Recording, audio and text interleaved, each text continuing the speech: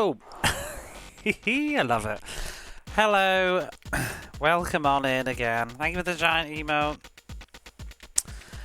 Yeah, I was just sitting here just before I changed the screen. I just put my headset on and I'm like, why can't I hear any audio? I was like, what's going on? So I like rechecked all the cables, plugged the bat in, just unplugged this.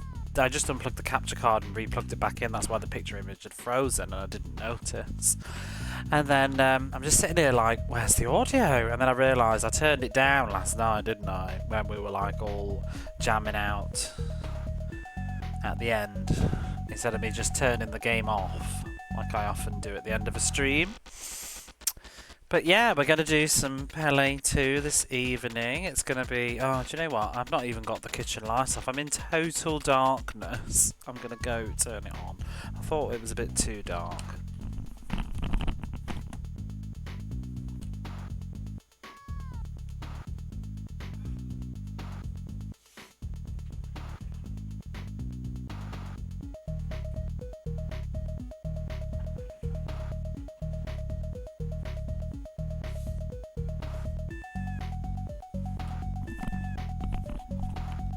There we go.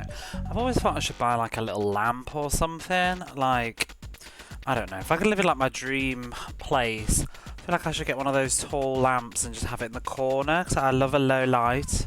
But obviously it's not always necessarily the healthiest thing to sit in the dark, is it? So I tend to compromise by having the light from the other half of the apartment shining through. Because I've got I've got these sliding doors that cut the room in half. They don't fully closed though properly because of me trying to fit a cable through for the internet, the Wi-Fi, and it's not near a plug socket, but I didn't want it in this half of the room. But they're like these 3 doors that can fold in half, but they can also slide around, and they have like glass panels through like about half of them, so they let light shine through, and I close them to keep the heat in or the cold in, depending on what season it is, and just let a little bit of the light trickle on in. But yeah, what we're doing today, we're going to play some Pelé. I'm pretty tired. This stream is just going to be what it's going to be. I'm tired, it's Friday. I was going to have a nap, but then I ended up watching some streams on Twitch instead. I've had a 10-minute nap at work, but yeah, I don't know. I did go to bed relatively okay last night, but I think it's just sleep debt from the week. But so we're going to play Pelé 2 World Tournament Soccer, which is also known as Pelé's World Tournament Soccer in Europe. I wasn't sure what to call this, to be honest, because I usually go for the country that made it or my own bias as European, but it seems like this is American made. Pelé 2 on the box, but what's weird is when you get into the game it's just Pelé World Tournament Soccer, so it's kind of like, I don't know, maybe they changed the name later for US publishing after they'd made the game, but it seems like the title screen's the same everywhere else. But anyway, who cares, it's more Pelé. Let's start it again and get into it, shall we? I also just want to watch the splash screen again and look at the menus. Woo!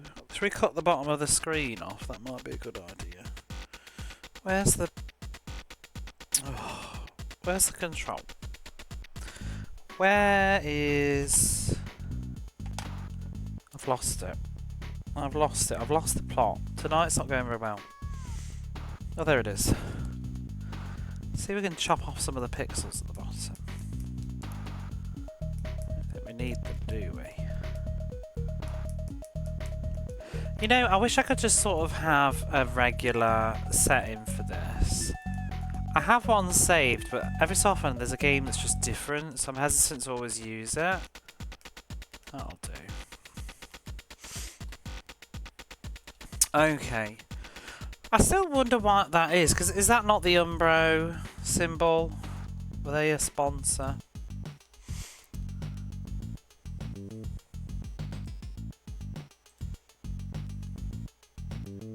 And again, we have no information for this game. I can read you the back of the box though if you would like. the top international soccer power, but only one will win the championship. We should have done this with the other one. Now you are part of the World Tournament, playing for Brazil, Italy, Germany, or any other of the superpowers of soccer. There is no luxury of losing a single game. Will you crack under the pressure? Can you beat the odds? The eyes of the world are fixed solely upon you. Championship tournament format. World's top international teams battle to reign supreme. New player logic based on strategies and plays of Pelé, the world's greatest soccer player. New kick meter adds the combativeness and athleticism of penalty kicks, corner kicks, and kicks made by the goalie. 16 megs of memory, offers more true to athlete animations and soccer action. One-timers, brings new speed and excitement to video soccer. Shoot on a volley without having to trap. There we go. It seems like those are the new features. And it says Pelé, the world's greatest soccer star, gives you expert analysis of every team in the tournament. That's the box art. What's the power one say? Does it say the same thing? It does, but it's not quite as glamorous. I quite like I don't like the American box art at all. I mean, it's simple. We get it up on the stream.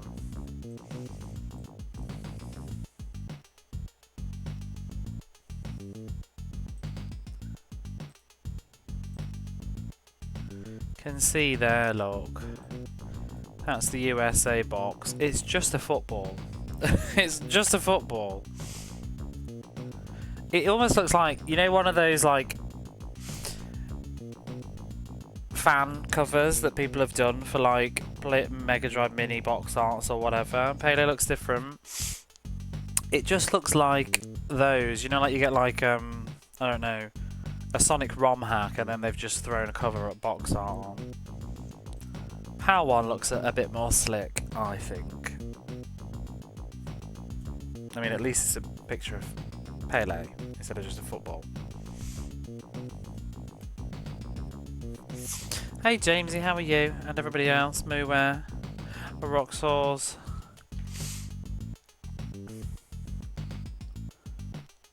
Team, so what we got? Game type, exhibition. How do I do these menus? Well, that's a nice little thing that they've done there, don't you think? Little rotating ball. Start the torn. It's a very cursed way of spelling it, I think, with an abbreviation. Continue the torn. Start the torn. We'll do that, I guess. Schedule, random, standard. What the hell? What does that mean? Hey Punkozy, thank you for the alert. Weather. Sunny and rain. What? Does that mean on? Perhaps? We'll have it on. Let's see Pelé weather. Penalties. Would you like them off or on? We'll have them on. Music. Off. On. Can we not do shorter than 5 minutes? Oh, for God's sake.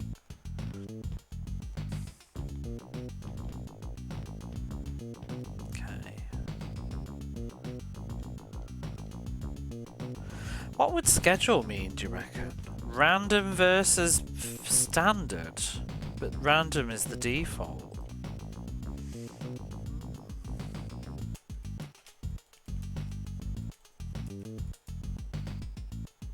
Random versus standard.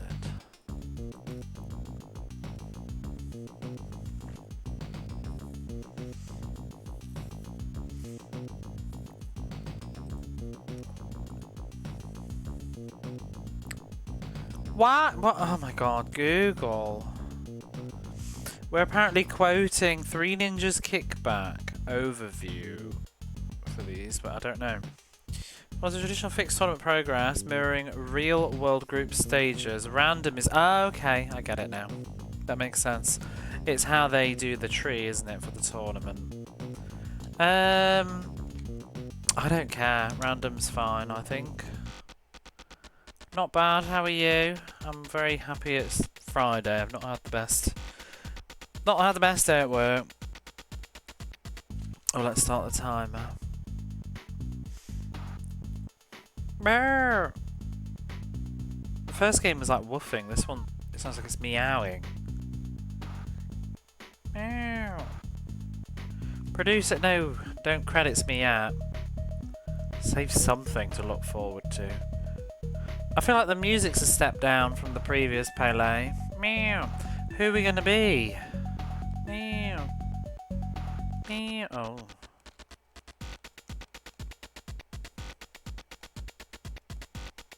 Wait, do I not get to even pick the team? I don't want to be Italy. I don't want to be Italy. Today's game is... No!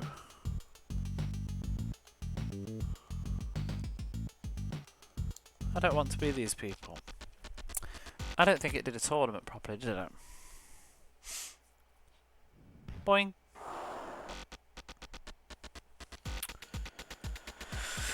You watch Discord, did you know the video I meant? No. I could probably guess though. Is it one of those things where it was just like it went quiet at the end or something? I think it is one of those pause the tape and ask the candidates thing.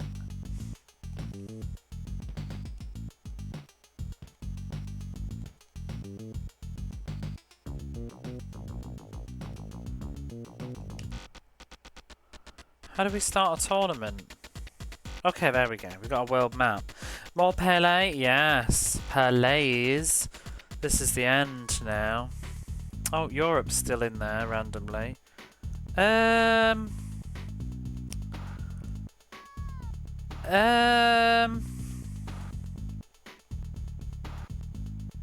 you real? Is this game actually serious? There is no England.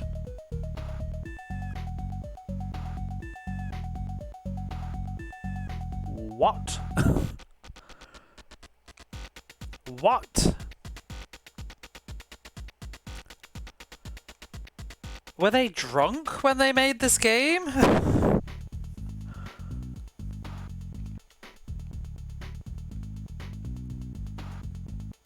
What? Wait, what? What? What? Why would you not include England in a fucking football game and also release it in the UK? What the hell? That makes no sense. Who qualified for 1994? Oh, I suppose. But like, I don't know. Well, who qualified for 1994? When did this come out? Oh, I haven't even got the date on the screen, have I? Pelé. I mean, I'm not saying England are the bee's knees or anything, but like, if you're gonna try and sell this to Brits, you want to at least include them in it. 1994 June. When was the World Cup?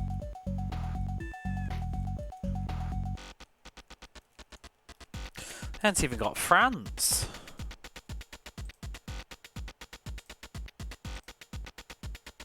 It was won by Brazil, apparently, so maybe we should be Brazil.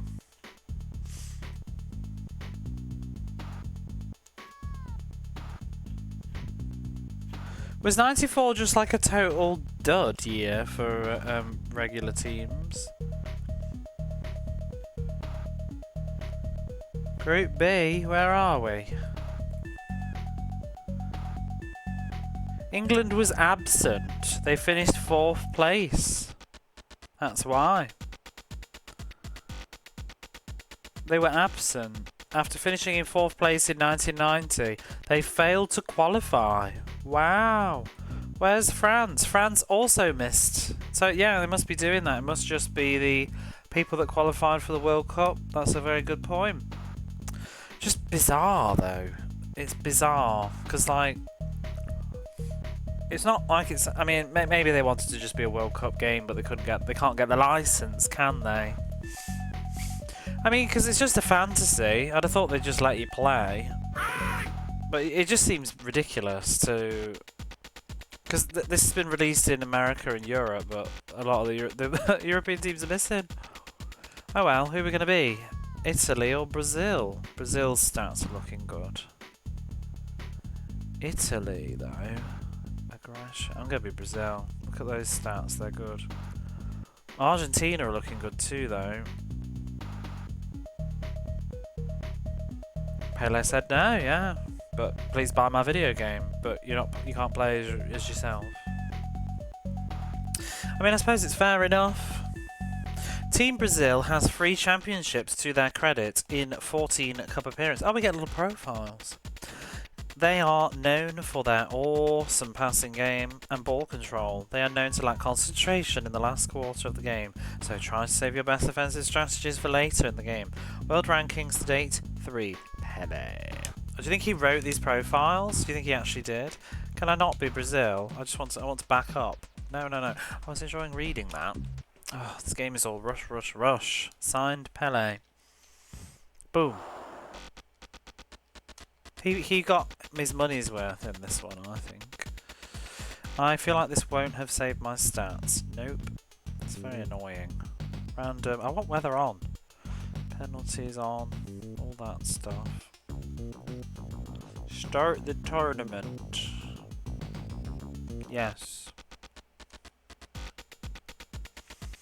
I'm going to just choose Brazil again in case I can't back out, because I really don't care that much. But I would like to. I want a button that's cancel. Oh, there it is. It's just... That's weird. C is select, but it's also deselect. So then you just press start afterwards. Team Ireland's biggest offensive weapon is a long passing game. Although this team is highly aggressive, they can be counter-attacked with a patient defence. World ranking to date, 10. Anybody you would like to read? I'm not going to read them all. Should we do America for you, American people? America's looking a bit squished. Or rather, Canada's looking a bit squished. Is it just me? TGIF. Japan's like, yeah, vanished. Team US likes, Team United States likes to build scoring opportunities from the midfielders to a lone striker or a striker-forward combination. Team US is good in the midfield area, but not known at this time to have reliable forwards. 4 cup appearances have yielded a world ranking of 22nd. Argentina has won 2 championships in 10 cup appearances. They are very skilled and have medium and high aggressiveness levels. Watch out for their excellent defense and midfield attack strategy. World ranking 8, tied with Spain. Who's world ranking 1 then? Oh, it's not Bolivia, is it? World ranking 59. Who's world ranking 1? Was it Italy? 2. Germany? Or is it France who aren't in it? 1. Bloody hell. Should we be Germany? Team Germany has 12 cup appearances, 3 championships to their credit. They are the complete team, combining an offence of precision, short passing and almost impenetrable defence. Stay focused on all areas of the game and make no mistakes when playing against Germany. Okay. Greece. How do they rate? I was in Greece when they won one of the the European Cup. It's lovely. Seeing them all happy. Morocco. Saudi Arabia. Russia. Why is the middle of Russia green? All that bit's randomly green. It's supposed to be desert. Well, no, it wouldn't be desert, would it? But why is Australia randomly green in the middle of it? Oh, is it forest? Perhaps? I'm going to shut up now, because I'm going to embarrass myself with my terrible geography skills I've already done before. Let's beat Brazil. Did you guess Brazil were number 1? I guess it's the total amounts of wins and stuff, right? Over all time. And in 1994. Let's beat Brazil though, their stats are looking good.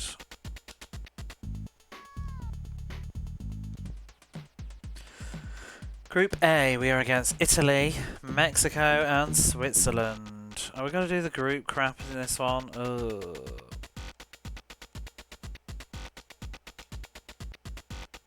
What does this mean? Oh! They've changed the controls, look. I guess that means I can choose how I want it to be isometric. Oh wait, can I make left left? What does this mean? Left is diagonal. I want left to be left, thank you. That would be that would be really nice. Today's game is being played in Foxborough, Massachusetts. The sky will be sunny with afternoon cloud periods. Rain is unlikely. Pelé. Pelé's the weatherman now? He does everything. Who is that random person at the bottom of the screen just giving you the death stare?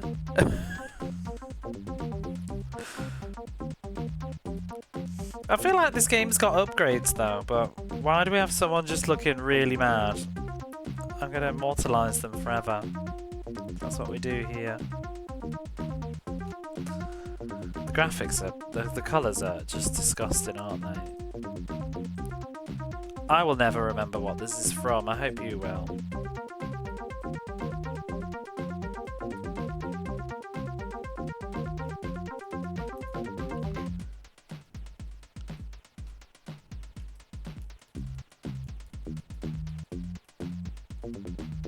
There we go.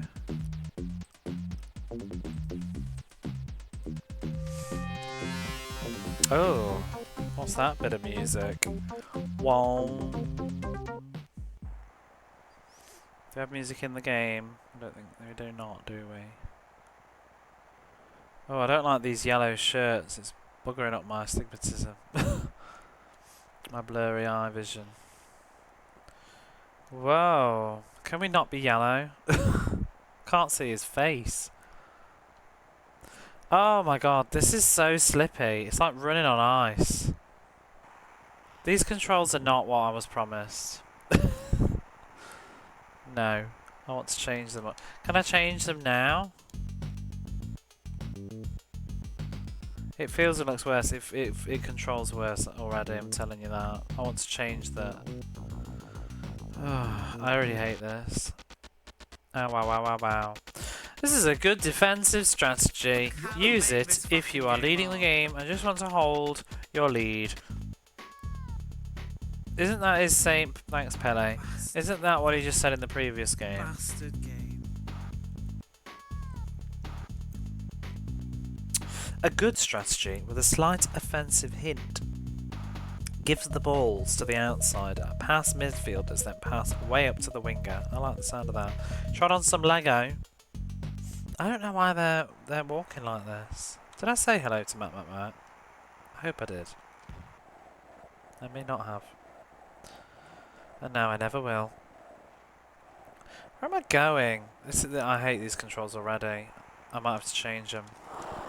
I'm going to change them. I may as well have them the same as they were in the other one. It was not what I thought it was going to be. Do I have to reset all this stuff? No. Okay.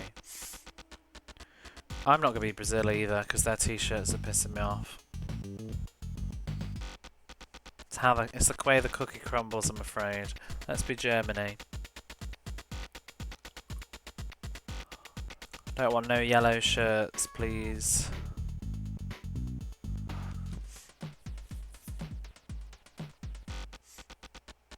Oh, nice and grey. Oh, is that? Is this like he's wearing?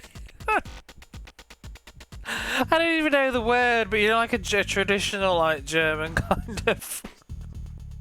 Not the German, like a Dutch kind of dungarees. It's like he's going yodeling. Wait, I don't want to be Mexico. Ah, I thought it was Germany. Forget Mexico, let's be Germany.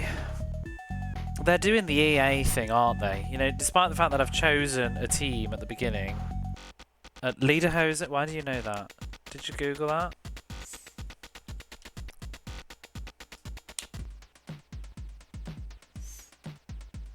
Right. Today's game is being played in Pontiac, Michigan. Wait, was 95 in America? 94 in America? The field in this indoor stadium is in prime condition for today's game. Oh, it's indoors? Weird. Oh, it is Umbro, look. They got, wow, they got the Umbro license for this game. That's all they got. They got Pelé and they got Umbro. But they didn't get England. Casual wear, casual like, why is that person facing the wrong way? Okay. Where are we at? Whoops, this is sort of not any better. When are they going to kick off? Oh, thank you. Oh, God.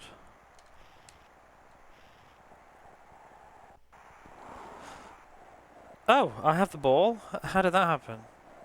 Oh my God. You can't run like you could in the other, though. Oh my God. This is so uninspiring. But seeing first... hey, where did it say that?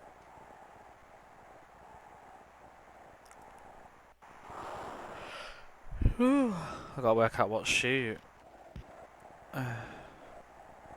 When the clock stop? Oh God, yeah. What does it mean? Oh, first half. First... Umbro everywhere. This is a really ugly game, isn't it? 1994 this is. I'm putting me a music on, I've already had enough. 1994 and it looks hideous. It's static. I actually think in some ways the previous game looked better. In some ways, but not many.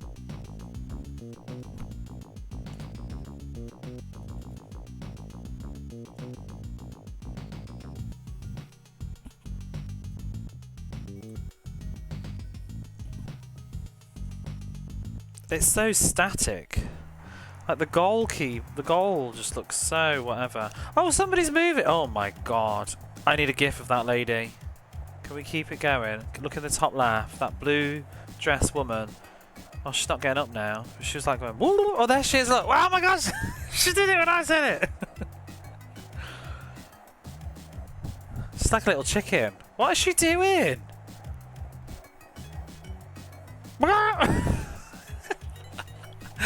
Oh, okay, I'll take it back. The crowd are good. I like it. I like that guy as well. You can see his teeth. They're stunning.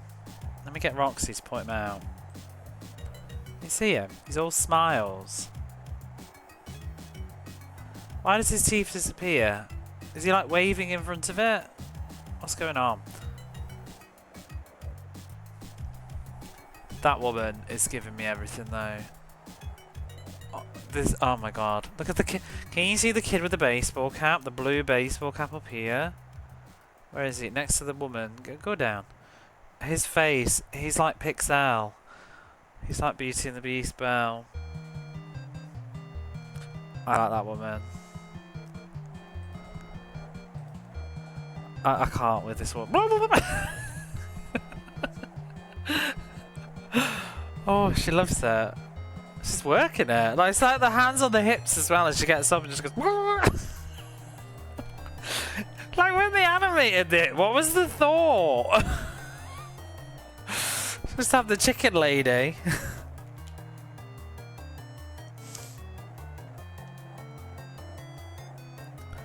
Oh my God, I feel like I'm drunk now. No, she's not good as Heart Lady though, is she? Heart Lady is amazing. That is like probably one of my favourite emails ever. It's so beautiful. There's the kick meter at the back of the box proposed. What's going on? This is a throw-in? Oh, I'm supposed to hold it down. Dynamic. Oh, no. Ooh. Okay, thank you for the giant hype lady. Do we need the chicken lady? If I could ever work it out, would she be a good emote?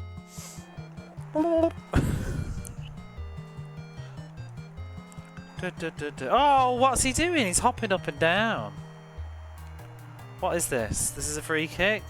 I have no idea what's going on. Boom. Okay. Goal kick.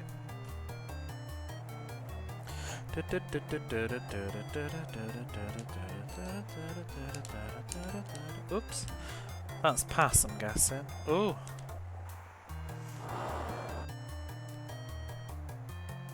I want to look around. Do they still have the camera feature from the other? Oh, they do. Oh, we can go look at the crowd.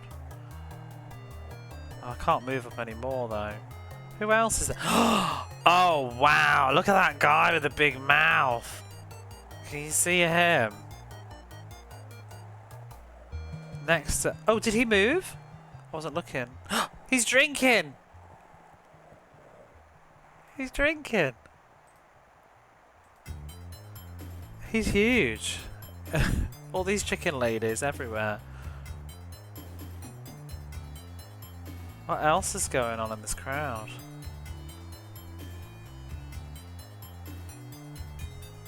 They're wonderful. I like to believe that they're a couple together. Somebody's got rainbow hair. Next to him. This is probably my favourite sports crowd. Who's that guy in the green shirt clapping his hands? Can you see in the very top left corner right now?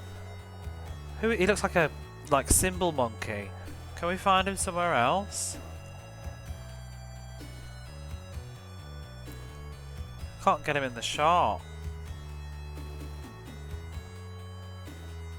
Oh, there's another booze guy. Oh! Here we go. We can move around the other side. Oh, who's that guy in the white? Oh, there isn't a... Yeah, Elvis. I actually see it. A lot of crowds have single front tooth. They do. They're all smiles. They've all got dots for eyes. There's like a double pixie... Oh. It's kind of... There's like two chicken ladies and it's very cursed. They all get up at the same time as well. Hey Jason, how are you? Thank you for the raid. What a thrill. Jason Neutrology has just raided. Isn't nature fabulous? It is. We're looking at the crowd in Pelé at the moment, but welcome on in. I'm trying to finish every Mega Drive game, and this is game 283. And we're now just staring at the crowd because they're pretty fun. A jank raid. This is you've landed in jank. There's a cool dude in shit. Yeah, I just saw him. I'm gonna go over in a second, but can you see the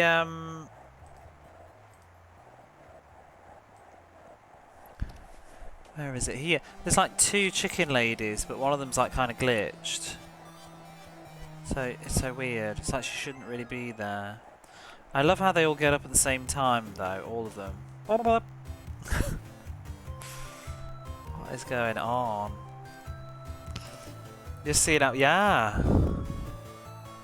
Just so much gift potential. There's that orange-haired woman as well. She keeps looking side to side. But now, who's the? There's a popcorn guy, isn't there, somewhere? Where is he? I saw a popcorn guy. Oh, there he is. In the top right corner next to the chicken lady. He's just throwing popcorn all over himself. You just finished Max Payne. I only ever played the first level of that. I always wanted to give it a go properly sometime. I still want to see who the guy clapping was, but I can't. He only seems to have been in one place. Very strange. Oh, this has made the game worthwhile. Oh, there he is. Why can't we see him? Maybe at some point if the camera moves up we will, but the top right corner there's somebody with a bright green sweater on. Good stuff. Thank you, Pelé, too. Let's continue the game now. Was it worth it? Yes.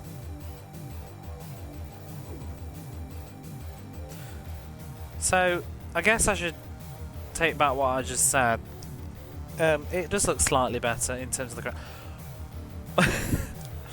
Do I need to point out Do I need to point out what is going on right now to you all? You know what I'm looking at. Just two men lost in the middle of a game of football. Oh, they've heard us.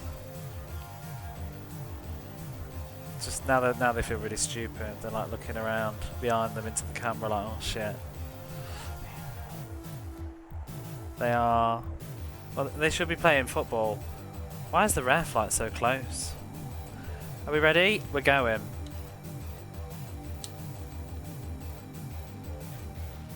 Oh, he nicked that. Oh, I'm trying to look at the crowd again, but I shouldn't really. So what is going to be tackle exactly? That's the shove. It's the same buttons as the other game, I think. It seems like it. Oh, I didn't do the throw in properly. Okay.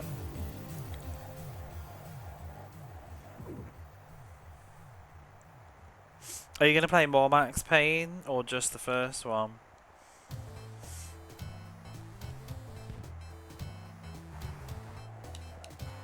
Oh, he nicked it. Oh, oh, oh.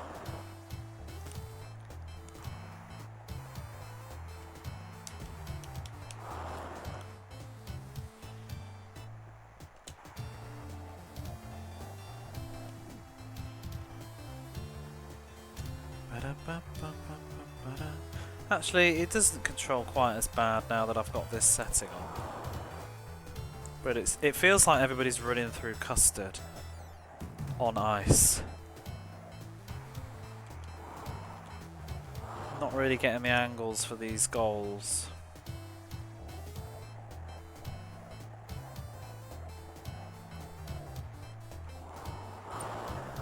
I mean, do you think that was a good shot? Number 10.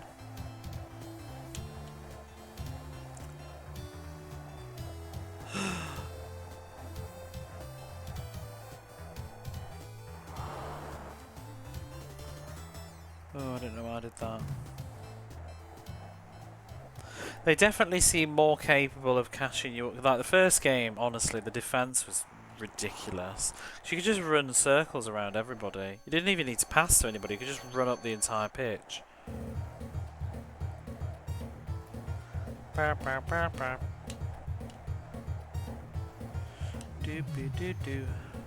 Hey Peacock Saw, you've actually caught me not as I'm ending. How are you?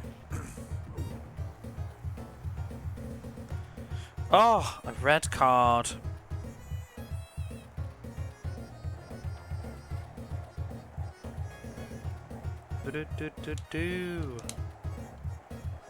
Almost the weekend. Oh, I'm so glad it is.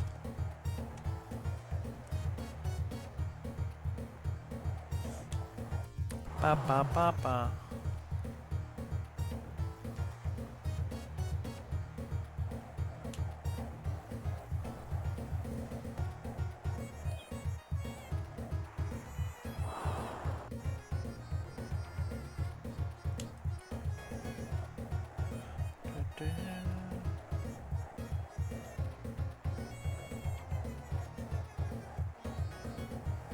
He's so slow. I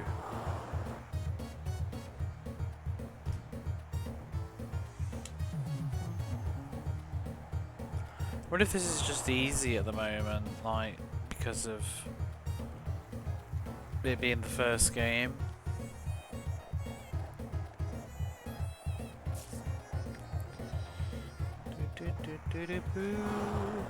Ba ba ba ba.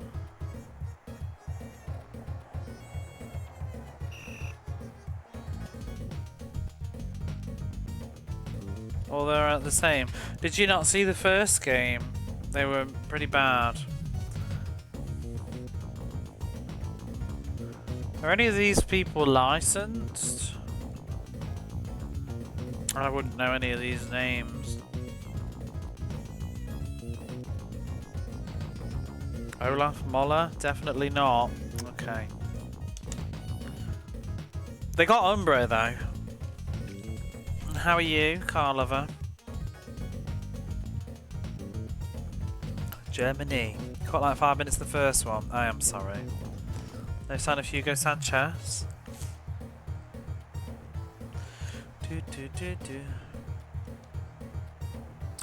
It's a weird one so far. In some ways it does seem better, and in other ways it doesn't. I suppose it does look better now I'm getting into it overall, but in terms of 1994, this is pretty ugly. Looks like 1992, and kind of ugly 1992. Tried to claim. Yeah, it does look like they've really chased the FIFA this time around.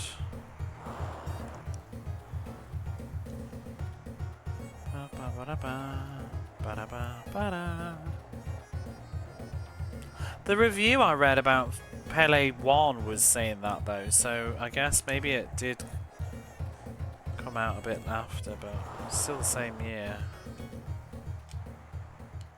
I like the kick-in thing now with the meter. It's kind of fun, but it's also mostly pointless, I would say. Oh, what the hell was that? At least it seems like you can kick in a bit of a better direction.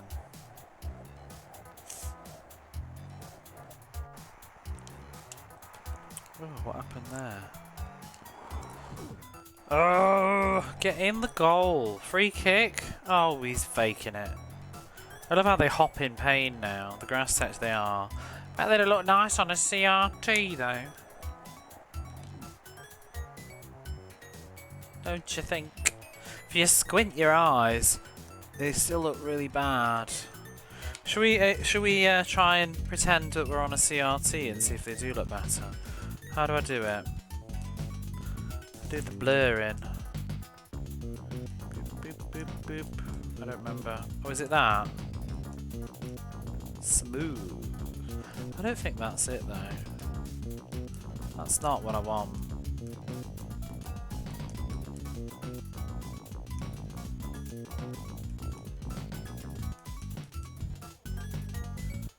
I want the scan line. Maybe it was the smoothie. Work it. Maybe it is the smoothie that I want.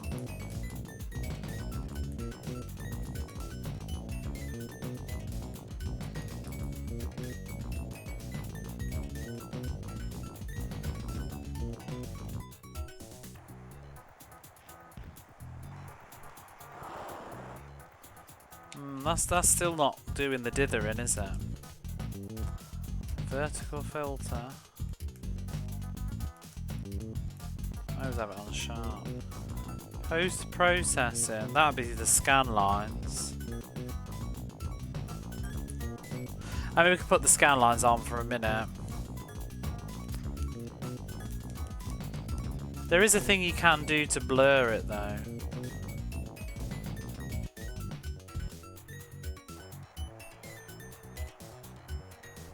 Oh, I can do it from here.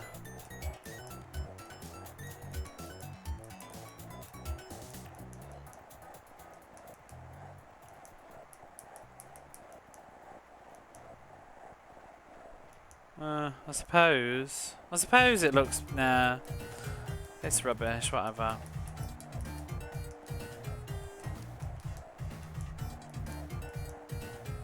Oh yeah, look at that.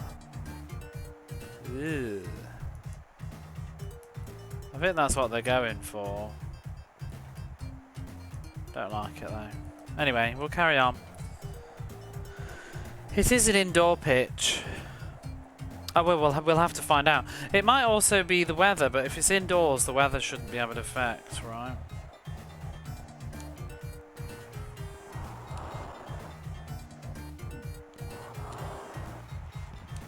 Oh gosh.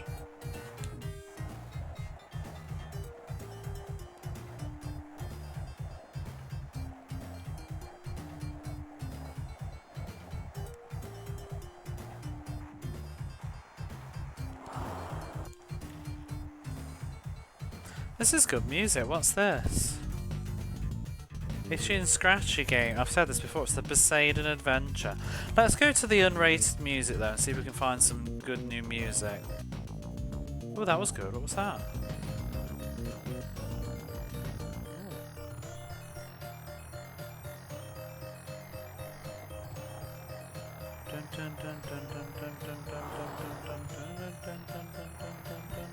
It sounds like Final Fantasy 3.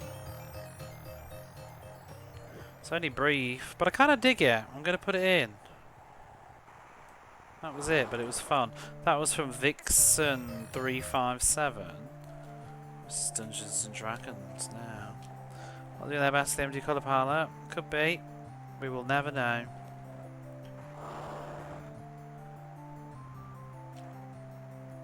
It's just very typical of a lot of North American games, to be honest. They love to dither. I mean, I think that the goal is shocking. Goal looks terrible.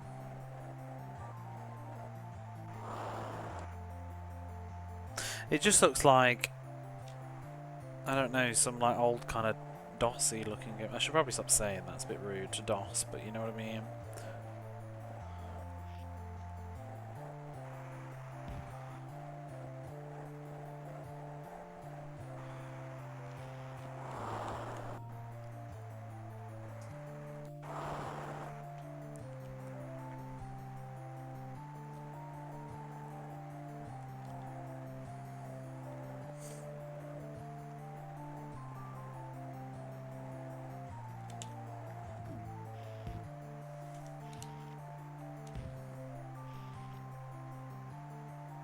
This is pretty good.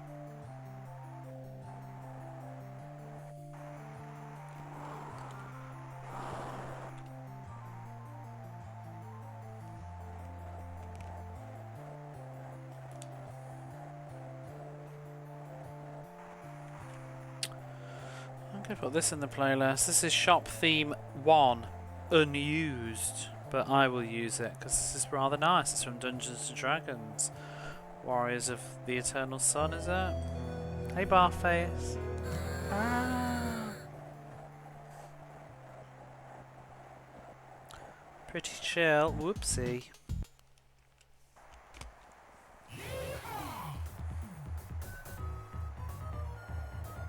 Oh, it sounds fun as well. We're getting some good picks.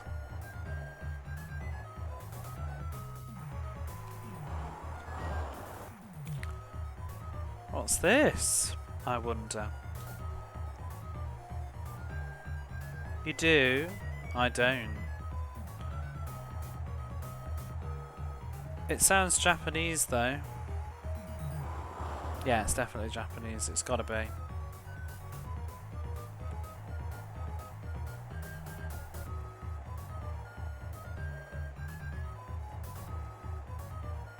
It's reminding me of something. Sounds like Valis 3. That would make sense. And that's because it is Valis 3 and it's going into my playlist.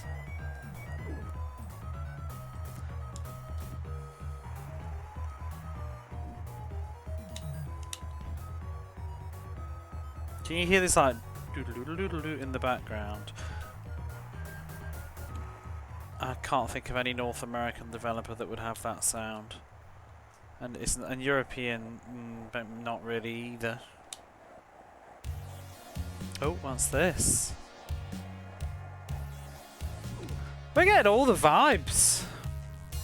Oh, it's okay though. It's a bit harsh.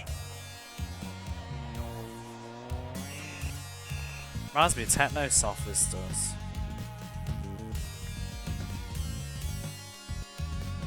So do we just draw then? What if we don't win any games?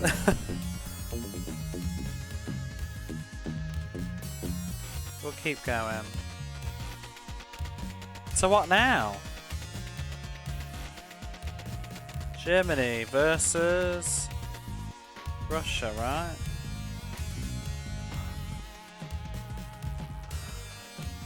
I'm not so sure I'm keen on this, you know. This is G-Lock Air Battle, game over. It's okay, but it's a bit loud. I might just have to think about it.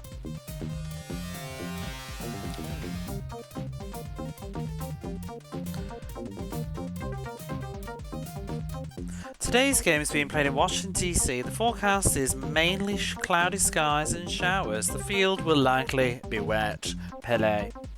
We might have different field graphics now. Oh look, they're slightly blue because it's wet.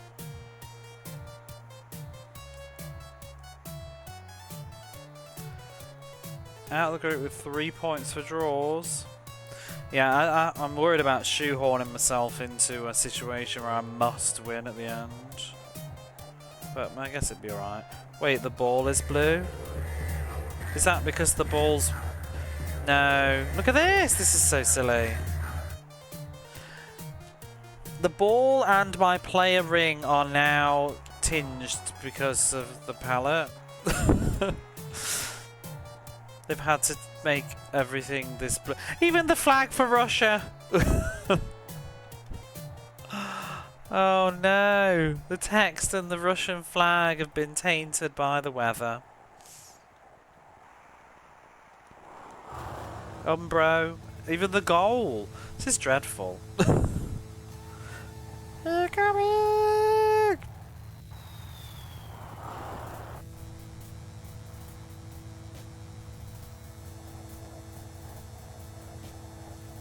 Did we ever test worms on my Mega Drive? I think we did, right? Did it ran correctly?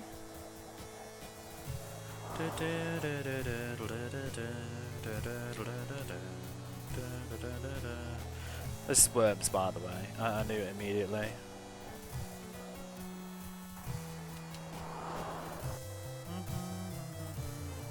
What happened to real life whenever Russia played? What, their flag got wet? How are you, Alex Kid? Did you ever play Pelé 2? I finished Pelé 1. Wasn't very good. I found a scathing review in one of the UK mags. Give it 12%.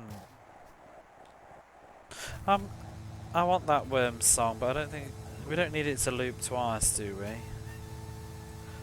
Oh wait, hang on. Apparently there's a beta. An NTSC beta.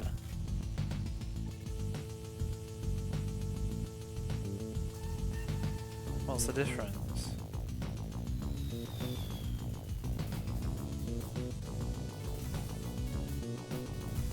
Same song.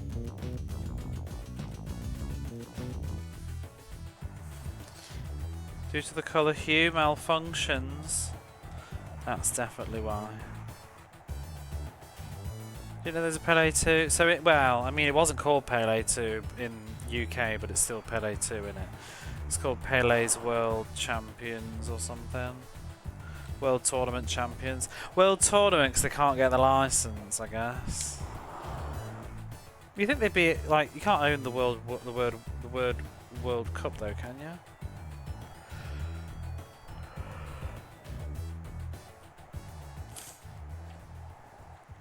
Has anybody seen that news about Xbox today? Looks like a cord is loose. About how they're contemplating doing streaming games with adverts to get free game time. Oh my god. Accolade. Oh yeah, we're very familiar with Accolade over here. You should be. Accolade is always a whopping great big red flag.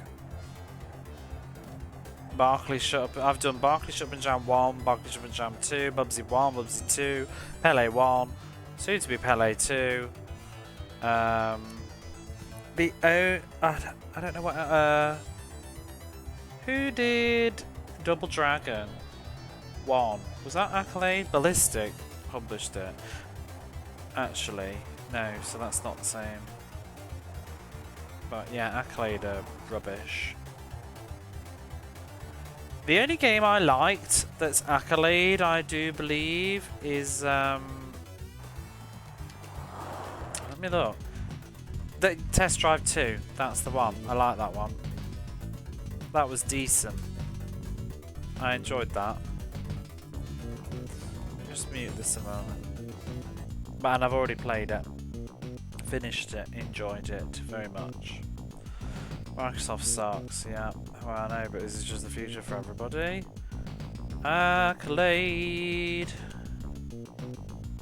So yeah, and I used to really like as a kid Star Control. So we'll have to see about how that holds up. Combat cars I wanted to like, but I didn't in the end, ultimately.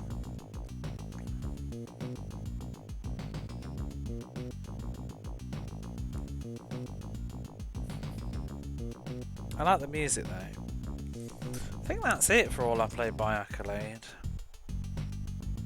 Yeah, it's not been great. I've liked like 1, possibly 2 games. Their games are also really temperamental as well. They tend to have like emulation issues, and even on this it seems like they have problems. Not masters of their craft. Thank you for the lurk. Do love lurks. Helps me a lot. Microsoft and Sony in a race to the bottom. I know. I know. The saddest thing is though, it might work. Because, you know, we moan, but we are not a 19-year-old who is probably who they often actually care about. Like, we're no longer... What's the demographic? It's the same with television and stuff. I mean, I say we. I'm presuming most of us are over the age of 30 in my chat most of the time. It's like the 18 to 30 demographic, isn't it? Is that what everybody cares about? It is in TV. I can't remember if it's 30 or a bit older.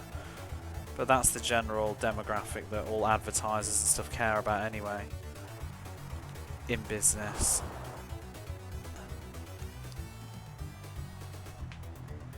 Because eventually you're just not their main consumer. Which way am I going? See, one downgrade is there's no arrow now. I don't know where I'm going. Up? Yeah, I wonder if, you know, the next generation of young people will just do it, you know? It's like we're all moaning about the loss of physical media for games and stuff, but I don't know how much younger people care. And they're the ones that are going to be buying games in the future. We still will be, but, you know, we will eventually not be customers, to be polite. What's this? Virtua Racing Deluxe. This is funky. Get in my playlist.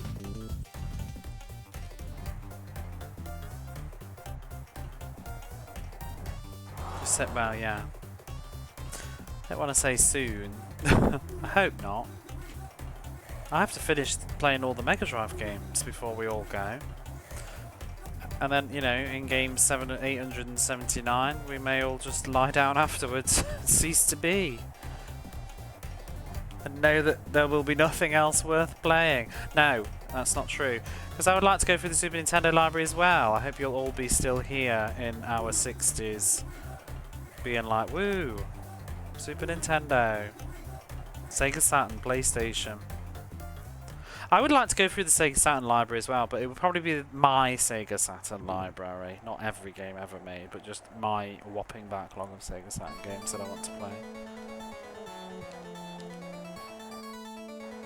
The physical media stuff, you haven't used this in decades, use patches. Must just be you then, because a lot of people still like physical media, including me. I love the fact that all my games are just here, ready to play. Whenever I want to, and will remain to be here.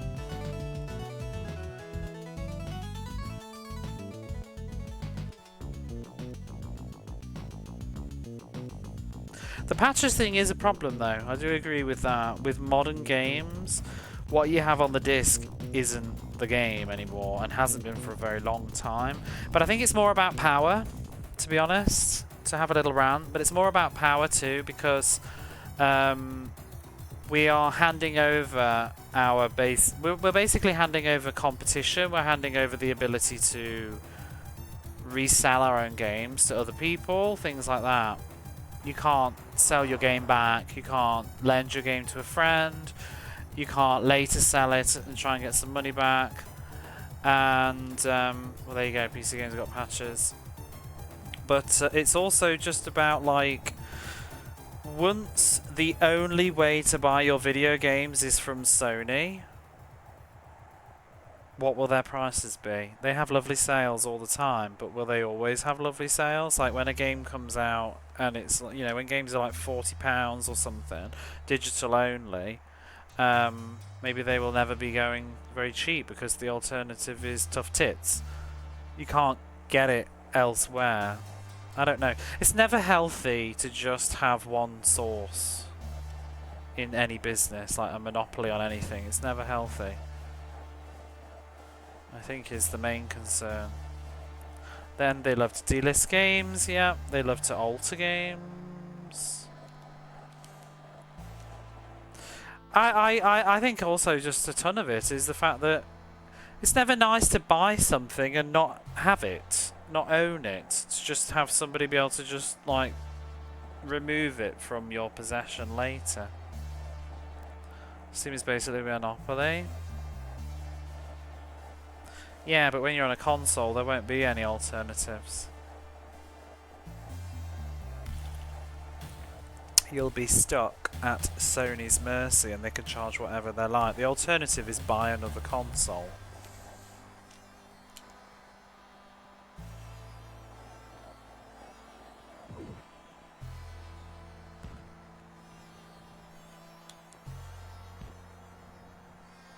But also, I like having games. I like them in my room. I like to look at them. I like to play them.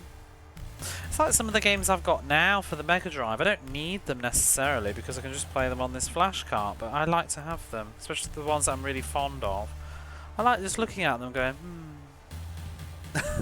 I often do because of the way that they're faced in my room as well. I look at my Mega Drive games and like my babies. And I play them. I like to play them on the carts. I'm a proper gamer person though. Like, I'm not a museum. Even some of my expensive games and stuff, I'm gonna play them. And people are like, oh, you should just like keep them in a vacuumed, airtight, protective case and just play a ROM. Why? Well, I didn't buy it to stuff it in a case. I want to play my game.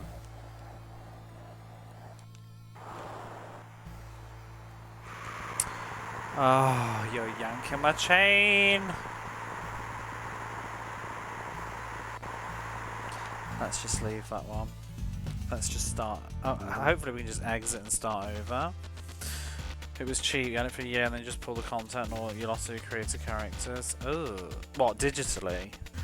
I buy digital games. I kind of don't mind. I feel like there's a place for both. But that's the thing. Key emphasis on the words both. I don't want to be in a situation where there's only one. It's like I just bought, I mean, living internationally, digital is great because not every game gets released in Japan, so access to a digital store is a beautiful thing. And we do get some banging great sales on the digital stores because of there's a need because of competition. I just bought Hypnospace Outlaw digitally, and that's the kind of game that I'm mostly okay with that digitally. I don't know how many times I would play that in my life. I hope it would still be around. If I got the chance to get it physically, I'd like to. But some more modern games like that, though, I feel like, well, they're probably going to stay around for a while and be available. But it is a good thing because it does let, like, sometimes, like, it does let smaller companies, like smaller indie people, get their games out there. Digital is a good thing in that sense because they don't need to worry about the production costs. But for like big published company games and stuff, I want, like, I don't know, I like owning stuff. You get the same with the book community. There's a lot of people that read a lot of books and they still want to own the book as like a trophy copy almost. I mean, some of it is a trophy copy. I'm not so keen on the ideas of trophy copies myself for anything. I kind of feel like just Well, okay, I don't know. It depends what it is, but yeah, I tend to like to have things because of I want to use it. But books are a bit weird because if you've read a book, you're not going to keep reading it, are you? But it is nice to just, you know, if you really love a book, to just have it as part of your it's like your personality, isn't it? I'm not so much into trophy copies of things for like monetary value. That's where I think it's kind of a bit sad. But I like the idea of someone having a wonderful bookshelf of their taste, you know, things that they've read and love, and you can, because I always like it. You know, you used to go over to people's house. Well, many of you do, but I don't often go to people's houses now. But I think also digital's changed this a lot. But when you go over to someone's house and you in the living room or something, and they've got a bookshelf, you have a nosy, and it just tells you a bit about them, doesn't it? Oh, you like this? Oh, I like that.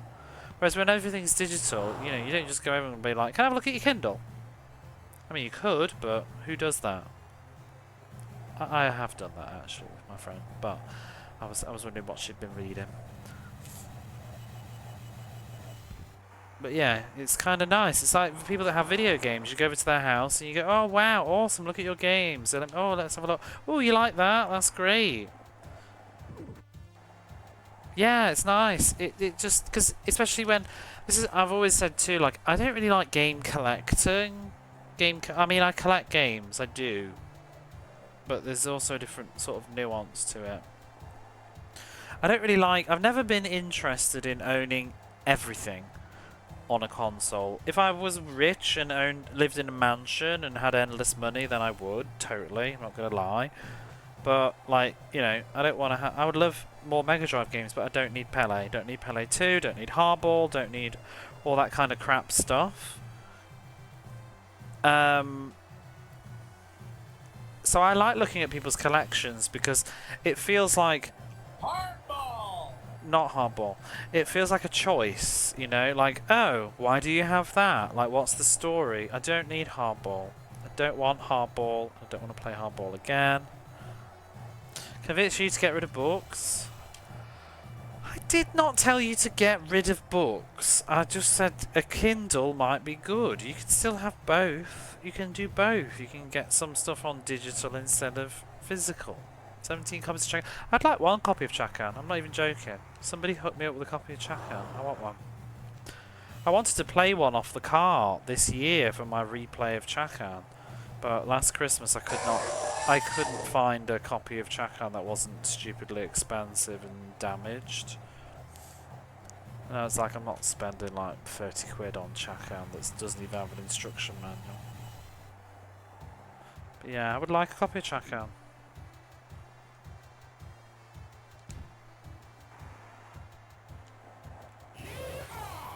I have enough emotional attachment to that game to want to own it in a fun way. It's a more appealing genre. Like Hardball is just a baseball game I don't like. I'm never playing it again. I don't love Chakan, but I'm definitely playing it again. I can see myself playing it again in my future. I mean, I am quite honestly going to be playing it again. Same with Bubsy 2. I don't like Bubsy 2, but if I saw it for like 5 quid, I would buy it. Because it's interesting. It was in lovely condition. I wouldn't buy it in my current living situation though, because I don't have space for things like Bubsy 2. But there are some games I wouldn't want. I wouldn't want this. I think even if I was rich, I would not be... I mean, maybe if I just decided to have like a Mega Drive museum in my mansion. Like, I'm talking like I'm really, really, really, really rich. Maybe, but honestly, don't need Pelé. Never playing it again.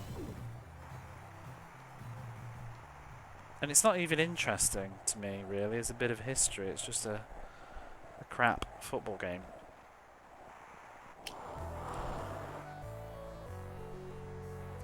Don't see why people use books. You won't read them twice. I did not say that. I did not say that. Don't put quotations around me. I may have said something that sounded like that, but I did not say that.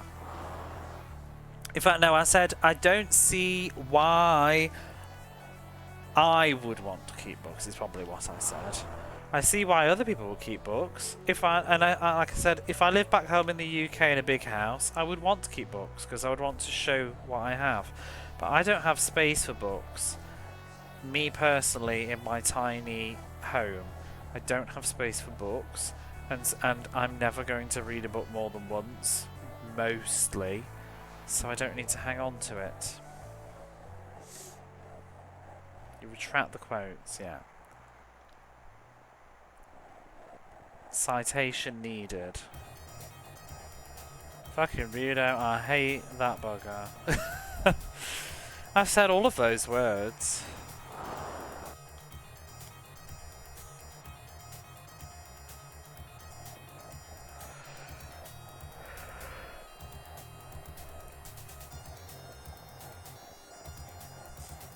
Oh my god, I'm knackered already. This game is very boring. I hope you're having fun. You bastard aliens. I don't even remember that one. I don't remember that. I don't know where that's come from. What? I don't like two things.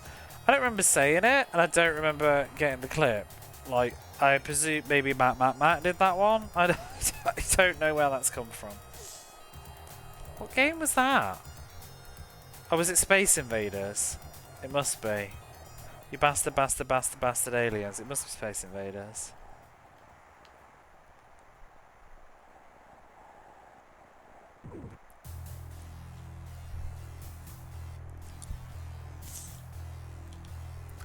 Oh, I do. Oh, no. I always feel awful though. Like, I don't want to swear as much as I do. Because I always feel like some people, like, I see streams or something and they swear so much and I don't like it. But then I'm just like, isn't that just me though? I don't know. Do I get away with it? I feel like there's a difference between swearing and being vulgar. Does that make sense?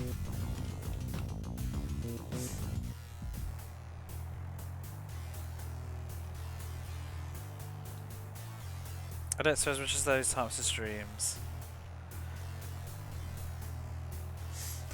F this and F that and F you and F this and F this, effing, mother effing, F. That's too much. But it is very liberating to drop a good old F-bomb.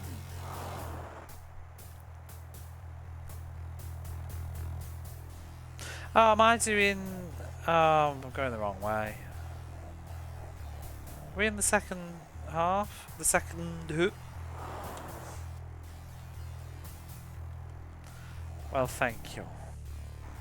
Because I always hate it, because like, all my clips... Cause obviously it's what, I guess, what you all enjoy, but all my clips are just vulgarity everywhere. And every time like anybody does me a shout out and it plays a clip, I was like, oh no. I was watching somebody the other day, I can't remember what it was. I can't actually remember now, so that's the end of that story. Which clip was it?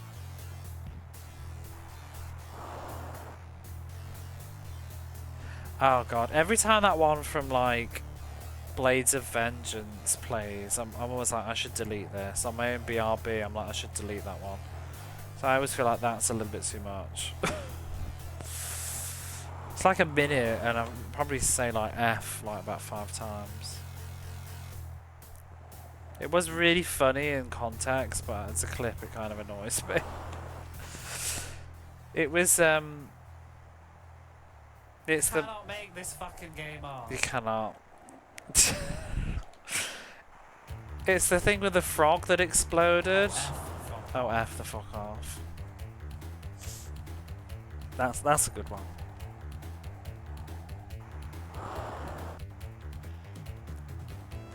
It's the that's the, what was it called? The unspeakable evil. The packaging for the game was talking about this unspeakable evil, and then that frog like just one shot killed me by blowing up. Moonbot got ya.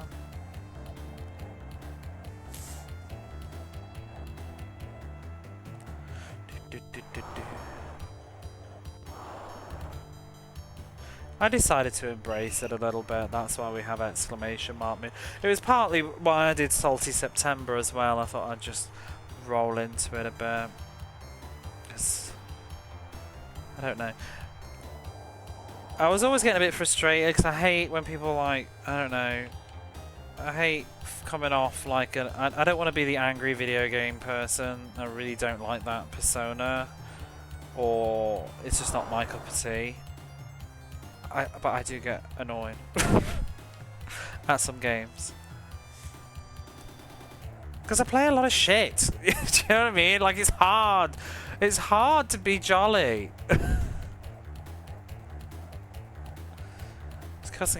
I know, but it's like, look at what I'm playing.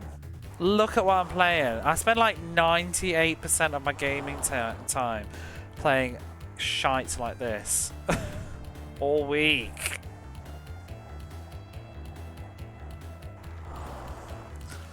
You know, it's hour 58 or something in the middle of like hardball. Of course and I've just lost the game again. I can't be like, oh, fiddle-dee-dee.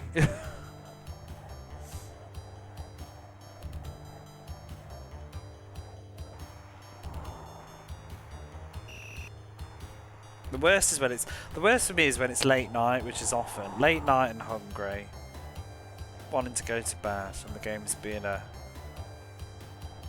SOB. So it's like, you know, put me into Hyperspace Outlaw and I'm having a whale of a time. Except the first hour when I didn't get what was going on and it was annoying me. It was too much. I'm going to play that tomorrow, by the way. I hope you're all there. Ready for some more Hypnospace Outlaw tomorrow. I'm keen to return to that. Maybe I'll play something else to start the stream and then switch over, I don't know. It's good for those late night vibes. Elder Scrolls. Ah, Marcus Ritter, it didn't even work. We could try and do that again actually, maybe. Oh gosh, stream, bloody hell. What are you doing now? Are you okay? I was just saying, Dreamy, I'm going to do some more Hypnosport Outlaw tomorrow. Get up for that. Go to bed for this. It's just Pelé. What is it for you, like now? Like 5 in the morning? 6? Penalty! Still haven't been able to I haven't scored a goal yet. I did, but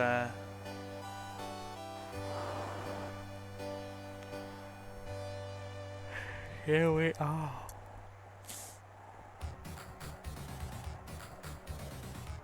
Put me up and go back to sleep. Well, thanks for putting up with me.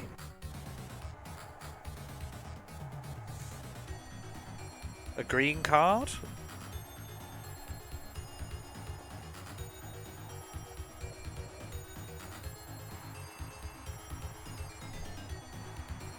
This sounds very, very Matoi Sakuraba. Oh, it is. It's Ernest Evans. There you go.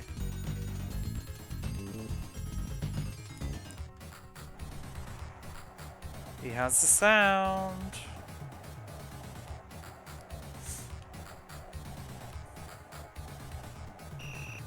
I enjoyed Lego Island until the Brickster. It's basically better than the first one. No, because I can't. Because I still haven't scored a goal. If I can score goals, then it's better. But yeah, are we just drawing again? Oh my god!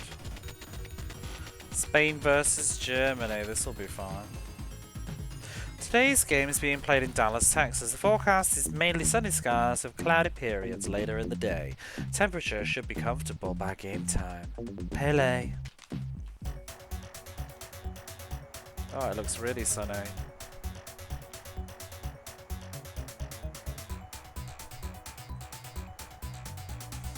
XOXO, Pelé.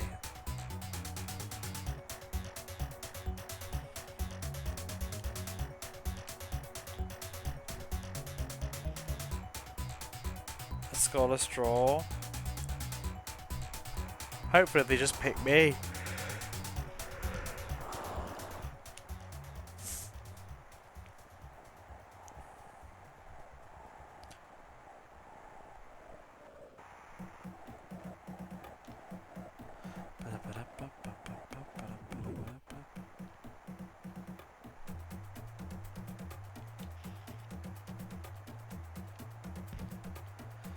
Good old sports. Oh yeah, for those of you that aren't in my Discord, firstly, why? But secondly, Pelé number 1, it turns out, was sports game number 69. If you enjoy being titillated by the number 69, then that may mean something to you.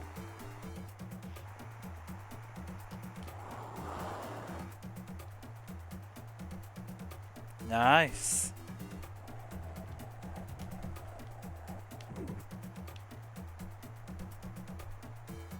So this is sports game 70. We've come a long way. Together. Alright then, you've come a long way. I'd save if I was you. All that.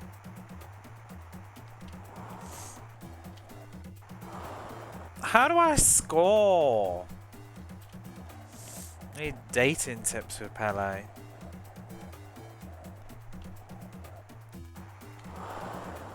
Wait, where do the goalposts go?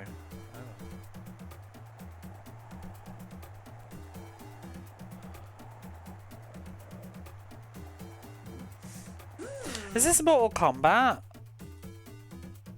No, it's Joe and Mac. Oh. But it's also by Matt Furness, who did the Mortal Kombat translation. Bit of ball jacks. All men have hot shooting. Good for quick scoring. Sometimes that backseat command just delivers, doesn't it? So that's how we score? Is that what you're telling me? We need to use that hot shooting. What's the context for that? That is from the instruction manual for Dave Robinson's court something. Like, oh, I always want to say courtroom drama. It's not. It's a basketball game, and I can't remember quite what it's called. Dave Robinson's Courtside Blues. I don't know. Something like that.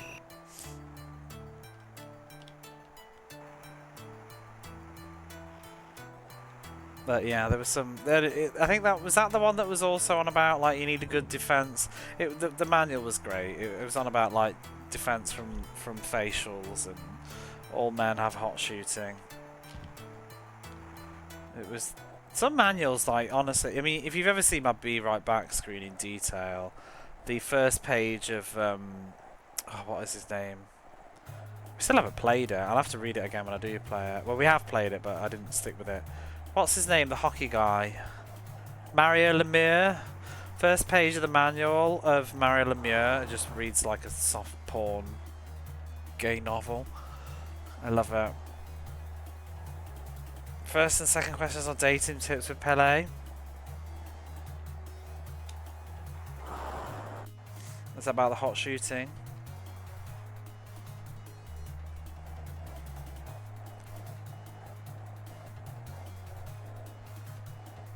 It's like Chuck Tingle wrote it. Mario Lemieux, pounded in the by Mario Lemieux's instruction manual.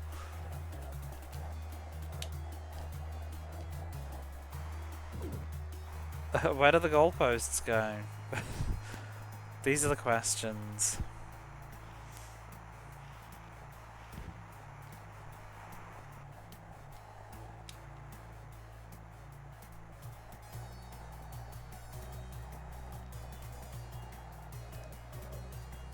Oh, come on, Spain. Knock it off.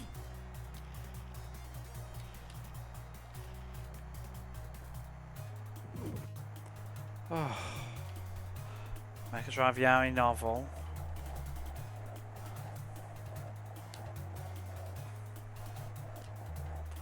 Mario Lemieux's.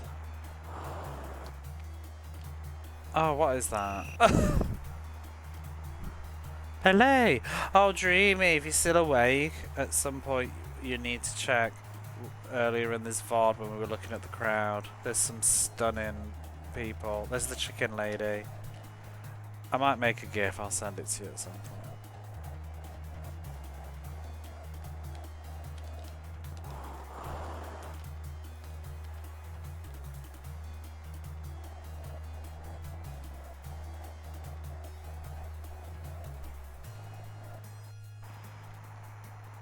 Dreamy's sleeping through my streams. I remember I was playing Resident Evil once and we woke her up. There's literally a clip, isn't there, called Waking Dreamy. What was the best part of these games? I'll show you if I get the chance. Next time I get a free kick, you can see the chicken lady. She's great.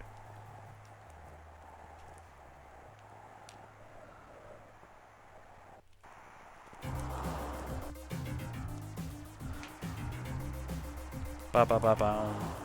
Ba ba ba bam. This sounds European.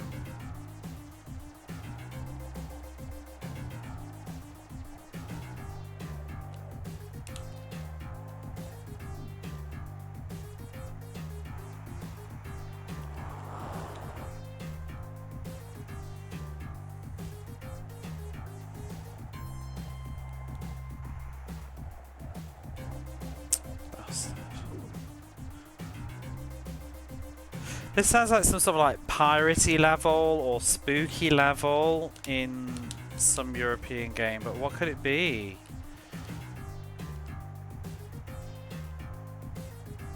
I'm thinking like skeleton pirates.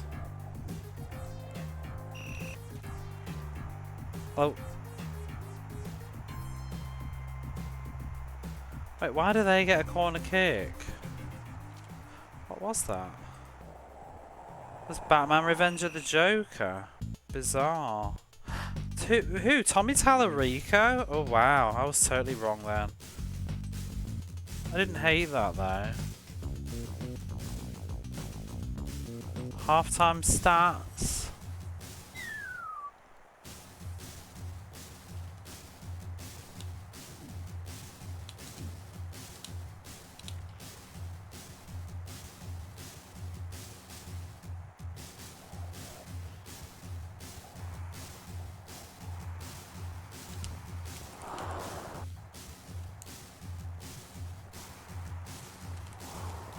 Yeah!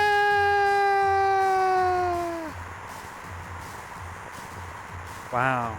Goalkeeper looks miffed. Come on, Germany. Let's go. Yeah.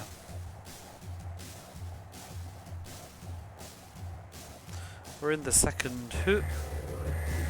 S Club, wee, S Club, S Club. Why is everybody just standing around? No, no, no, no. Okay, I'll show you Chicken Lady. Ready? Here she is. There's a few of them. They're all in their blue dresses. As they stand up. Ready?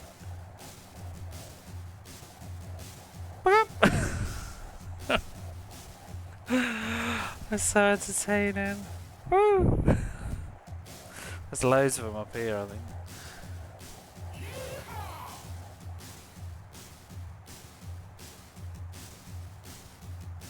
Who's that person on the front?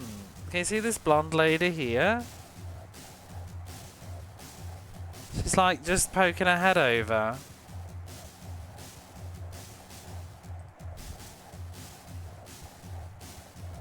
Do we still have the glitch? It's the same crowd, isn't it? Look, and she's glitched over there as well. Woo! Woo!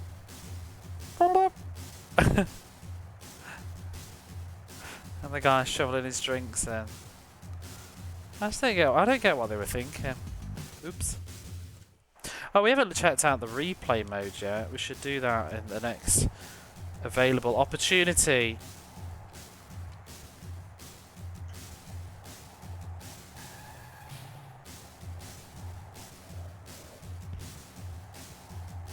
Okay, let's check out the replay. Ooh, I just wanted to see the HUD. See, it was all funky in the other game with the CD player. I've just realised I could do here. I could totally just like go and instant replay the Chicken Lady. I can't even pause the replay on this one though. Oh, the potential now. Can we not move the camera up higher though? It's very annoying. Oh, he's there. There's like somebody animated, but we can't quite see him in the top left-hand corner. It's like, why? Are the crowd included in this replay? I bet they're not. I don't think they animate, do they?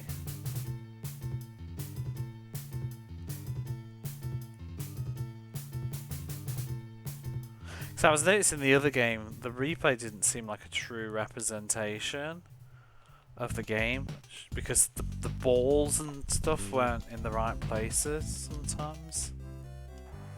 Anyway, it was a interesting replay.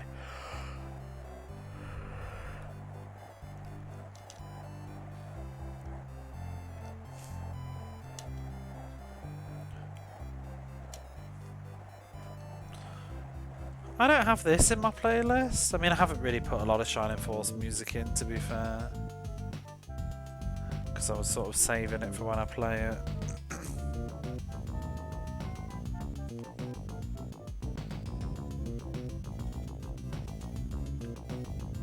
Oh, I've just seen your message, Dreamy. You started the book.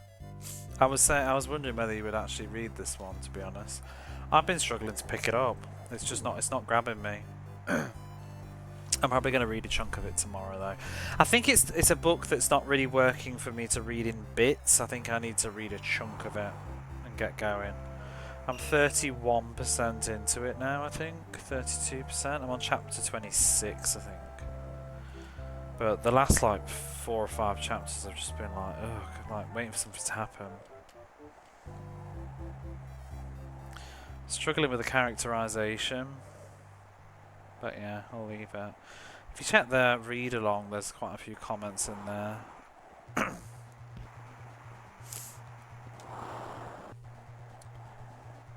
just added another one today. Doom, doom, ba-da-doom. But you know, it's pretty early days. It could totally change for me. I don't hate it. I'm just not like, you know, if it wasn't part of book club or anything, I probably wouldn't be like talking about it really. Like, oh, you got to read this. It's just okay. But I find myself wanting to read other things, like Intensity. I want to finish. I've not read anything much all week though, because I've been so tired.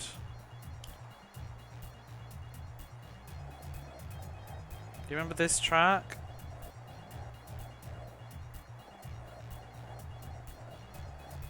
Oh, Shining Force.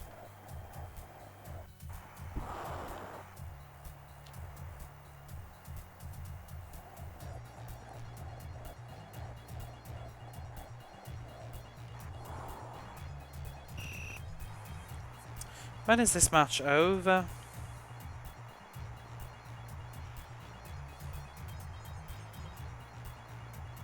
Just start sentences with no possessives. What, in the book? I can't think of what you mean.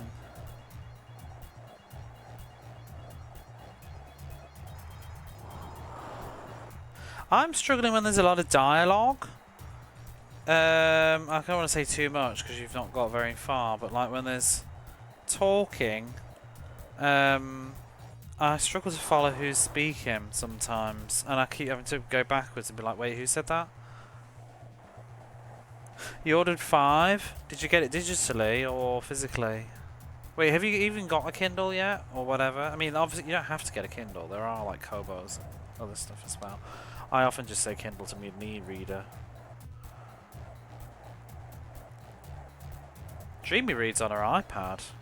There was a really cool video I saw on YouTube, I sent it to Dreamy, of a woman who turned her iPad into an e-reader, basically. She tried to make it, I mean you don't have to do all of that, but she tried to make it very focused for reading, so no social media apps and all that stuff on it, nothing that was going to interrupt her reading, and like she set it all up so that like whenever she opened a book app or something on the iPad, it would automatically change the entire iPad into monochrome,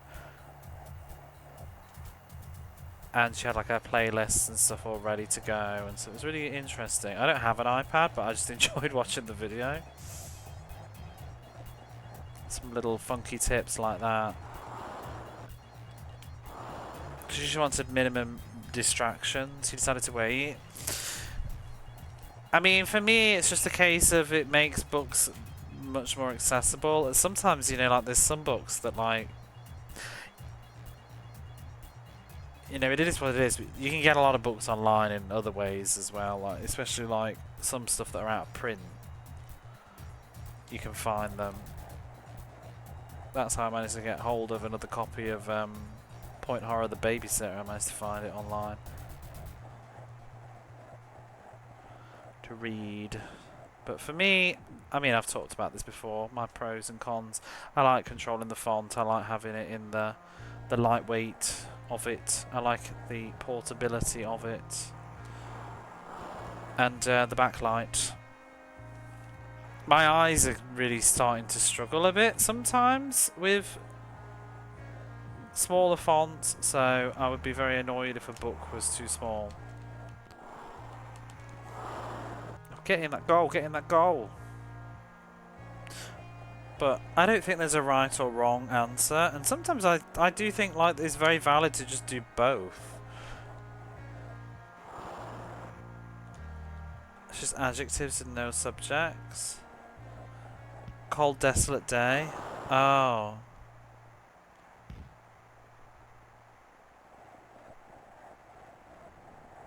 Either I've forgotten this, or you have an error. I can't remember. But it does sometimes, I do feel like sometimes it rambles about the past. Suddenly in the middle of nothing. What is this music? But I read the very start of it like about 3 weeks ago now, so yeah, The Last Passenger book. I can't remember. I'll shut this up a minute. Too much audio going on. Yeah, send it me. It's a German national anthem. Is it?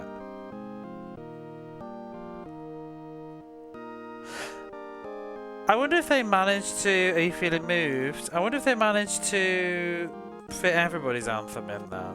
Except England, because they're not in it. Do I have a Pelé soundtrack? I don't. I don't have Pelé 2. And I need to get Pelé 1, don't I? Oh, that's cute, though. I like those touches. Plenty of other issues with it. Oh, I'm guessing which side of the fence you're on, then.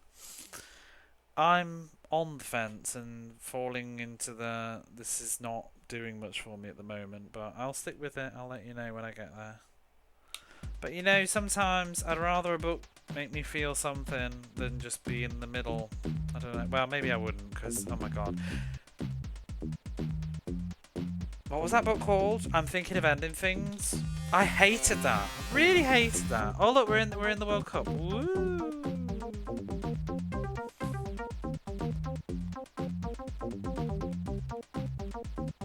This is kind of weird. It's like we can't see the bottom of the screen, but data exists. Why is Ireland at the bottom? And Colombia, top of the group with 1 goal. They all drew, did they? Right, we're going up against the US of A. I'm going to see if we can drop a save state as well, just in case.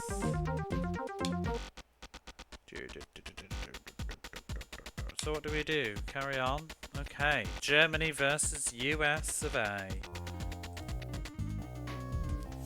I need to get on with the book picks for next month's book club, because I want to make sure we've all got time to actually choose. Because I think when did we start this one? I think we lost about 5 days due to picking which book it could be. This is horrible music. Rings of Power, yuck. Today's game has been played in Washington DC. The forecast is I keep reading that as manly cloudy skies.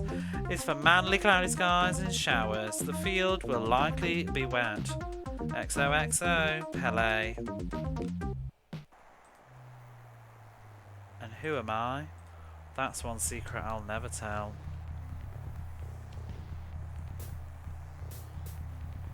Imagine it was Pelé all along.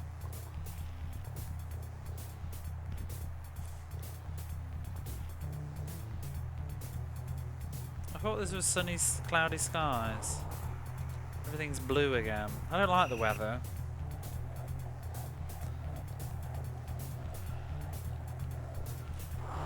Why did you just... what? Just give it to the goalkeeper.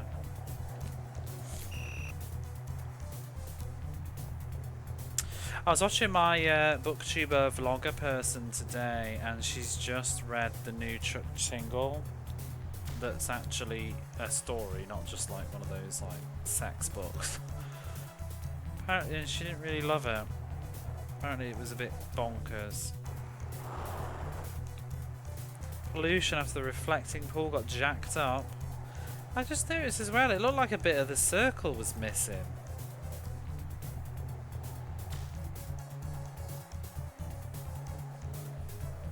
Yeah, look, a bit of it's missing.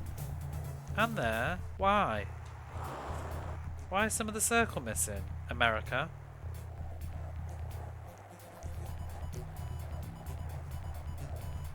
Is this to make it look, I don't know, cheap? Authentic?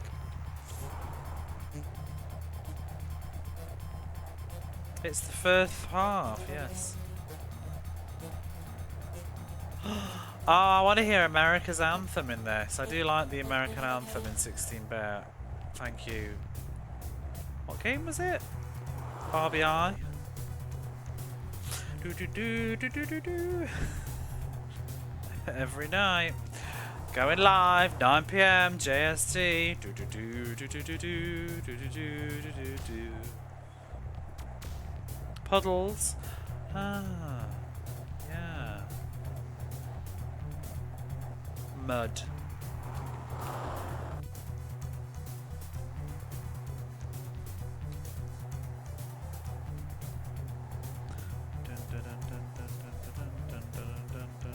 Hey Brenticus, it is. I'm very happy it's Friday and not any other day of the week because I don't have... This is the most amount of time between having to work. It's the beautiful moment. I just wish I wasn't so damn tired on a Friday night these days. I have to force myself. Woo! I just yawn at you.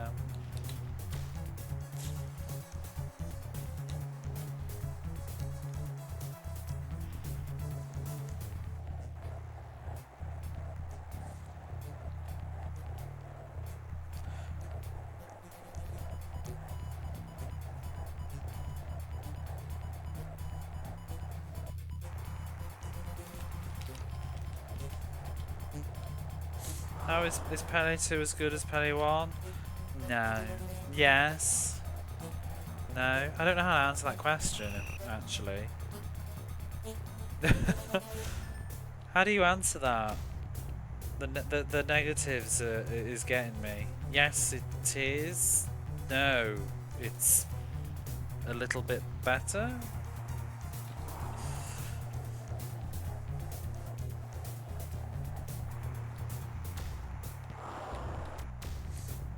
It has a lovely crowd, and Pelé's a lot more involved, I think, this time around. He's written things.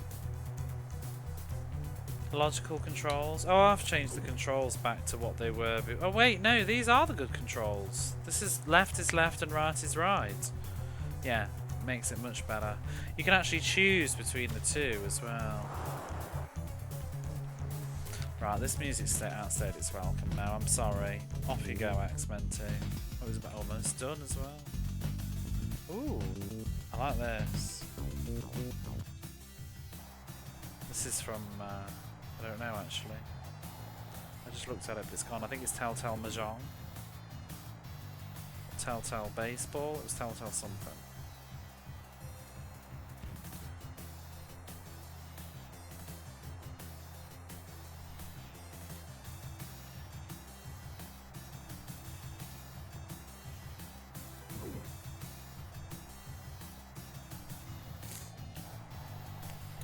Free kick. I'm gonna put this in the playlist. Telltale Stadium. That's baseball, I think. Yeah, controls do make a difference.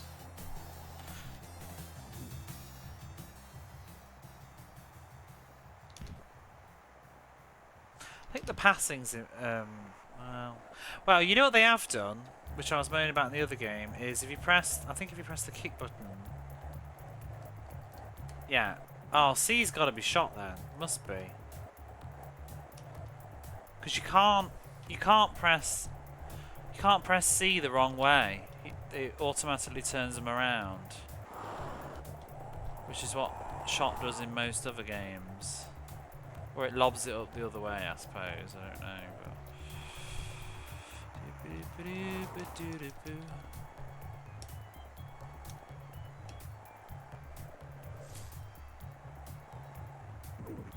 oh my god.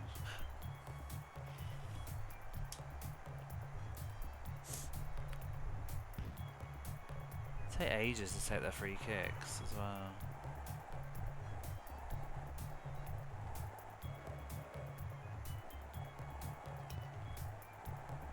Who was that to?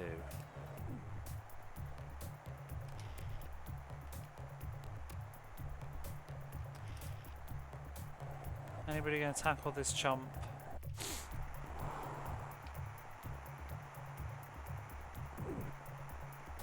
Why is that your free kick? The game is so weird.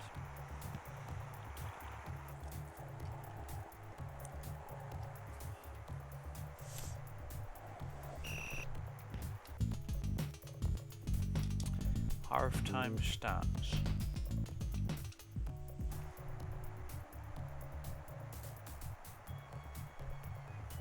What is this music? Shaq Fu? No thank you.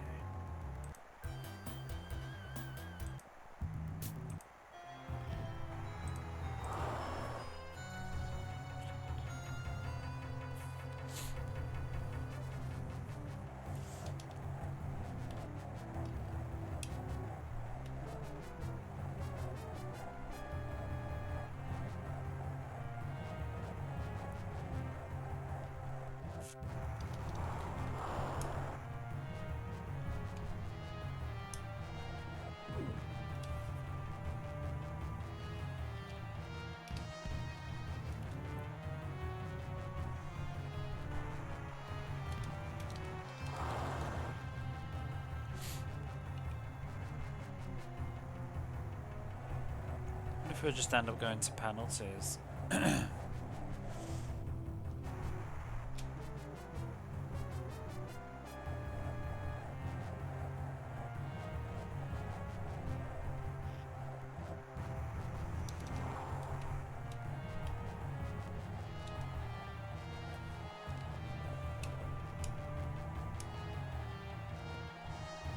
It feels easier at the moment than Pelé 1 because even though I can't score, they're not scoring much.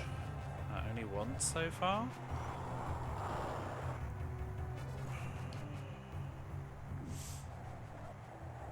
My bad. Oh no, it is an abbreviation. But we were mocking it anyway. First half. Could be first head though, who knows? With Pelé. First halibut.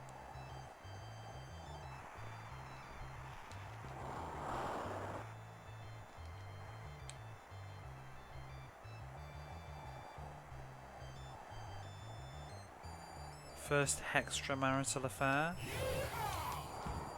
Woohoo! Oh, foreboding music. I don't even know what it was actually. What's this though? This is fun.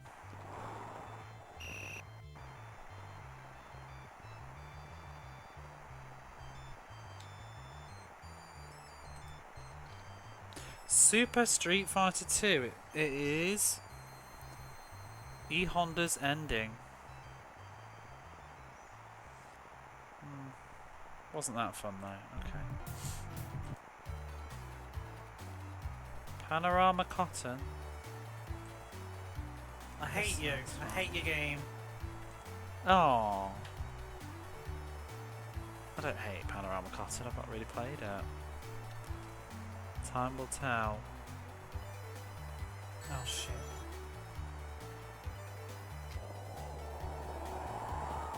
Do-do-do-do-do.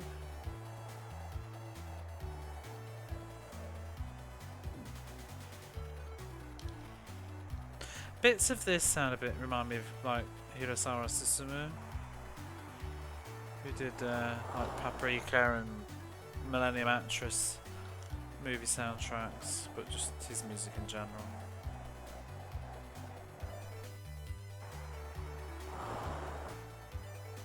Cotton, the reprint. I was on the fence to get that. I think I was just somehow deluded I was going to get the original version someday. I'm not. But yeah, I haven't bought any of the reprints yet, like El Viento. I might just get Panorama Cotton on the reprint, but I don't know why. It just doesn't feel quite the same. Like, I mean, I suppose it's a nice manual and stuff, but it's like, at what point am I just stepping into repro territory? Because the only one that I do have, I don't have Gleylancer either. The only one that I do have is Sol Diaz, but that one is a North American only version that got a Japanese repro in Modern Times by Columbus Circle, but that one feels a bit more unique because it's like a all new box art and stuff, like based off the North American release, with a manual that's in Japanese, and it's the first time for Japan to have a version of this game on Mega Drive, because Japan only got it on the Mega CD.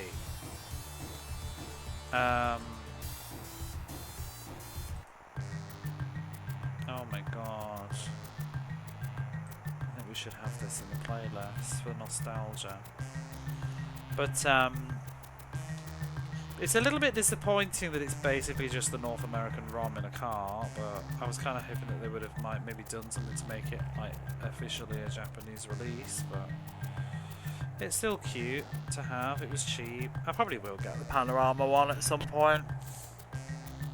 But I'm hesitant to play that version of it, just in case there's any slight discrepancies, so I'll probably just use the flash card for Panorama Cotton, just to keep things as pure as possible. Same with Sol Diaz actually, I'll play the North American ROM versus the repro card that I bought, the Japanese version. So it does have a slight difference, because it has the Columbia Circus copyright on the title screen. It's Columbia Circle, whatever they are.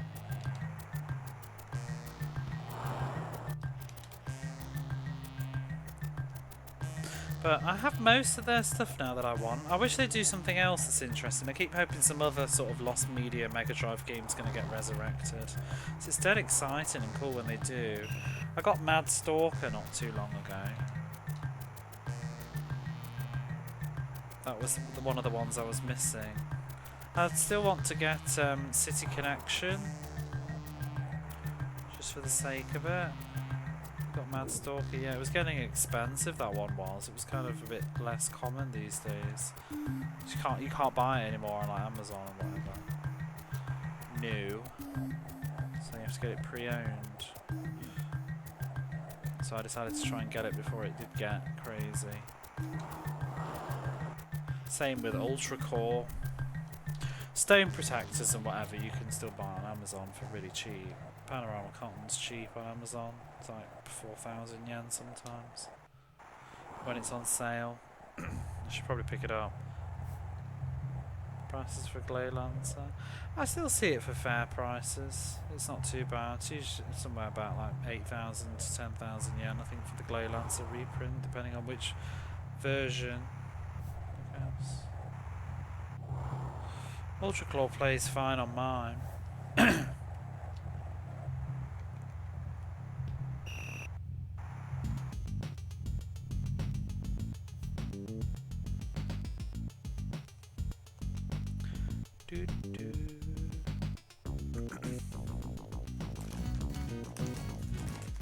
what's this? Pachinko Junior.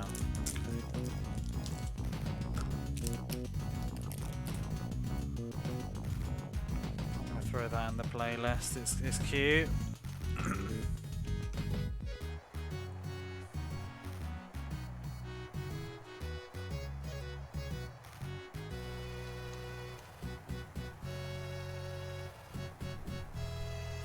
What are we on now? We're on the OT now. Wow, what is this?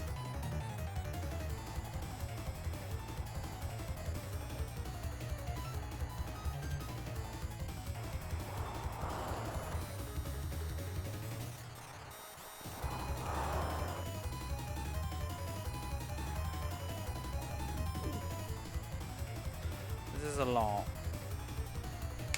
This is Jewel Master Firebird. Jewel Master has some good music, but this ain't it. It's too much.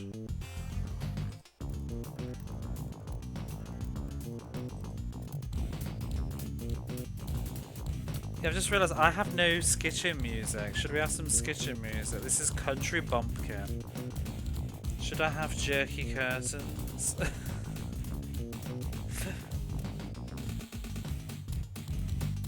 I think I do need a bit of skitching in this playlist, to be fair.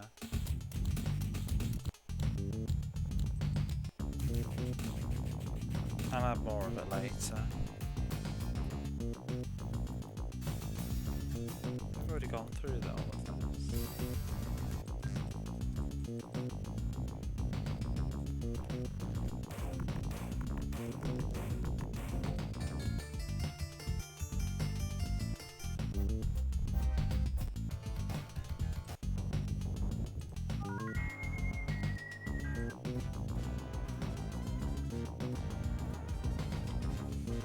Waiting for the guys from Skitchim. No. No. That's a Screecher Range free. No. Every time I play Skitchin, I get pissy at it.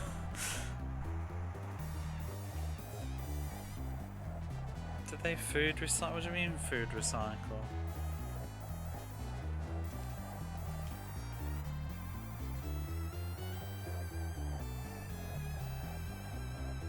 I have no idea.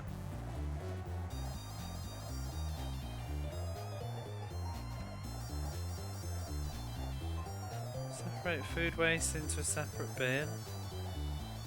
Well, yeah, but they don't recycle it. You have to separate between burnable and non-burnable, and plastic, and then other complicated stuff. Most stuff I just put in the burnable, but there's a lot. So I do. You have to do like your milk cartons, pet bottles. I have those separate. Pet bottles in one bag. Like PET bottles. I don't know what they're called now. Actually, I feel like that's probably just me living here too long. Plastic bottles though. Plastic bottles go in one bag. Glasses go in another, in like a collection thing. I mean, like the UK's a bit like this, isn't it now, with glass bottles? Technically, you can do like cardboard boxes and all that stuff, but I'm pretty lazy and I don't. I don't do paper. I just burn it. They changed the rules a while ago for some. It all depends on where you live as well. Every city has its own rules. For some stuff, like some places now you can just throw like bento boxes that are dirty just in the burnable, whereas they used to want you to wash them out. But I do all the plastic stuff. I always do plastics. I always have my biggest bag is usually plastic because it doesn't smell, because it's not got rotten stuff in it. I don't throw it out as frequently. Well, you can't. It's only once a week, but I don't throw it out as frequently, so I tend to use a bigger bag for plastic.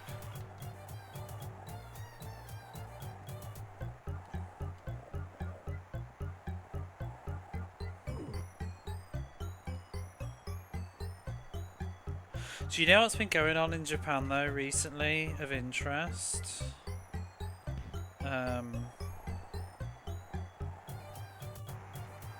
We've been having shortages of ink because of like the oil crisis and whatever that's going on.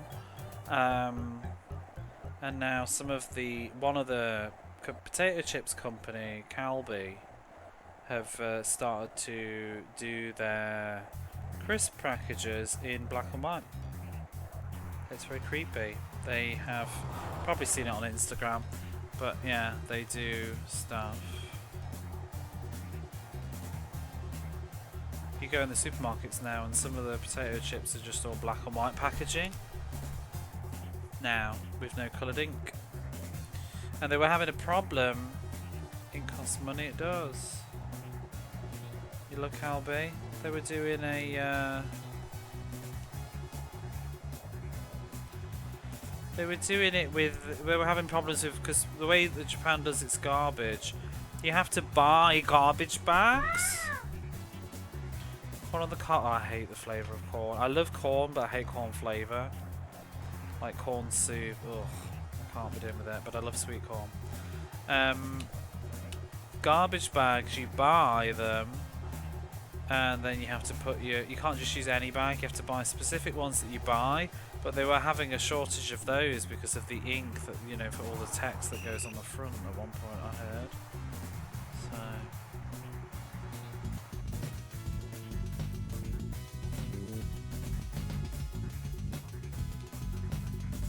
Perhaps they weren't blue and white like old Master System manuals. I don't know. Garlic ones. Yeah, not for me.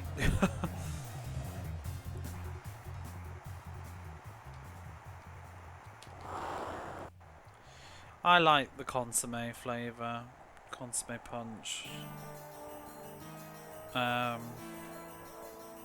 What else? In the summer they've been doing these lovely like lemon flavoured.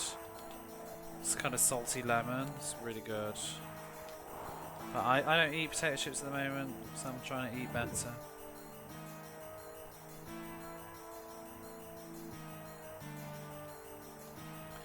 A lot of Japan's chips as well, the sizes of the bags are too big and I can't stop once I've opened them.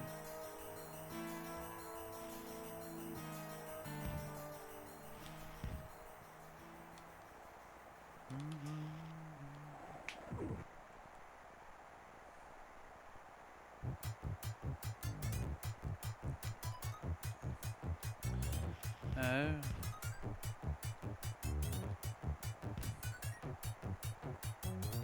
The cheapest ink. Yeah, I just found it a little bit odd because only one crisp company seems to have been doing the black and white thing. So I'm like, is this a legit crisis or are you just trying to save money? Because everybody else is still managing to get their ink.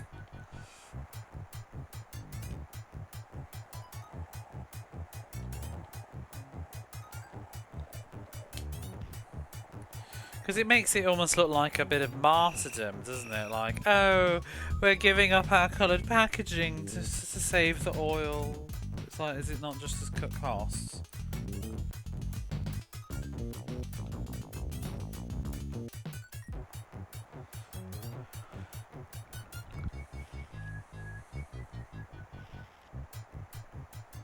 But it does look a bit weird because it makes walk down the aisle now and you got the mix-max of it, mismatch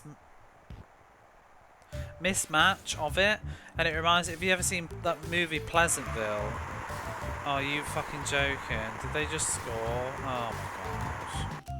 Oh wow, exit. Yeah, it looks like you're in like Pleasantville. And bits of it seeping into reality. It's like this, look at those players versus the rest of the screen. They live. I've never seen that. Black and white crisp packaging sounds really Google it. You'll be able to find it. Isn't it? Just put Japan black and white crisps. It comes up with a BBC article actually immediately. But it's as the Iran war hits ink supplies.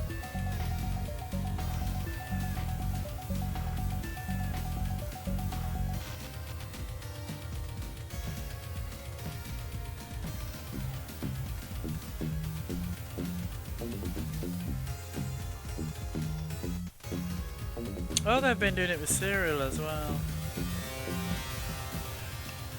But yeah, it's just like I just feel like, you know, with the war is affecting ink supplies, but like it only seems to be affecting ink supplies for one company.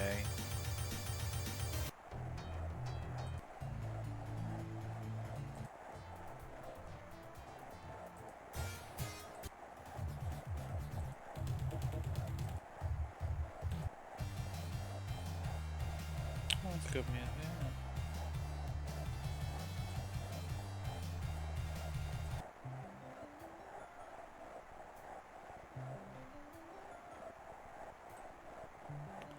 Oh, this is good. Unknown Sound Test 86 from J League Pro Striker 2.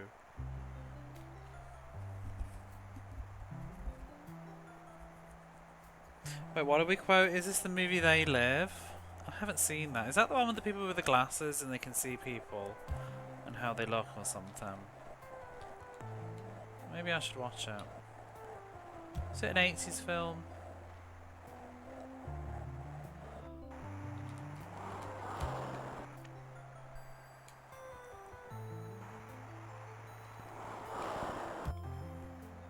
Some minimal messages. Let me put on my film list. This is lovely music.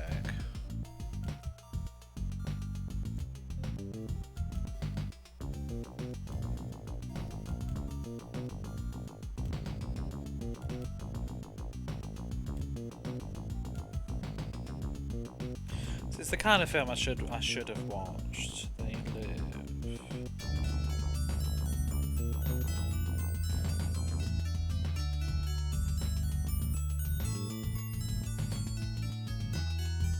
I'm not going to watch Ghosts of Mars, I'm going to watch They Live.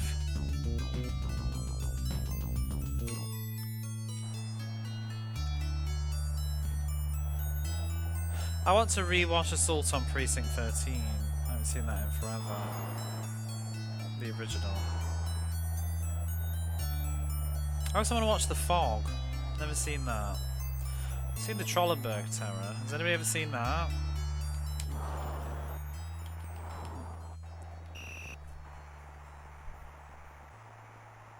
I saw it on Precinct 13, it's a good film.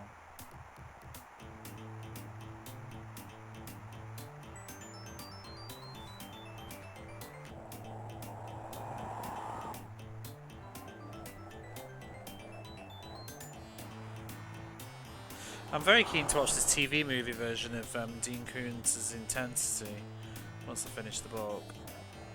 I want to see how they managed to adapt it all.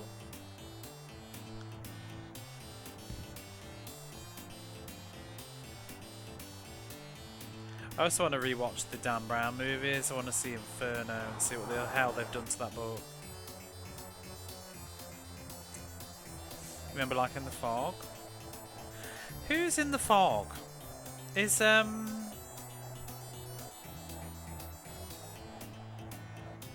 what's her name?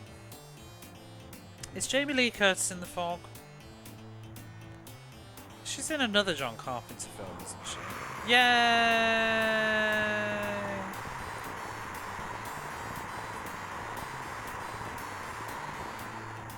Another, obviously not Halloween. I thought she was in is she in another John Carpenter film? Other than Halloween.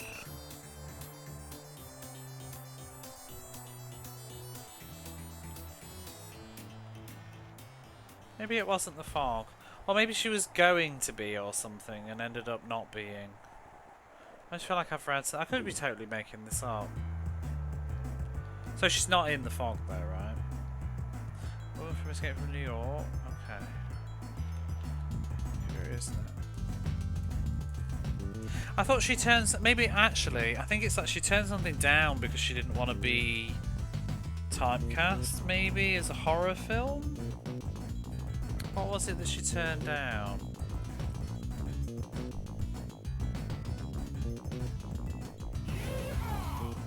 Oh yeah, she was going to be in The Exorcist apparently. But that's not quite the same thing. Oh no, I know what I'm reading where she was going to be in.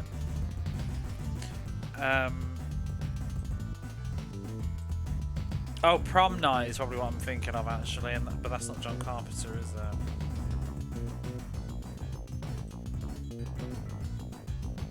But no, she was apparently going to be in They wanted her to be in Psycho 2 because obviously her mum was in Psycho 1, but she turned it down.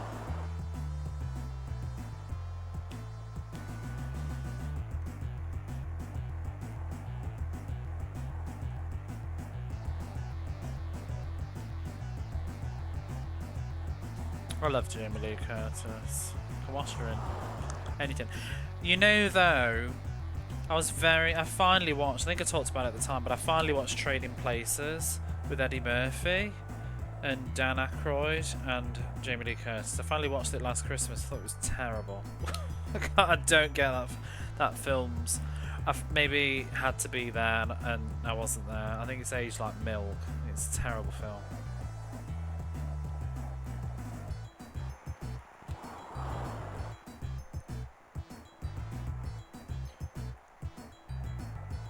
Yeah, she gets her boobies out in that.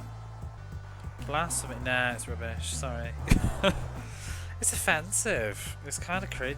Yeah, that. Whoa. It was so bad. But yeah, it didn't make me laugh much. I just didn't find it very funny. And the thing is, on paper, I was really there for a good time.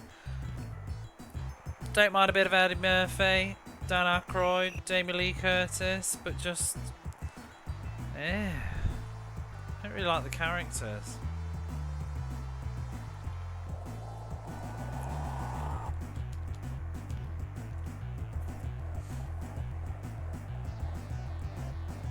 It's Adventures, but I've never heard of this film.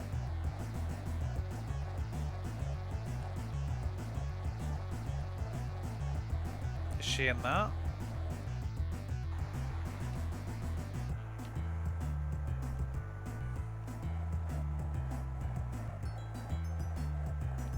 Can't think of any swapping spotters.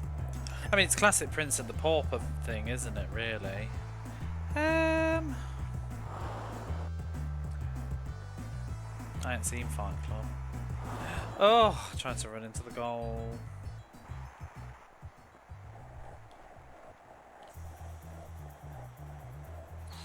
What's a good swapping things? I mean, I like body swap in Red Dwarf.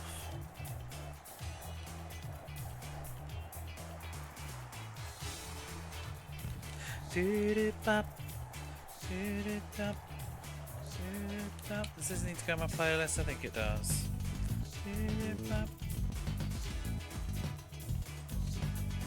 Yeah, Freaky Friday. There you go. And it's Jamie Lee Curtis. Bonus. Eddie Murphy. No, I've not seen it. Freaky Friday is good body swapping. All of them. Freakier Friday was really fun. Really fun. Although I did not care for the younger pair in that movie, but watching Lindsay Lohan and Jamie Lee Curtis in Freakier Friday, where they were like obviously the age that they are, but trying to be teenagers, was amazing. There's a scene, if you've seen the film, the bit in the record shop was killing me. It was such a funny film. I think overall it wasn't necessarily a great film, but it was just carried by their performances in it. I love The Parent Trap as well. Yeah, see, that's another one. No, I think it's age 5. Well, which one though, Dreamy? Are you on about the Lindsay Lohan one or the original? So I've seen the Lindsay Lohan one like once, I think, but I don't really remember it. Is it the one that's got the woman from 101 Dalmatians? What's her name? Jolie Richardson, is it? Is she the mum in that one? But I like the 60s Parent Trap with Hayley Mills. My mum loves that film. I used to watch it loads as a kid. Let's get together, yeah, yeah, yeah. Think of all that we can share.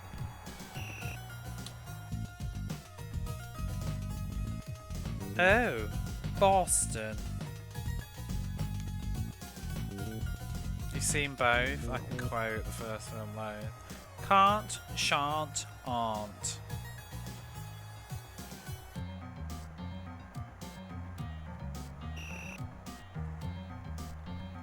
I need to rewatch the Lindsay Lohan one. I need to rewatch both actually. But I'm very particularly fond of the old one. So there you go, Barface. There are good body swapping things. The court has spoken. Bang bang, case closed. Magistrate Moon strikes again. You son of a beach. Yep.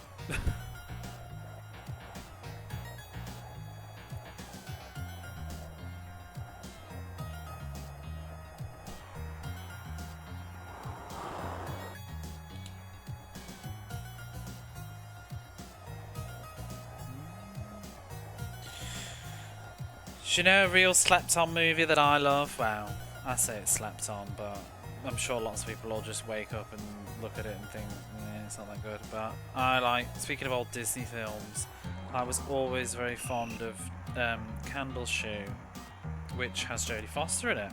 And that's twice I've mentioned Jodie Foster today as well. I've got to get my 2 Jodies in every stream, okay? But yeah, Jodie Foster in Candleshoe, a 70s Disney film, love it. Thank you, Jodie Foster. God bless you, Jodie Foster. What? Who hurt you?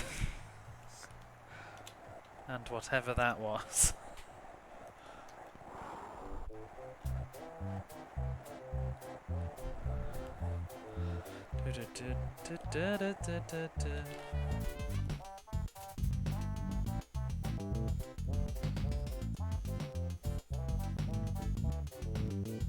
Barbie's Princess and the Pauper. I'd enjoy that. It was the best pet. Were you hoping for God Bless You, Jodie Foster? Try again.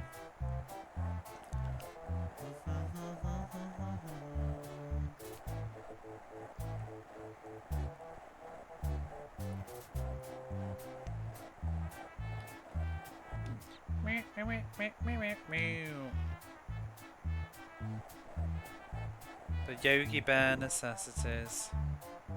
God fucking damn it.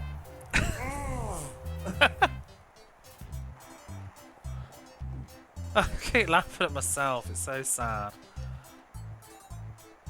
Yeah, man.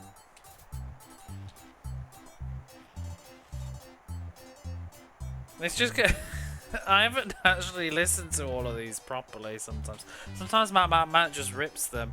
I play them once in the Discord and then just approved or denied. What? I don't even know what that. I don't know what that was. Are you real? Are you real? Some of those I did. I went through my clips. I made them. I originally made them for Salty September, and then we've just Fucking windmills. they've ended up staying on the channel. But I made them for last year's Salty September event, which I'm probably going to do this September. Please look forward to it. Save your subs and whatever you like, because we'll do another timer marathon thing in this September, hopefully, where we'll play lots of salty games. And in spirit of the saltiness, I made that command, and I went through all my clips and was just pulling out me just saying the things that I say. But now we have that command. Mac has been working very hard to fill my Discord with clips of me saying things like "you penis" and stuff. Is it count for me actually talking? I don't know.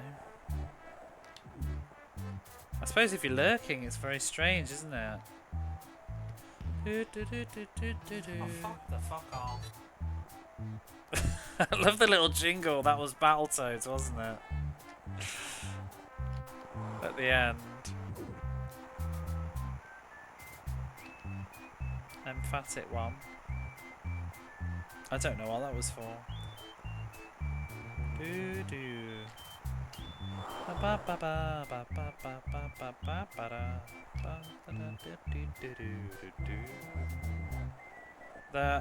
That weird noise one, whatever it is, I can't even do it. Like hoo hoo hoo hoo hoo.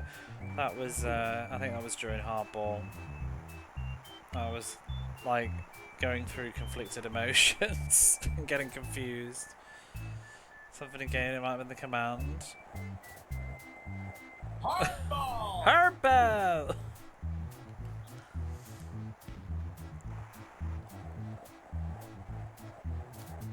Oh. I just realised what you said there, Brett. That's so silly.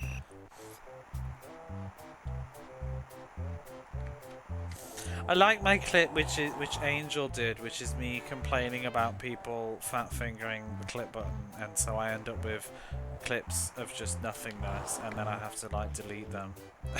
There's a whole clip of me just talking about that now.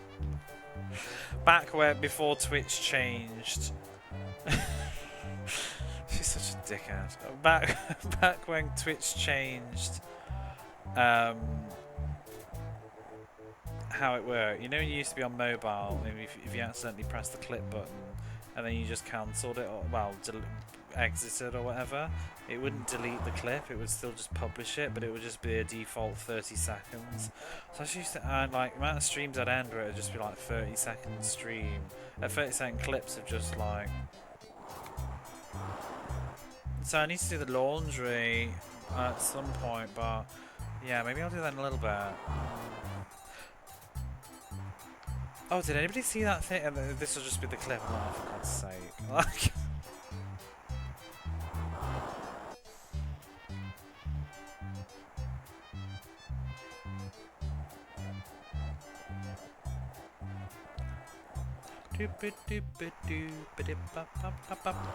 Oh! What the fuck was that? The goalkeeper just like knocked me out. I thought we were going to get away with a little cheeky goal there. The bare necessities of life will come to me, come to me.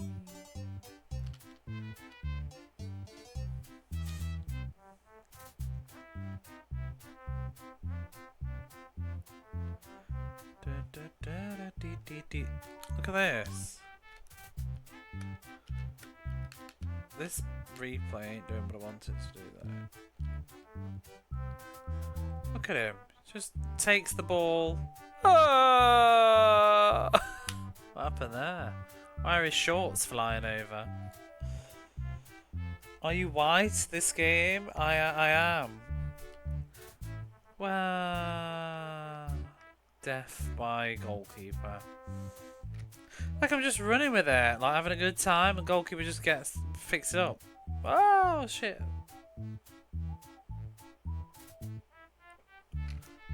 The ball moved without me even kicking it. God, the animations on this, they're awful, aren't they? Look at that. What is that? It is the bare minimum. Oh, we got Germany's music again. Hooray! Off we go. How many more do we have to win? 1, 2. 2 more games? Yeah, man. Now we're against Ireland.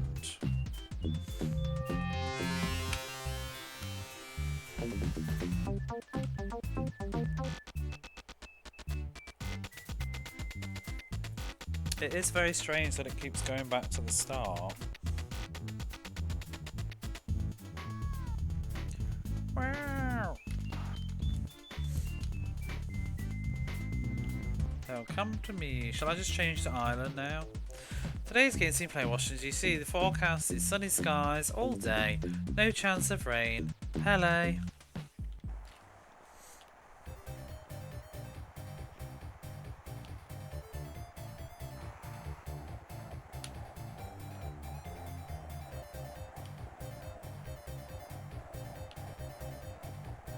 Oh no, the headbutt is this game. It's this game that has the headbutt. We just discovered it because when I was trying to When I was trying to figure out the controls, I decided to check the sequel as well. No, we just had a little peek early because I thought if maybe there's an options menu on the second game that might like show me what the controls are. So we booted it up and that's when I saw it and it was great. But then it's this one.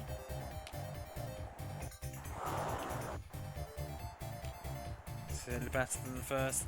This game is better actually, I'm thinking. This is very, I'd say this is 3 out of 10 right now. Or 2, I don't know. 2 or 3. It's, you know, the reason why I'm mellow on this one though is because it's easier. You can, if you're easy, you can win me over a lot quicker. I said, there's like, you know what's, there's nothing worse than a really bad game that's also really difficult. I said what I said.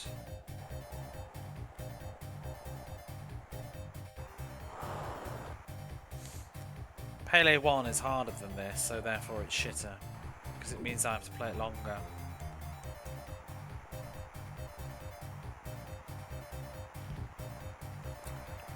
It's why I'm so mellow on Fantasia. If Fantasia was balls hard, I would hate that game. With a burning passion.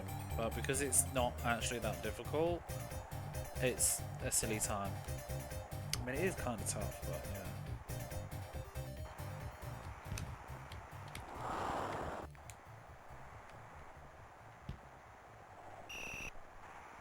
But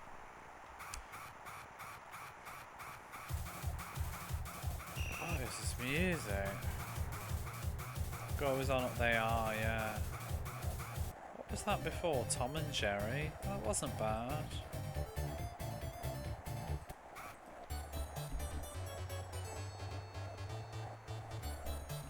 Oh, this is Magic Girl, which is kind of bootleg. I don't mind this though. Go put it in.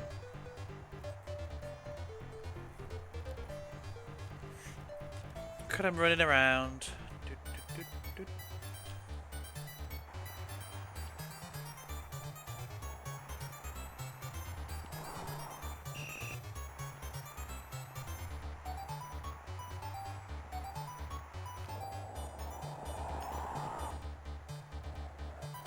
Hey Sadie. How you doing? I read a bit more of the book. I'm not quite caught up with you yet though. Dreamy started reading it. I'm trying to wake up. Oh yeah, I never finished asking you, Jamesy. So did you order 5? You ordered 5 physically then? How much did it end up costing you? Which version did you go for? The like, I had a look and it seems like it was just the, was it the American one that was more expensive than the British hardback, or was it just paperback? Was the difference? I didn't mind the yellow cover myself. I don't like the paperback cover much. I don't think either cover's that great, but I thought the paperback one looked like just some weird YA book. I definitely do want to read that one though. £14 for the yellow cover. Yeah, because like, what was it, like over £20 for the paperback? That's insane.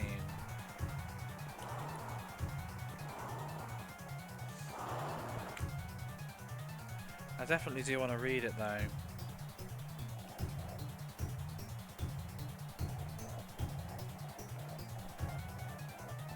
I hope it's not terrible. I've heard such polarizing opinions from YouTube on it.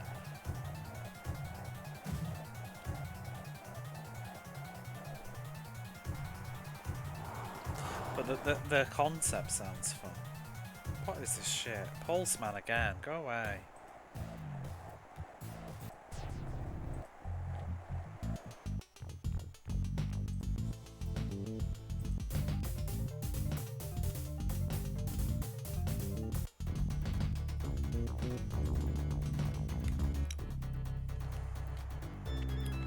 I don't know what I'm gonna read once I've got some of these books to, but I definitely want to read The Other Mother, the Hand That Rots the Cradle, sounding one, because I love that film.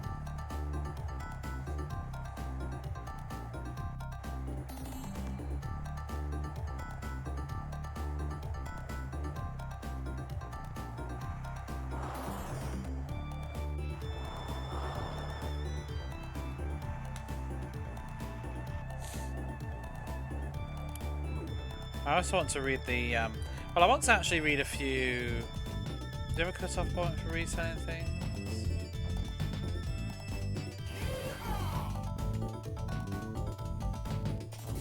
I don't resell things. I find it too much hassle. I've almost never sold anything in my life.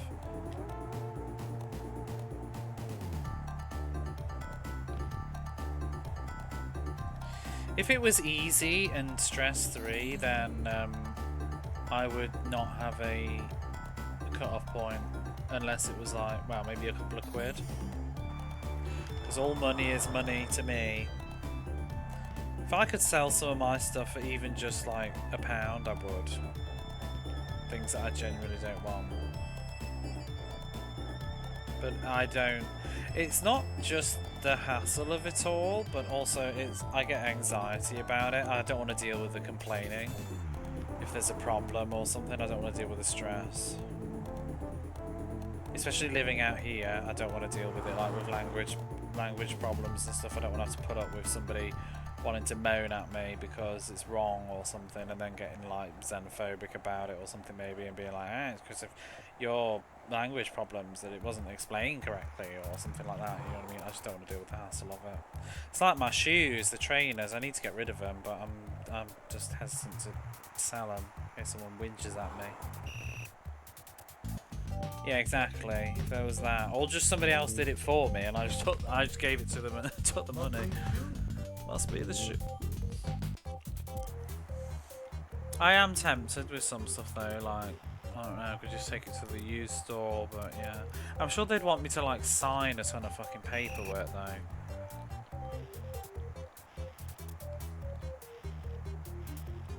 I mean, it's why I've still got a bloody sofa and like a chair that I don't even use in my apartment.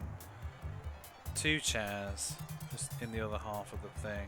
I'm just useless. I never do things.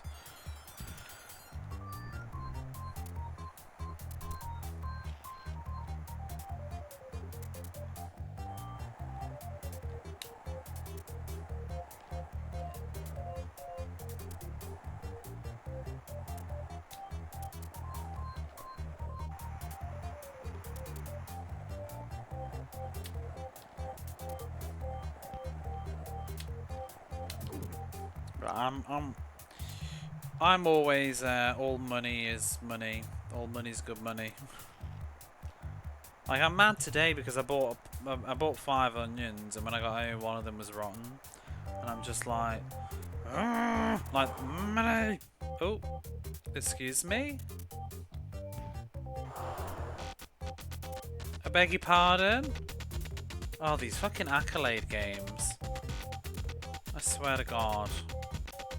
Why did that just reset?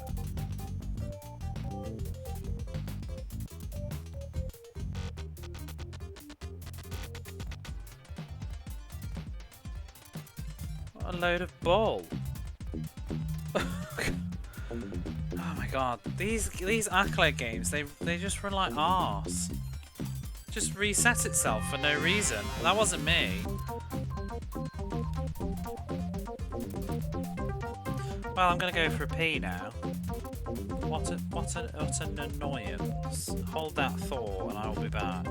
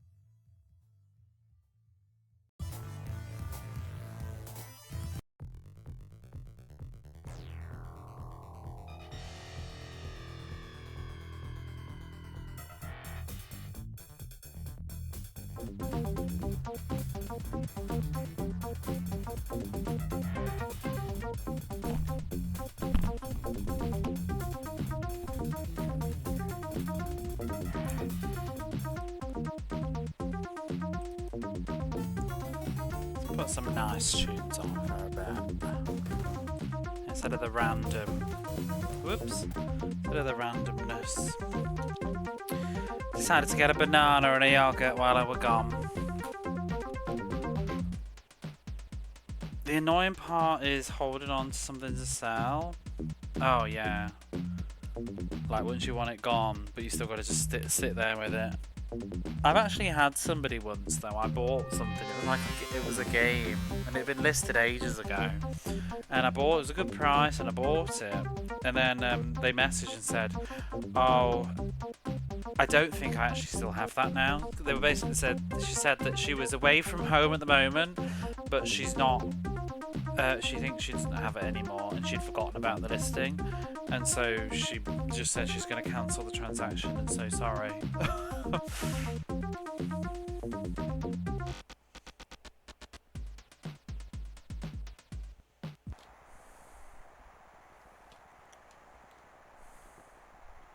Can't remember what it was now. Oh, I think it was Riviera on the PSP.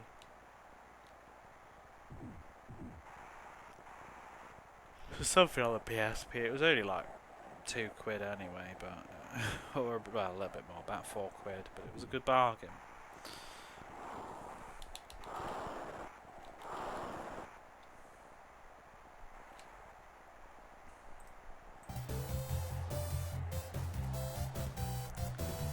Do, do, do, do, do.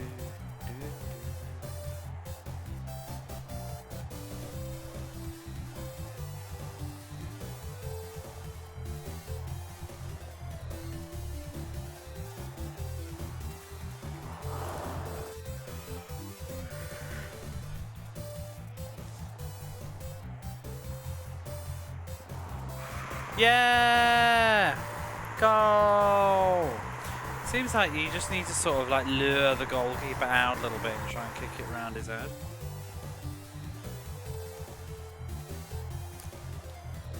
Could Pelé be finished in one stream? Woohoo!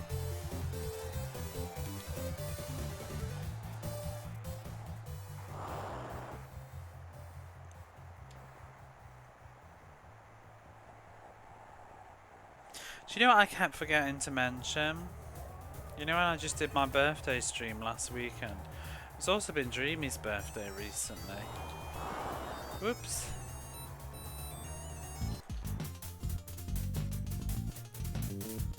And there's rumours that maybe one day Dreamy's going to get back to streaming. Right?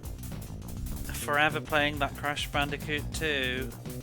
Give Dreamy a follow if you don't.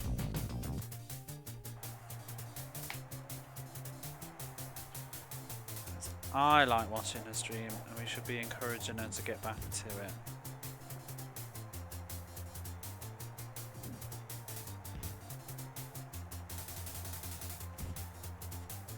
You're welcome. It's very cozy over on your channel, always doing series playthroughs rather than a console playthrough. Dreamy likes to take on a series and go through it all, even the really terrible like spin-off stuff on like handhelds. What have you done so far? Metroid, all the Metroids, Crash Bandicoots, well you're in the middle of that I guess. Spyro the Dragon, you've done all of that. Kingdom Hearts. All the Project, was it Project Zero? Fatal Frame, that's the name, isn't it? Fatal Frames.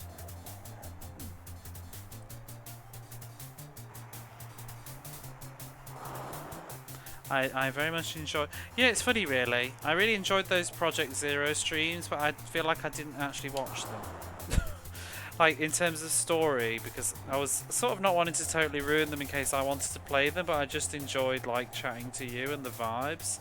And I'll never forget that fucking piano puzzle. We've all been done dirty by piano puzzles on Twitch, but Watching you trying to do this piano puzzle.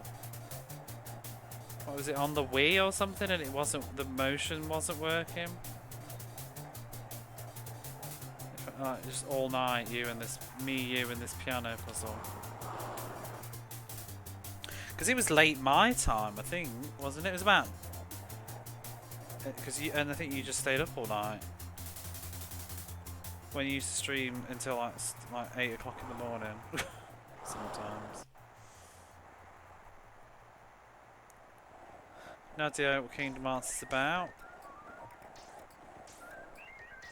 Trying to think what else you've played now.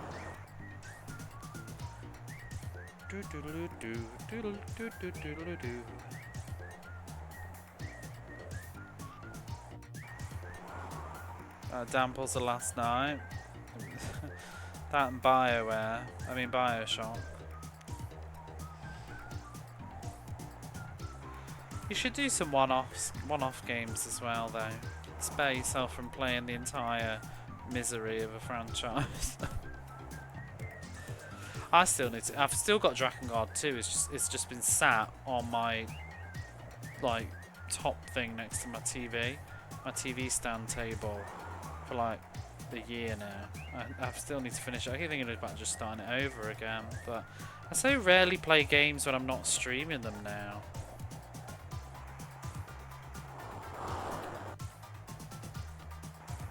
You know what's going on.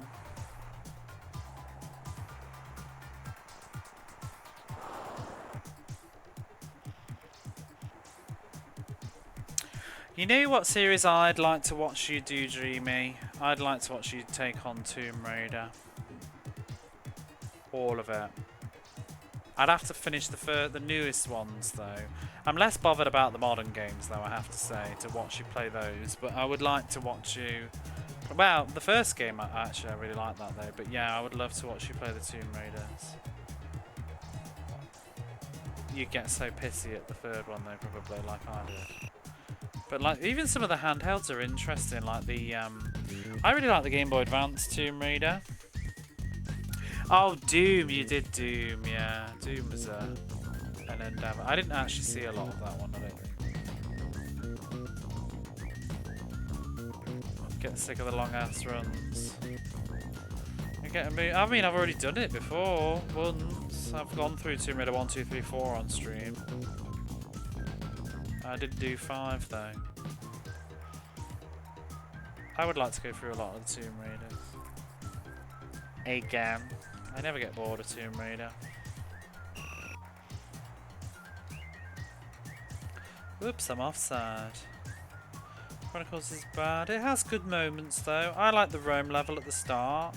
The first half of the game is okay. It's the second half that's not so great.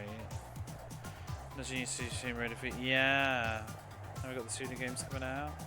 Have you ever played any of them yourself? Like, have you ever even played the newest ones? I've only played the first Tomb Raider reboot. I played a bit of Rise, but I haven't played Shadow. Oh my god! You'll love it. The modern Tomb Raider reboot is so good. Especially if you're like a hardcore Tomb Raider fan as well, to like just see her like, it was like resurrecting Lara. It was just so good. But there's loads of good games. Tomb Raider Legends is good. The remake of, like, there's so much fun to be had if you're going through the series as well, because like the anniversary Tomb Raider Anniversary, which is a remake of Tomb Raider 1, which they're now remaking again. But Anniversary is like a total revisioning of it. It plays very differently because it plays like Tomb Raider Legend.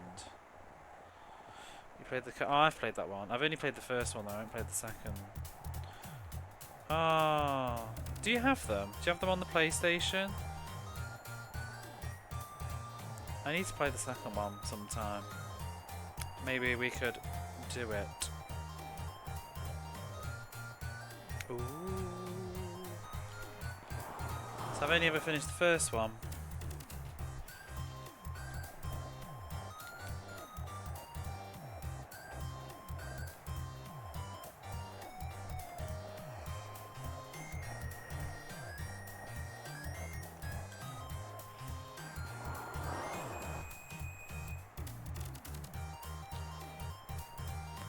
Ba-ba-da-ba-bum.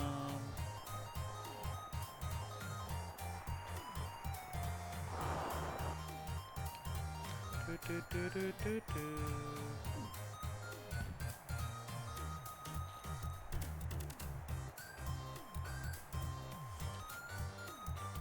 There'll be some interesting ports of Tomb Raiders that I've never played though, like the DS and the PSP ports of Tomb Raiders.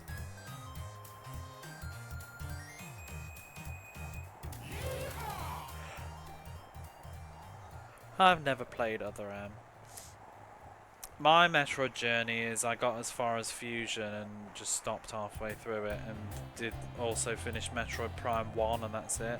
I need to go through them though, because I own all the Metroid Primes now, finally. I finally got Metroid Prime 2. Actually, no, that's not true. I don't have Metroid Prime 3 yet, do I? Do I have Metroid Prime 3? It's cheap though, so there's a good chance I've just never bothered to buy it. I went after 2 though because it was expensive.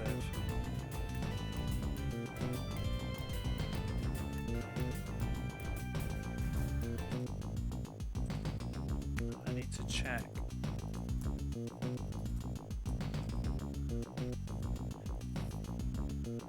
Nope, it's on my wish list. I don't have it.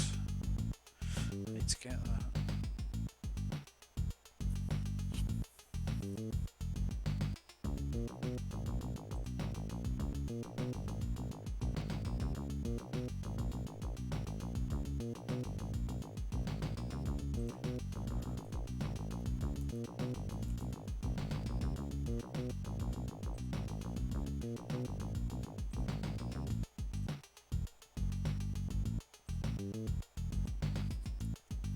We would have the lowest print run.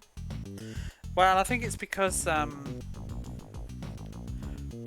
is GameCube and would have had a reasonable. Wait, no. So 1 and 2 are GameCube, and 3 is Wii. So 3 would have had a large print. I'm talking about the Wii versions. 3 would have had a large print run because it's a Wii game. And then I think Metroid Prime 1 had a reasonable print run because it was on the, what is it, the Wii de Asobu line, which is like the Play on Wii line, where they ported GameCube games to the Wii and re-released them, some of them with motion controls, things like Chibi Robo, Pikmin. They did the same thing in America, right? But just not with, well, the Metroid they just did it as a trilogy, but I don't know if they released it under that line. But what I think is the case is just the first game had a reasonable print run because it was the first game to be on that line. And then I don't think the series is popular in Japan, so I think the second one they just didn't really bother to give it a proper print run. And then the third game had a big print run because it was a new game at the time. I also don't know the timeline of it, because like, did the Metroid Primes get re-released on the Wii before or after Metroid Prime 3?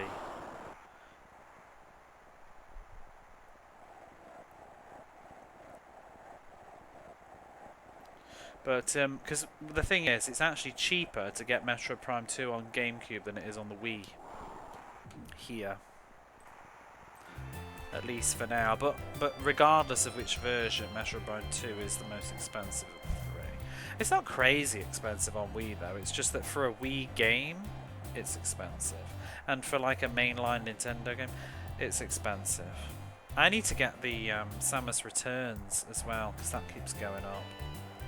I don't have that yet. I need to get that. Because I really liked Metroid 2. Coincide with 3. No, but that's in the West. That's not how it unfolded in Japan. In Japan, they re-released them all. They re-released 1 and 2 individually, and Metroid 3 is a singular release.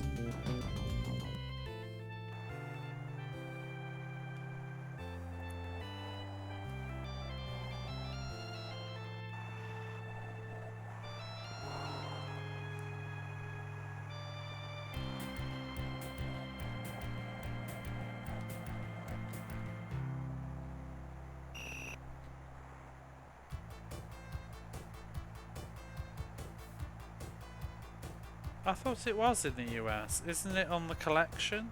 I thought it was the Metroid Prime trilogy on Wii.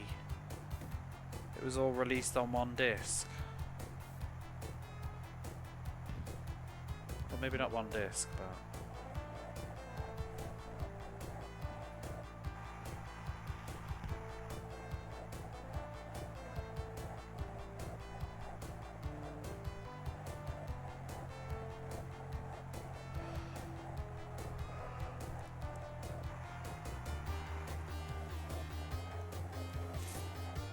Yeah, it's not like a bundle. It's a singular release, but it's 3 games. But in Japan, they release them individually, one by one, as individually implies. But I can't remember, or I don't know if Corruption was released before they did the. I mean, did Corruption come out in Japan for a while? I mean, it's Western developed though, isn't it? So it probably didn't. I was just wondering if it came out in Japan first and then they slapped them all on for a trilogy. Nope, seems here that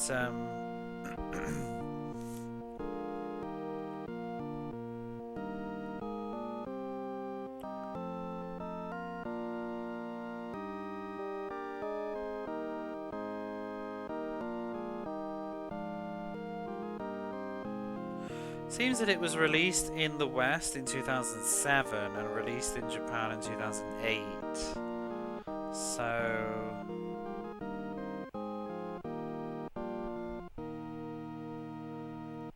and we did not get the Metroid Prime trilogy. However, Metroid Prime, let's see here. 2009. Yeah, okay. So, okay, this is making sense now. It is what I thought is the case. So, Metroid Prime 3 came out in Japan in 2008. Metroid Prime Wii version came out in 2009. And then I bet... so, when is Metroid Prime 2?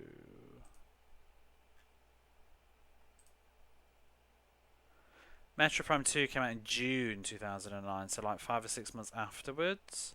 So yeah, I guess it's a late release, and yeah, they probably just skimped out. Probably the first one sold poorly, and they just didn't bother printing so many for the second one, is what I suspect happened.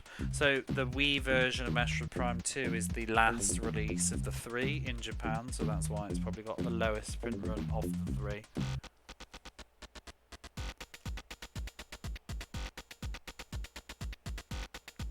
Yeah, because the trilogy didn't work.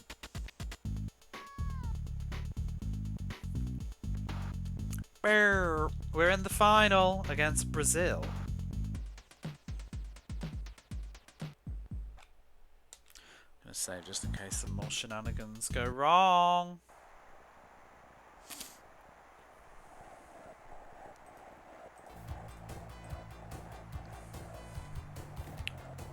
The game randomly resetting itself. Why are Brazil blue? Their hair's like tinged blue, I think. Yeah, it's just weird the way stuff works out like that. The Resident Evil games were all re-released on Wii as well, weren't they? Or what? 0 and 1? Stylish. And 4? I didn't get 4, but I did get 1 and 0. Because that's how I played them properly in the end. Instead of on the GameCube, I played them on the Wii. This was before the HD collection existed. They were nice to play on the Wii though. I enjoyed them. I actually, like, I don't love the Wii. I don't like motion controls. I'm never gonna like motion controls. But you know, Wii without motion controls, like the holding the nunchuck and the remote is actually very comfy, as long as you're not having to wave it around. Did they not come out in the West then, I wonder? But yeah, we got, it's the same line as the Metroid Prime, the Play on Wii line. What is it called? They definitely had it in America, but I don't know if all the same games were on it.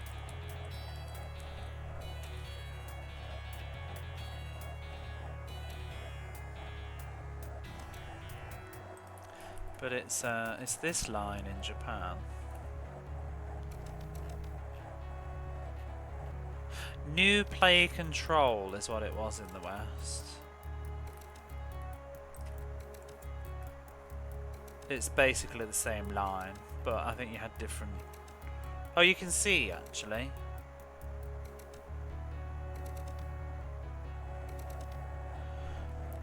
Oh, this is... Maybe it's not quite the same thing, though, because I think this is specifically games that had new controls added. Chibi Robo, Donkey Kong, Mario Power Tennis.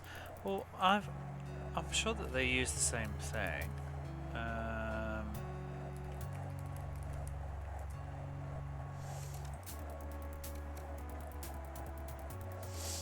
No, it was released in the West. It was called Resident Evil Archives in the West.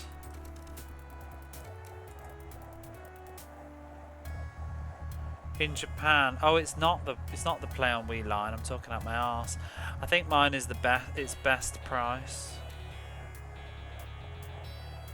that I have. Yeah, it's Resident Evil Archives.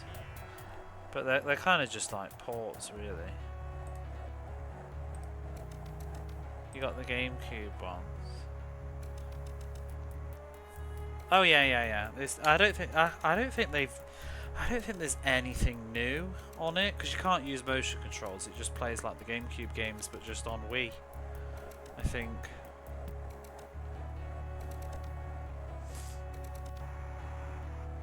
Might have some slight graphical upgrades, but Wii and GameCube's very similar anyway, isn't it? In terms of performance.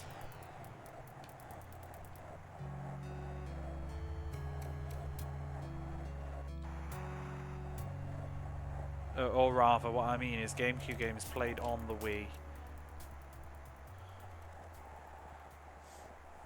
Yeah. Yeah.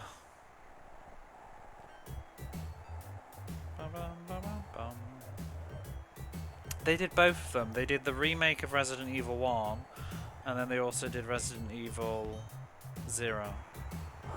And then they did 4 as well, obviously, but I didn't get that one. And then there's Umbrella Chronicles. Have you ever played the N64 version of Resident Evil 2?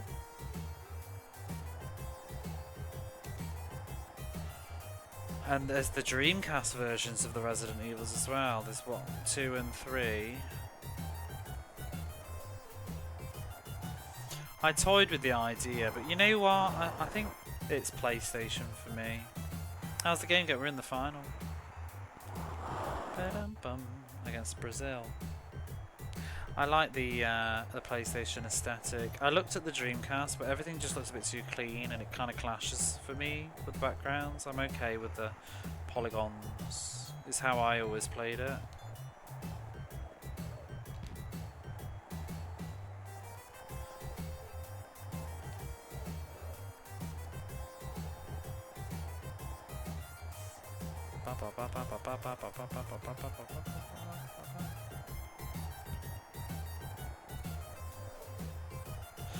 But yeah, this is definitely better than Pelé 1.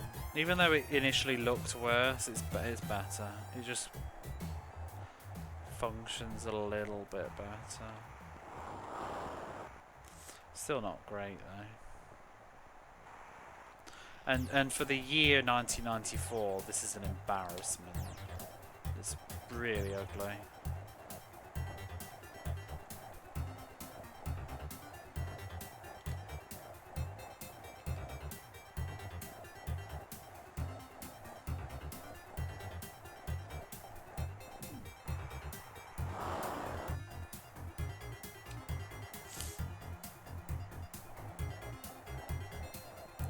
I would like to go through the Silent Hill series again at some point.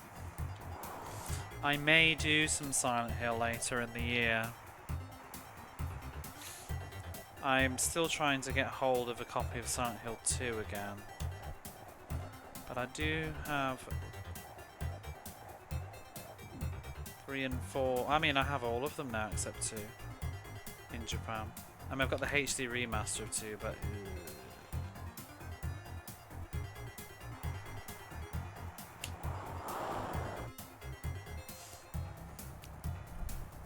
I haven't played Silent Hill 3 in forever. I haven't played 4 since like, God, 2009. I did start to replay it with a friend probably about 10 years ago. A little bit less, but we only did as far as the end of the subway bit.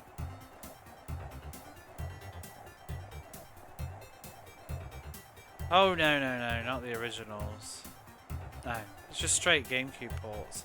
Although some of those were on GameCube, weren't they? 2 was on GameCube, and maybe 3. But they're very similar to the Dreamcast ones, I think. But no, it's the remake and 0. It's the like the Origins collection.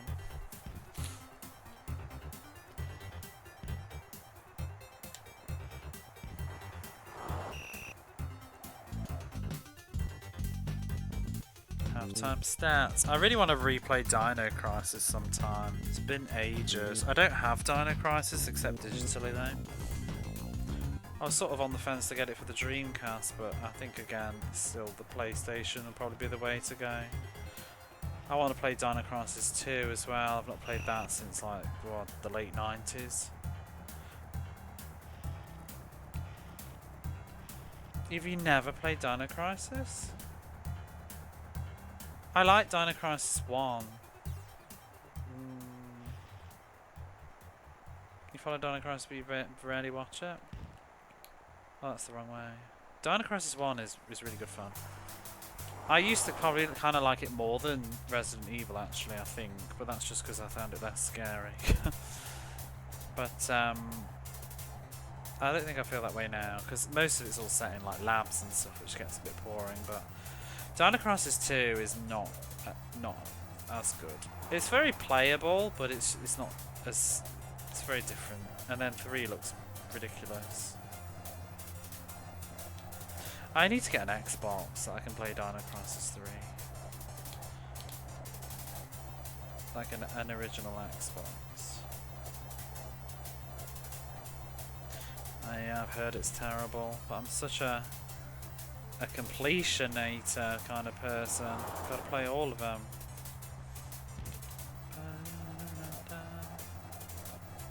Oh, I know.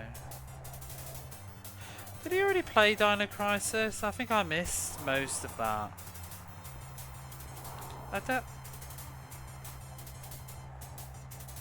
I did see some of it. I'm sure I did. Or did I didn't dream that, did I? Yeah. I think I was at work though.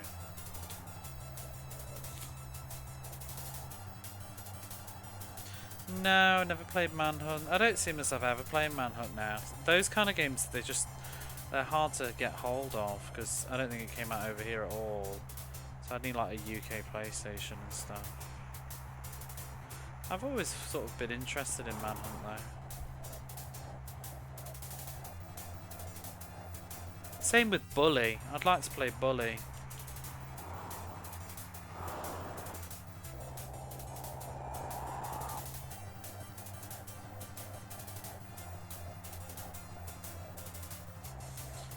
Remember the Manhunt murder. I remember the uproar with it being on the Wii and trying to motion controls. A sequel to Bully. I've never played it. Looks interesting though. I've seen Angel play like a tiny bit of it, which surprised me that she plays it, to be honest. But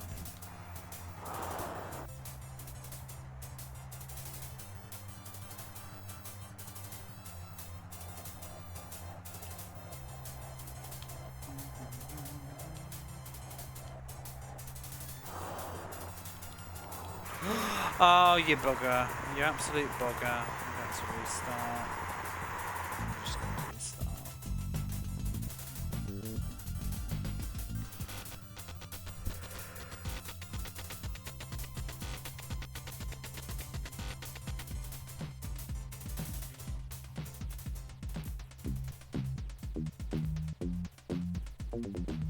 Wait, which one? You couldn't stand Manhunt or Bully?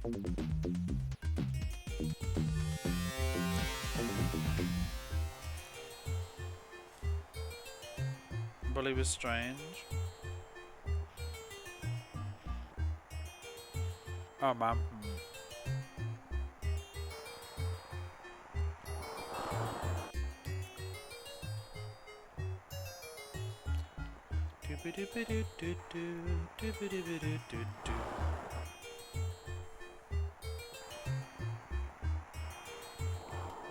Go!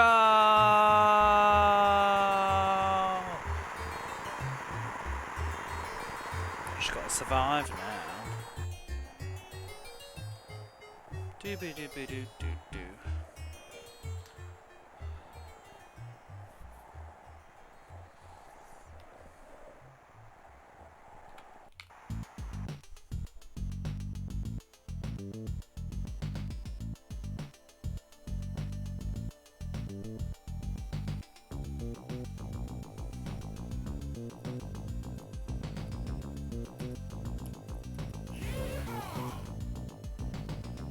Do I know this story?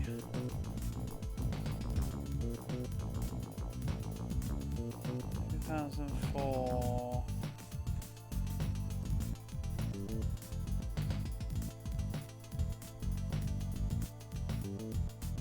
No, it's not, I think it rings a bell, but I don't recognise the faces.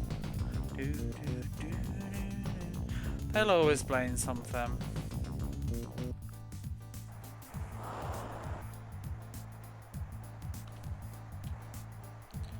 It's an odd thing, the whole media thing. There's some stuff though, I do think, I don't know. Do you ever think stuff crosses the line? I do. Do you remember that nasty, nasty game, Hatred? I remember watching the opening of Hatred, the launch trailer for it. And I remember looking at that and thinking, you know what? This is pretty nasty. Don't feel like this has a lot of value existing. Like if there was ever an argument for, yeah, but I also thought it was just pretty nasty.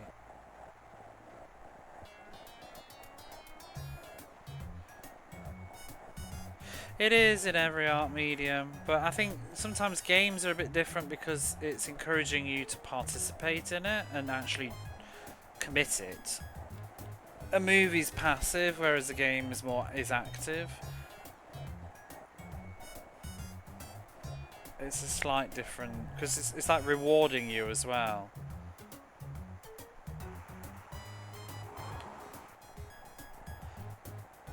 I think my issue with Hatred was just it had no substance, that it had nothing to say.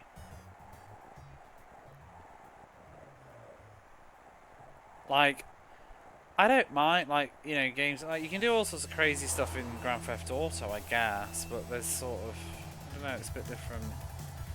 The objective of Hatred is to just do that and nothing else, and, yeah. And then I think it also didn't help that it was kind of just shit. Nasty version of Postal. Hatred, it's a really stupid game. City 11. Oh fucking hell! Oh, they've scored. Oops. But you know, I also am kind of curious. I don't know. I don't know if I'd go as far to restrict it, but I feel like maybe the developers had a moral responsibility to not make it so, yeah, the way that it is. I think like on paper, I feel like I would be more okay with Hatred if it actually had like a story.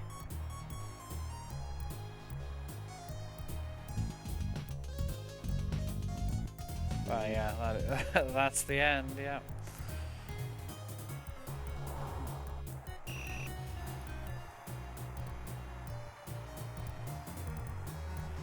It's just it's a guy who the game begins with him just in a room, like loading up a load of guns and stuff. Oh fucking hell. Right, wow, I'm just gonna restart now.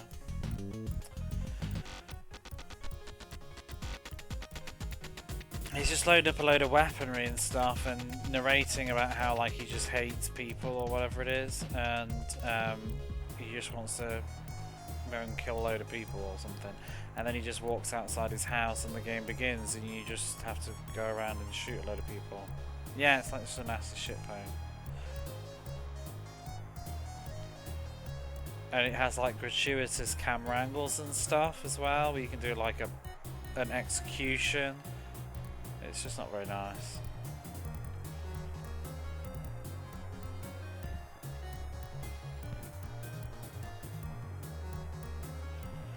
It's essentially just like, you know, a crazy shooter simulator. As in like a shooting, you know, on the news, like a crazy shooter person on a rampage. It's just a simulation of it.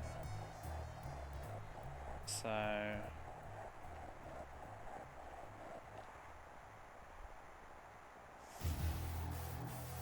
I don't remember the tutorial segment. Maybe I missed it. I have watched like a ton of it. Because this is the kind of person I am. I'll tut and watch it. If it's a game, anyway. No, I'm not playing that. It's not on console, anyway. Otherwise I might. Just to shake my head at it disapprovingly as I finish it. Yeah, that's the difference with Grand Theft Auto as well, really. It's got this sense of ludicrousness to it, where it's just like not reality.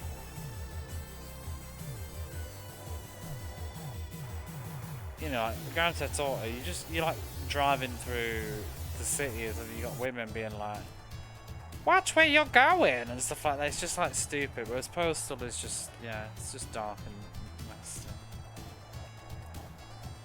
And like, you know, the people in Grand Theft Auto, they'll punch you back.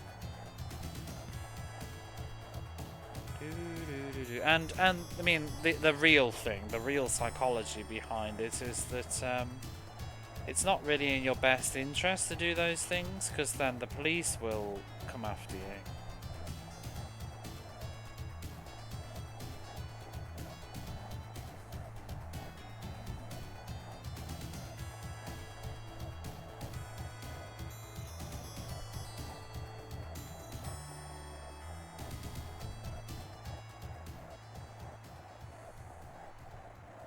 But no, I just felt like that game was being made for the sake of just pressing buttons. I mean, in some ways Mortal Kombat's really extreme, but I just find Mortal Kombat so utterly ludicrous and unhinged from reality that it doesn't really give me pause. I also grew up with Mortal Kombat. It'd be interesting if, as graphics continue to improve though, how much we're gonna struggle with Mortal Kombat in the future, because it does, the more realistic it starts to look, the more like wow it's going to be, isn't it? There was I remember some of the I'm not playing Mortal Kombat on Mondays, no. There was some of the fatalities I remember playing in the the first one that were pretty crazy.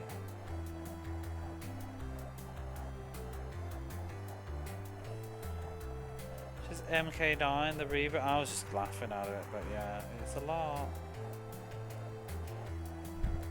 Edgy for the sake of being it. Which is the one with there's the one that, there's like one or two that I think are the absolute worst. Kung Lao's fatality is a lot. You know, he throws his hat into the ground and it turns into a saw and then he just pulls them across it. That's a lot, I thought, as they're screaming, like, yeah. I think it's the reaction. Two Fates gave you nightmares? Really? Dun dun dun. Ah! I used to look forward to them. Try and find them all. The other one that I really didn't like was, well, it just made me jump. The guy with, I don't know all the newer characters so well, but he's like got a big like Japanese sword. He's like, he looks a bit like a shinobi kind of type. I think he's got his eyes covered up with a ribbon, and he's kind of psychic powers. Kenshi, I don't think that was his name.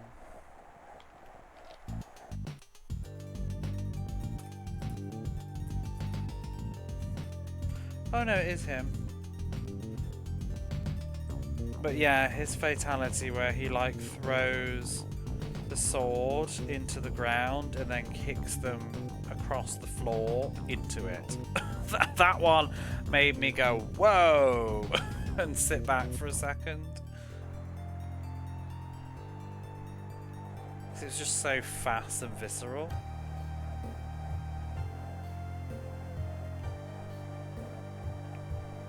The other one is, I think, one of the absolute worst in that game was, who's the psychic guy that can double himself? He wears all black. Is it Ermac? I think it's Ermac. And he makes a duplicate of himself. I think the fatality is called Wishbone. Pulls them in half. It's a lot.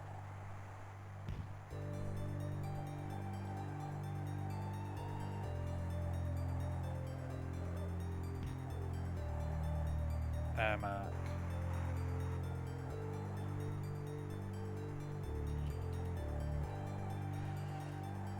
I like the OG Mortal Kombat fatalities though, they were fun.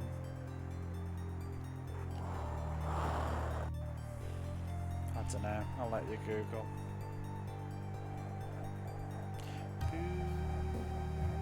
My problem with Mortal Kombat though is I really like the story mode and I love the way that they had the cool plot in it, but what pissed me off is that you have to be all the different characters and you don't know how to play them most of the time, so I'd often get stuck because I don't know any of the moves and you have to keep getting used to everybody, like verbalities. The friendships are good.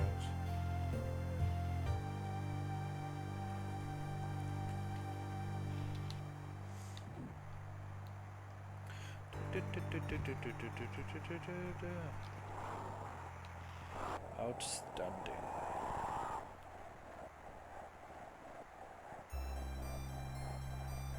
I think it's Airmark.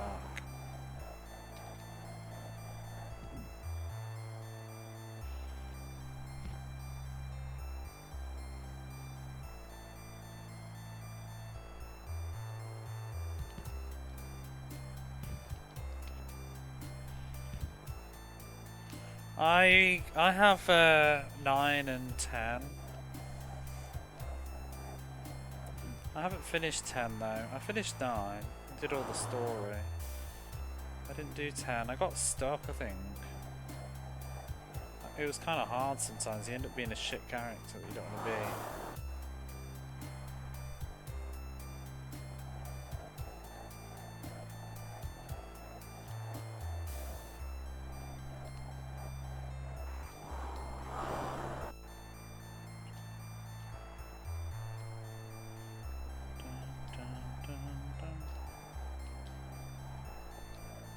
I heard they rebooted it again, and I'm just like, oh, for God's sake. Like, it's just whatever. You've already just rebooted it.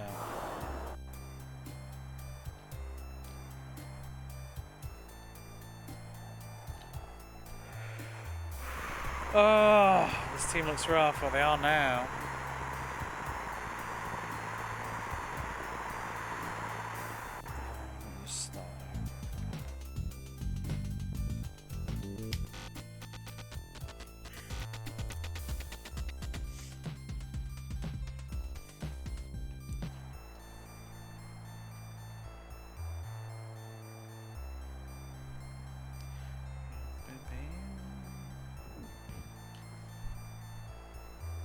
My favourite fighting series though is Soul Calibur.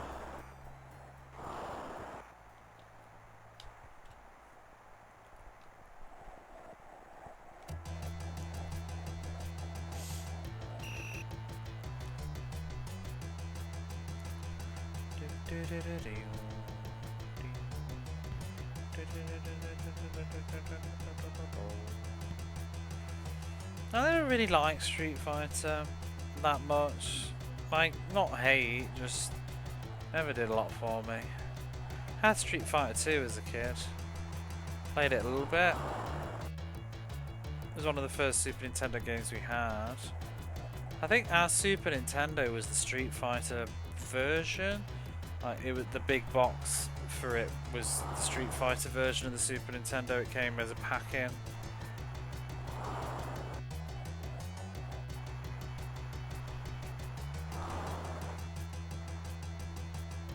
Oh yeah, Darkstalkers. I played one of those. I played some Guilty Gear as well, the first one.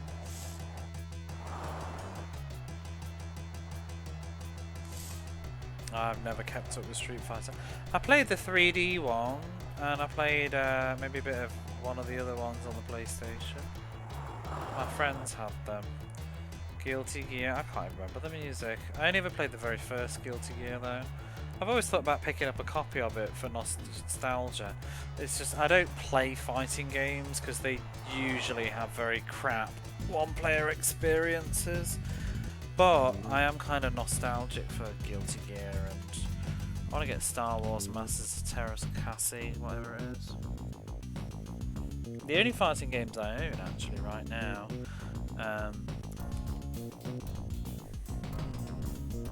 I've got the entire Soul Calibur series. Although no, I need to get the GameCube Soul Calibur 2. God, I just hiccuped, which turned into a snort.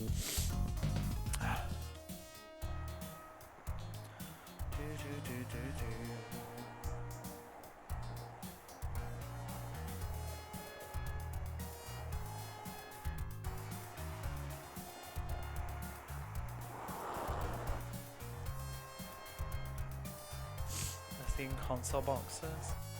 Yeah, I'm pretty sure I remember the one that was in the back at home. I'm sure it was the Street Fighter 2 version.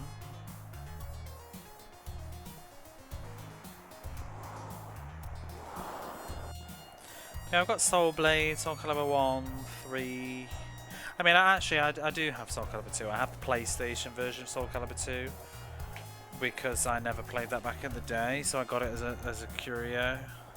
I've got Tekken Tag Tournament actually, which I never played back in the day either. I think I picked it up just because it was really cheap. It was when I first moved back out here and I only had PlayStation 2 with me. So I just got it just to see what it was all about, because it was like 50p in a shop. Didn't love it. I have also got Tekken 3 on the PlayStation, I bought for nostalgia. I want to get Tekken 1 and 2 at some point, again for nostalgia. I've got Air Guys. I want to get Bloody Raw 1 and 2 again, because I played those when I was younger. Bloody Raw 2.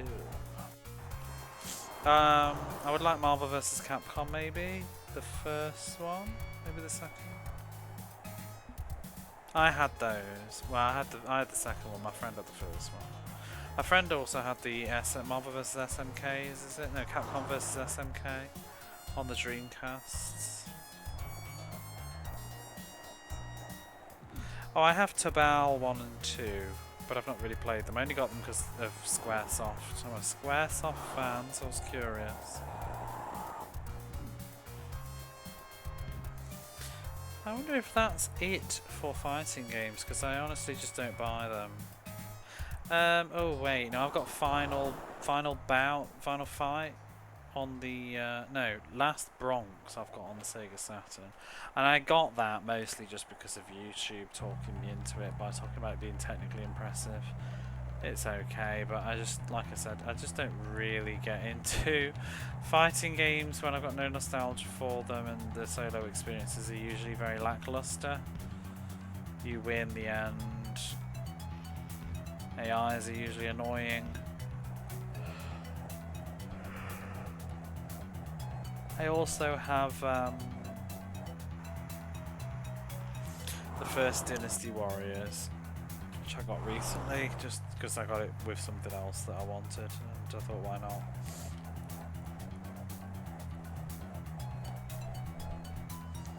Yeah, you're big into the fighters.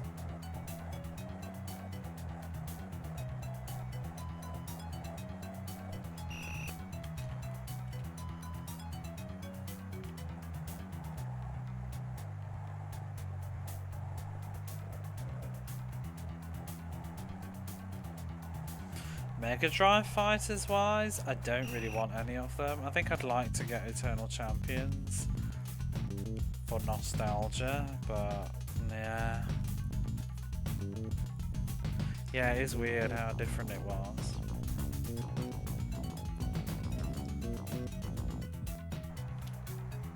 Dynasty Warriors.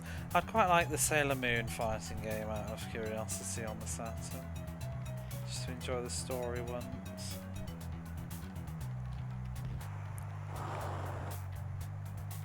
But it's a bit more money than I'd like to pay.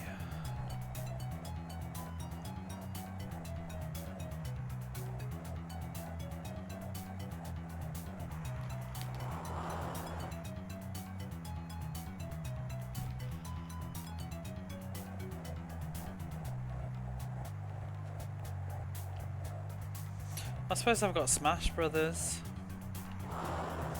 I have the Wii and Wii U Smash Brothers. I never play them though. When I was younger, I was really into Smash Brothers on the GameCube. I played loads of it, did all the solo stuff. But then when I got the Wii and the Wii U ones, I just ended up not really bothering. I've even got the 3DS Smash Brothers. My nephew likes Smash Brothers now. I think a lot of kids like Smash Brothers.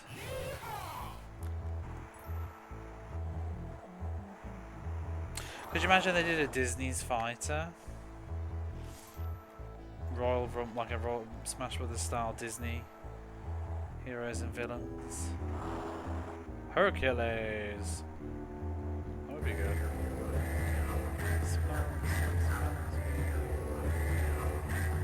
Quasimodo versus Prince Philip. I think Disney probably wouldn't like the idea of their characters fighting.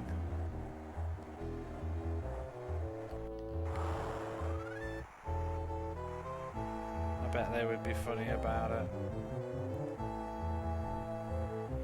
A soccer game on the Mega Drive. Very unique.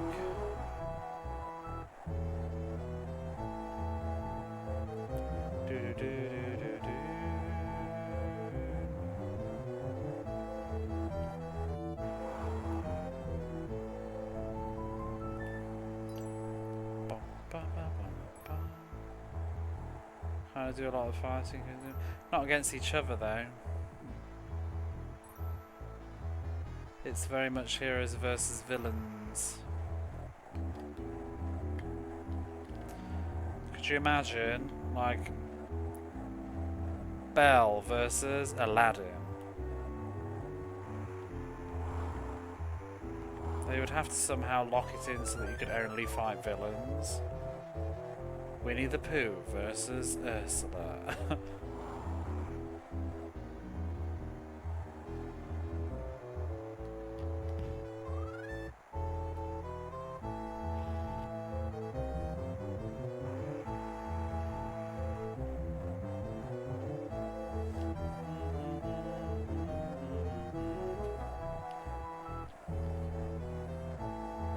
Can you imagine? Yeah. Cinderella versus Maleficent.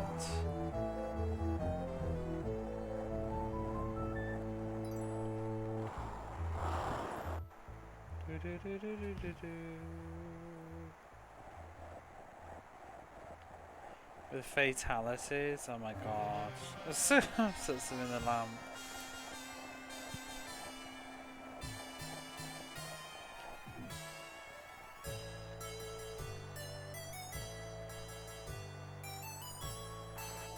Mushu wins. Dishonor on you, dishonor on your family, dishonor on your cow.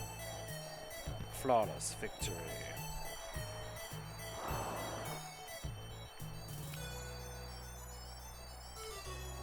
The controls are not...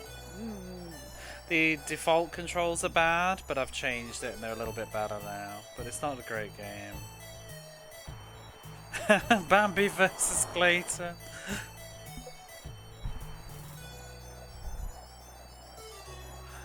Thumper wins.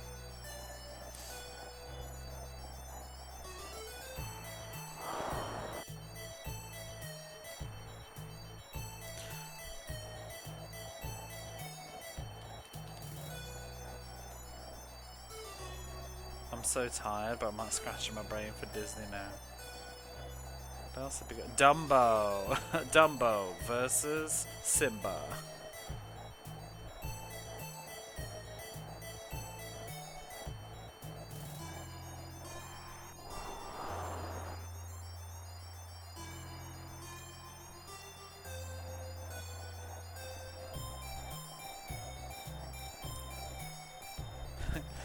Pongo versus Perdita.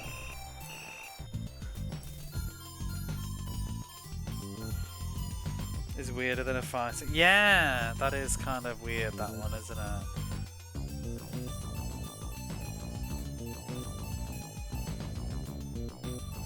it? Is it like a dating game? I know it had reasonable success here. Or it had done. Is it just like... What is it? It's like boys, isn't it? But are they like boy versions of Disney characters?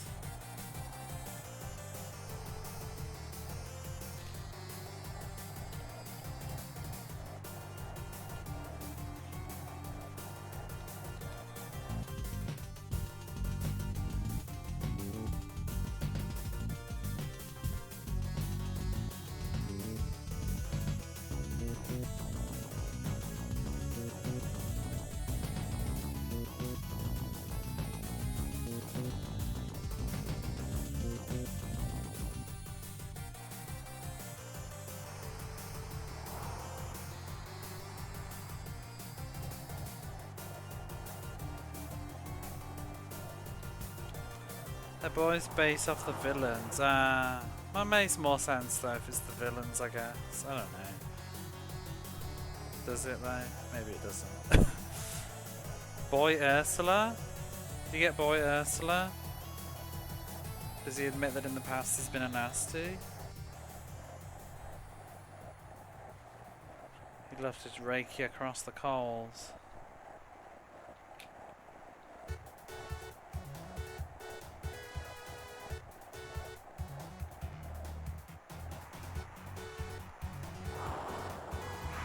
Oh fucking hell, just this casual goal. Can you stop scoring so late into the match?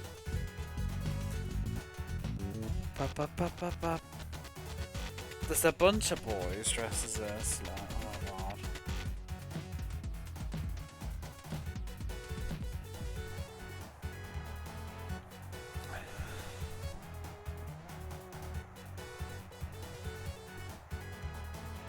A new series of Trapped in an Otome game? Is that an anime? The Scar Faction, oh my gosh. Yeah, I don't get that animal stuff. How's the final going? Well, we just had to restart. It's not going.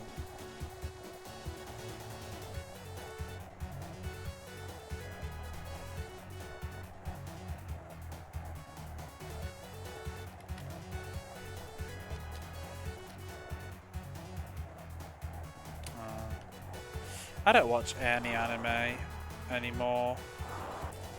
Couldn't even tell you the last anime I watched.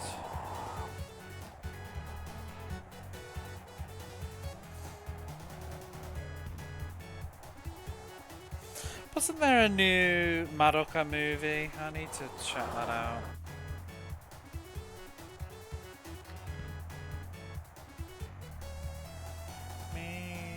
I was never an anime head anyway. I just went through phases, much like I do with a lot of things. But I was never super crazy about anime. I just liked it like just as a form of medium.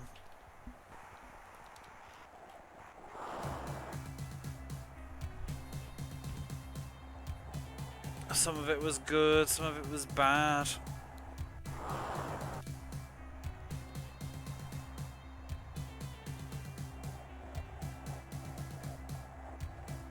I don't watch TV. I really just don't watch anything. All I do is go to work, play video games and read books. The only time I watch films is when I go to my friends. Sometimes I was in a phase where I was watching a lot of Japanese drama earlier, but I haven't watched any in ages. And I watch tons and tons of YouTube. People talking about books and video games.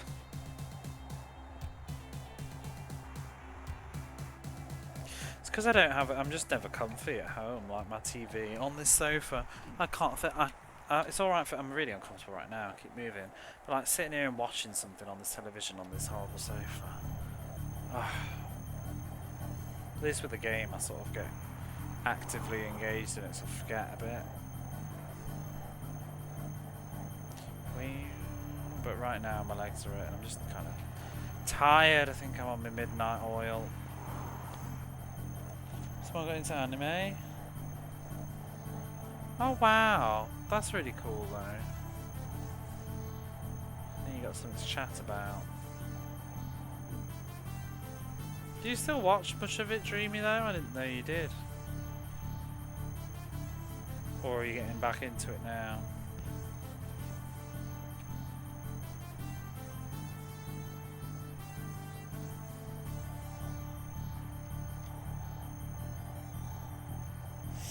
I like the Madoka series is probably one of my favourites. I really like that. And then I love films by Satoshi Kon.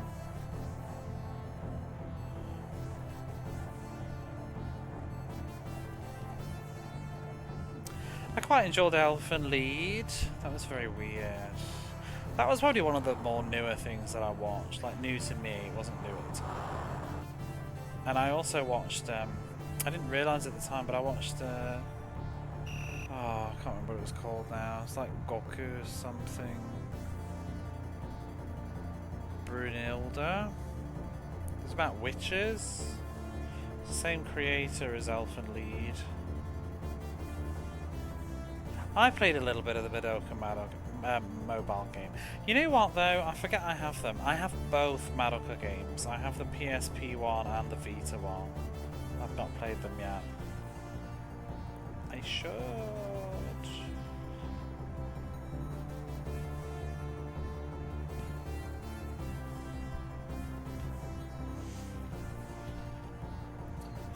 The first game is like based on the TV series, I think.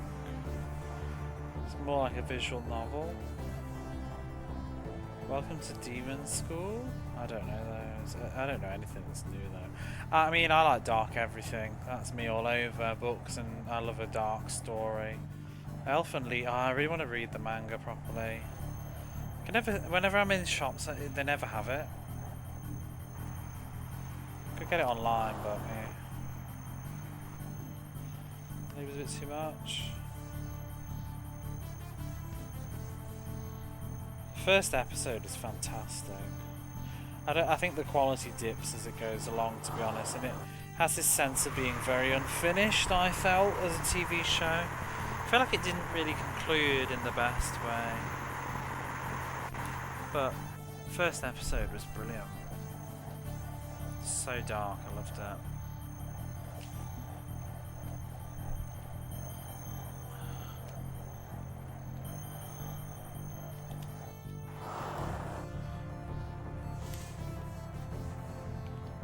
I used to like stuff like the Devilman OVA.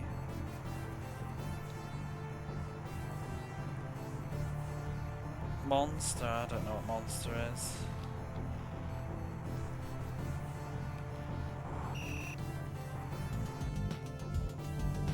I'm very weird about what dark I like though. I like thematically dark rather than nasty.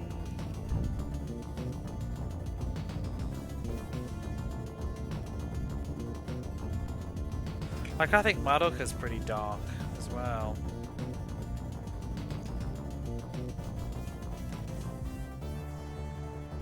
I don't know what else I like. That was my favourite stuff. I love Card Captor Sakura, but that's not dark. But I do love that. Although I've never seen it all. Magic Knight Ray F Series 1 as well is also one of my good favourites. No, I don't know that one. Sounds interesting though. I really liked what I read of the manga. I never finished it. I've got them, but I need to sit down and read them sometime. I really like MPD Psycho. Or at least I like what I've read of it. I don't know if it ends up ending good. MPD Psycho is pretty crazy though. It's not light-hearted.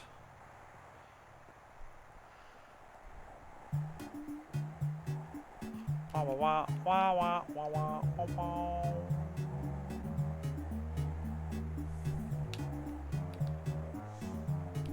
Correct. Southampton. Is that the new one? I forgot that they did that. I never finished Sailor Moon Crystal either. I watched the first 2 episodes or so. I thought it was okay, but I've heard people don't like it. They're bringing back Magic Knight Ray F, aren't they? Or have they already brought it back? I remember they did the trailer. I was really excited. Oseki no Kuni, what's that? I don't know that. I remember I watched something really random. I just threw it on because it was on Amazon Prime. And I knew nothing about it. And I don't remember what it was called. And I've just knocked the capture card off the table. Oh. My legs are killing.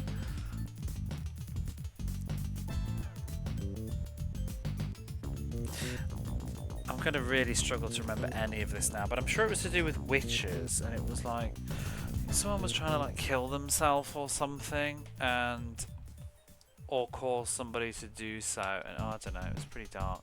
This is a terrible explanation. I can't think of anything now. They were like in school as well. I think I only watched the first like half an hour. I'm sure somebody jumped in front of a train or something. Or it was a gun. I don't worst description ever, but it was weird. I'll probably never ever remember what it was now though. And it was probably about 5 years ago. And I think it was new at the time.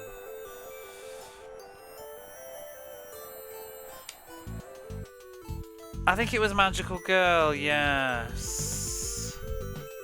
So that's probably why. If it was Magical Girl, that would make sense to why I put it on. Was that the Magical Hat Witches one? I wonder if that's it.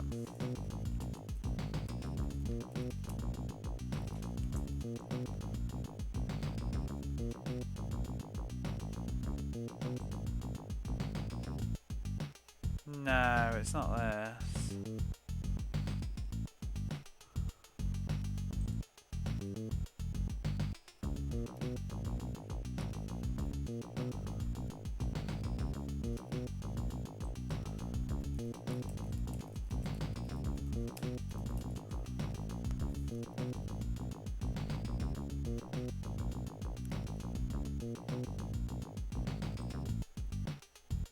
Oh, I found it. That was easy.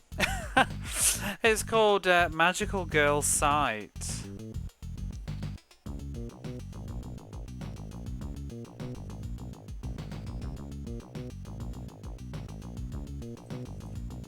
I literally just googled Magical Girl Japan Suicide Anime, and it says this query likely refers to Magical Girl Sight, dark anime where abused suicidal protagonist Aya contemplates stepping in front of a train before gaining magical powers.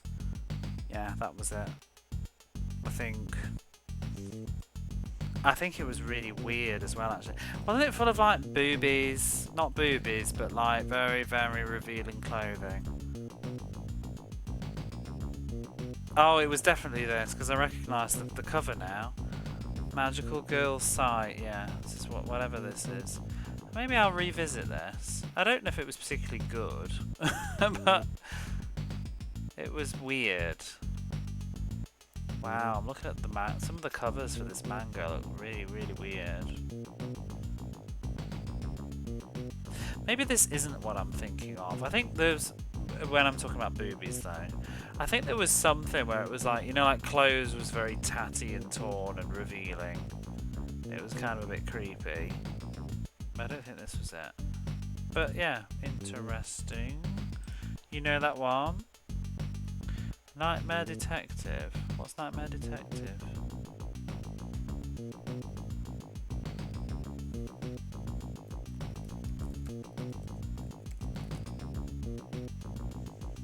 Horror fantasy? I've not seen this.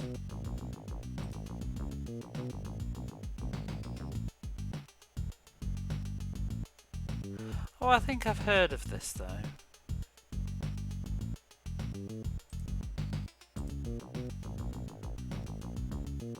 Dungeon Meshi?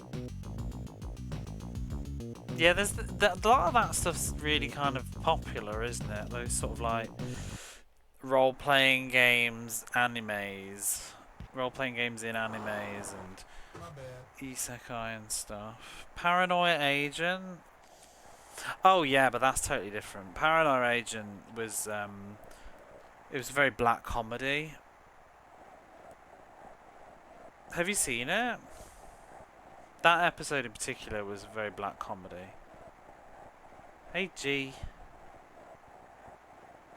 But yeah, the whole, not just the isekai, but like the, I'm in a role-playing game or something like that, you know?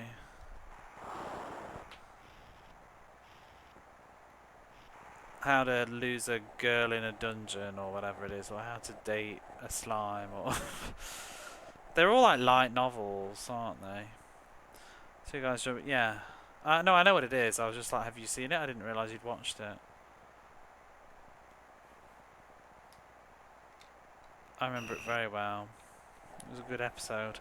That episode is also a very controversial episode, I think, because in the UK, Paranoia Agent is rated 18. If you want to buy it, it was given an 18, and I think it's just because of that episode. Because there's nothing in the anime that's rated 18 content-wise in terms of like violence and gore and whatever. I think it's just the subject matter of that episode is too dark. Even if it's in a sort of comedic way, but it is about, it's about 3 people in this episode. Oh fuck's sake! What? Why did you dive so early? Oh, for God's sake. I just want to finish this pissing game. They always keep I love the scoring. smell of salt. They always keep scoring in the second half. Bloody hell. We were like 2 minutes away from the end. More current anime. Psychopaths. I think I watched 2 episodes of Psychopaths. It seemed okay, but I didn't finish it. I've always meant to revisit it. But yeah, the Paranoia Agent episode, it was like it's especially, it's like a thing that used to, I mean maybe it still does, but people used to go on forums and stuff to do like suicide pacts or something, where they just try and find somebody to do that together with, to not be alone or whatever. And it's these 3 people. One's like an old man, one's a middle-aged man, I think, or a younger man, and the other one's like a young girl. She's like 12 or something. And they agree to meet up to do this, but throughout the episode they keep, for various like kind of humorous weird reasons, keep failing their attempts. And but yeah, it's not an it's a sensitive subject matter. Seem to wonder, well, every episode's kind of weird and episodic. I like the series is a bit of a mixed bag for me. I like it as episodic stories. Some are better than others. That episode is probably I think that's the best episode in the series. But the overall story of the show, I didn't really like it. It was too weird. I thought the last episode was pretty bad, to be honest. It was just kind of nonsensy. But the individual stories, I enjoyed them. And I love the theme music.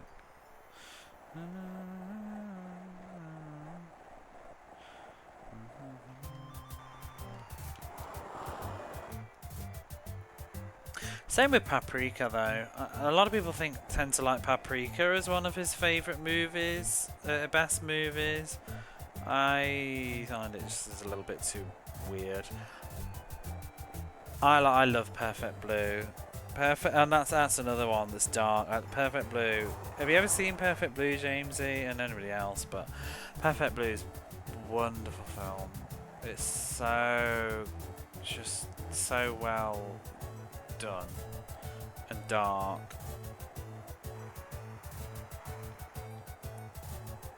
Paprika is visually stunning. Amazing soundtrack, amazing animations and dream sequences, but the actual overall plot was often a bit weird. I keep meaning to read the book and see if it's any better. But yeah, it was just a little bit too kooky. You need to watch Perfect Blue, James, so please go watch it. Eventually, after the stream. Go watch Perfect Blue, it's a good film.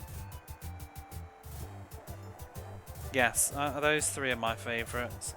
I think for me it's Millennium Actress and Perfect Blue though. I think Tokyo Godfathers is also fantastic, but yeah. I mean, Paprika's a good film, to be honest. He just makes good stuff, or did, because he's died. But Perfect Blue and Millennium Actress are two of my favourite animated films of all time. Yeah, Paprika's is what the fuck. Perfect Blue is a psychological thriller, and it's definitely not for kids. It's rated 18, and it's about a Japanese idol singer who she's in a group and she wants to leave and go solo, and she announces that she's going to leave the group and go solo, and she then starts getting kind of like threats and stuff as she's trying to break out, like do acting or solo music. And it's just basically she's got a sort of stalker and is feeling under threat and is starting to affect her mental health. And I'm going to say no more, but it's very good.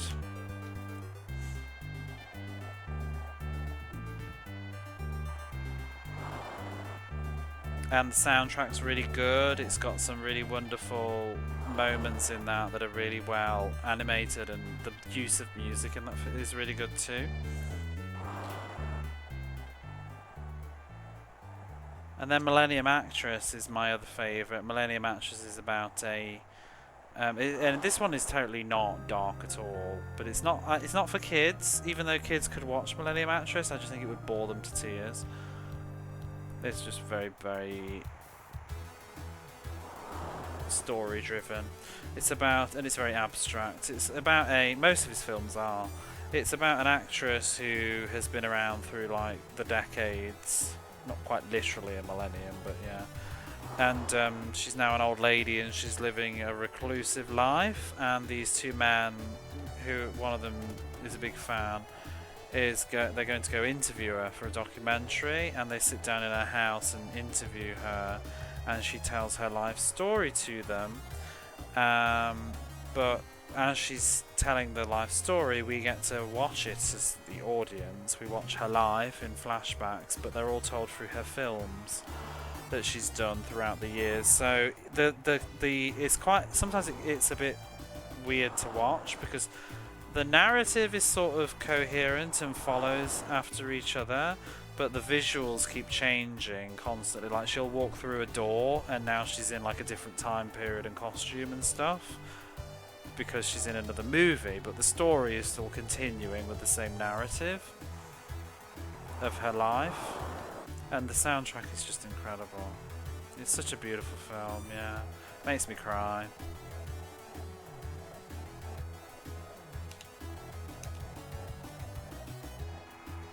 And then Tokyo Godfathers is another wonderful film, but that's very different. It's more like a comedy, but it's very moving. It's like a human moving comedy.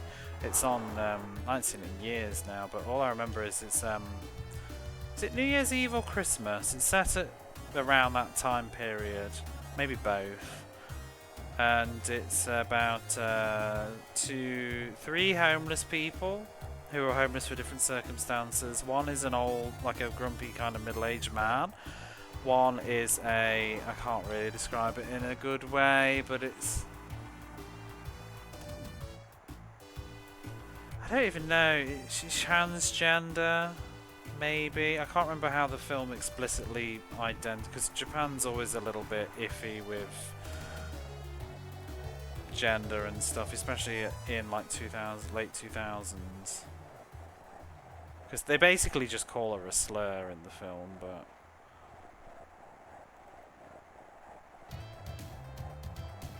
It's either, I can't remember because it's been so long since I've seen the film, it's either as a gay man or a transgender. I think transgendered is probably correct. And then a young woman, like a teenage girl. So these are 3 homeless people, and they find an abandoned baby and decide to work together to help like get the baby back to its home. And that's why it's called Tokyo Godfathers, but it's very moving. And you learn more about each of them, like why are they homeless, what's happened, what's their life circumstances. And it's the, you know, because obviously because of one of the characters being queer, there's some prejudice that's in the film, but it's all portrayed in a nice kind of like humanizing light.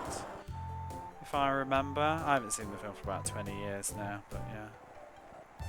It's a good film.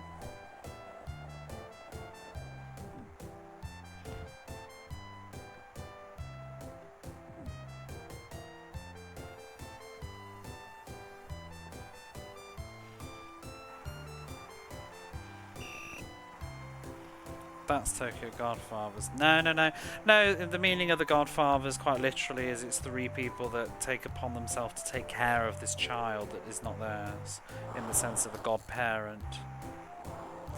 Yeah, it sort of is a comedy. It's like a what do you call it? A comedy of errors, like a Circumstances, an Odd Couple kind of thing. Like these 3 characters who would never have anything to do with each other under usual circumstances, but they're all homeless and they're all very different.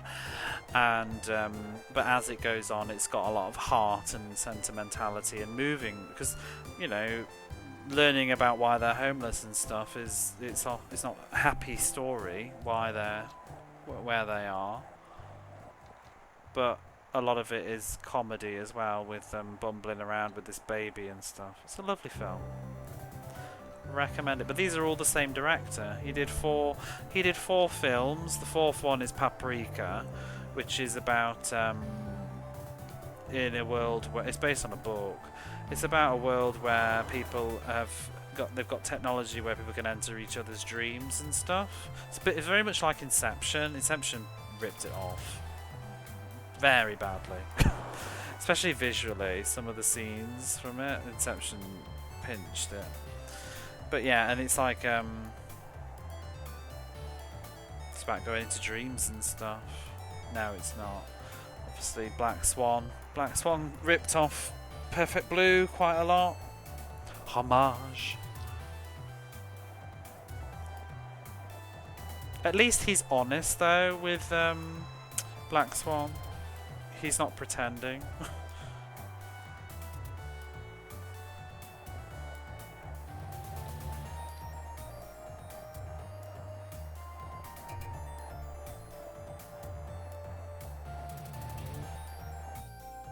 Yeah, he did those 4 films, then he did the TV series Paranoia Agent, and then passed away, sadly, from pancreatic cancer.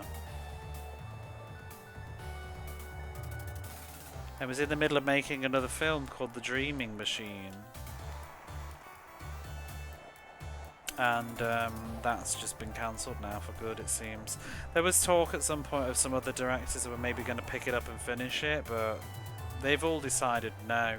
The last I heard, the directors that were maybe going to do it, the director, he basically just said that he can't do it. It wouldn't be good enough. and he doesn't want to do it, basically. Like, they can't do the film without him.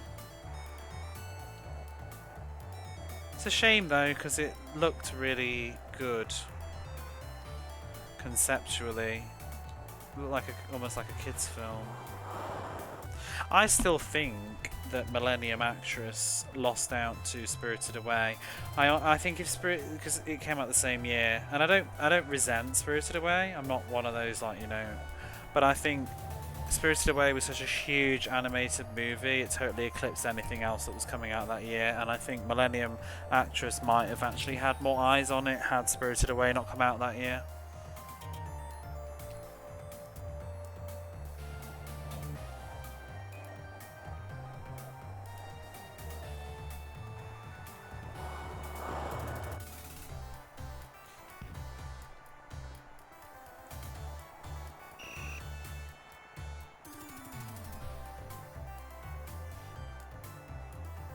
And I mean, yeah, and in all countries really, but scene for scene stuff it is, yeah. I mean, the most famous bit is the sitting in the bathtub, isn't it? Where she's sitting with her legs crouched and stuff, and then goes under the water and screams.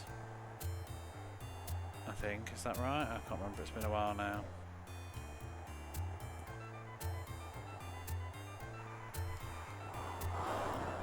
I mean, that's just how good Satoshi Kon movies were, though. Like, for animated movies, they're directed like film. They're animated with all these beautiful shots and angles and stuff. Especially Perfect Blue. Like, it literally looks like a Hitchcock film, but animated.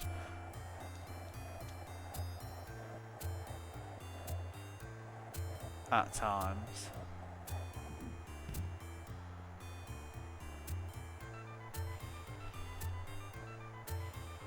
But I shall not say any more because I don't want to spoil it.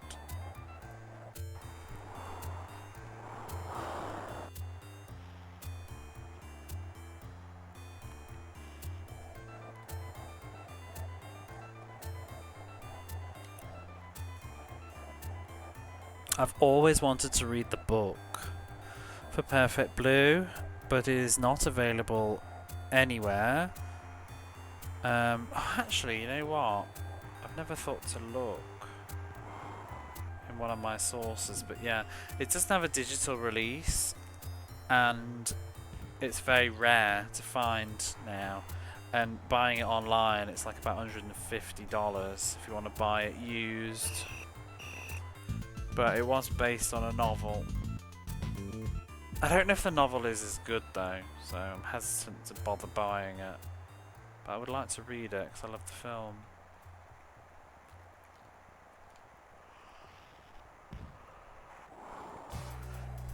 Because you never know with some of these if they just took the concept and that's it, or if it is the same as the book.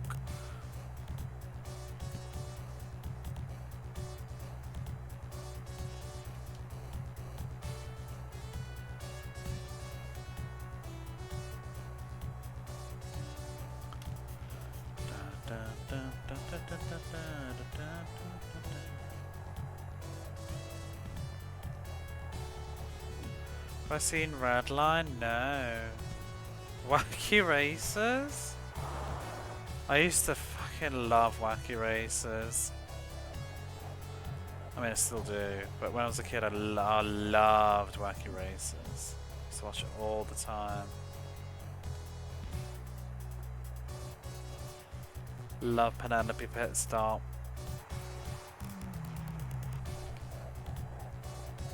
And the Professor. I used to watch Stop the Pigeon as well. Catch the Pigeon.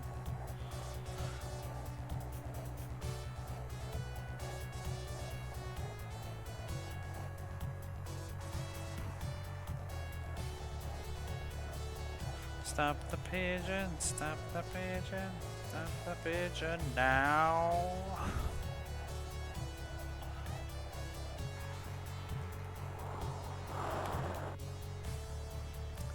Help! Is that Penelope Pitstop?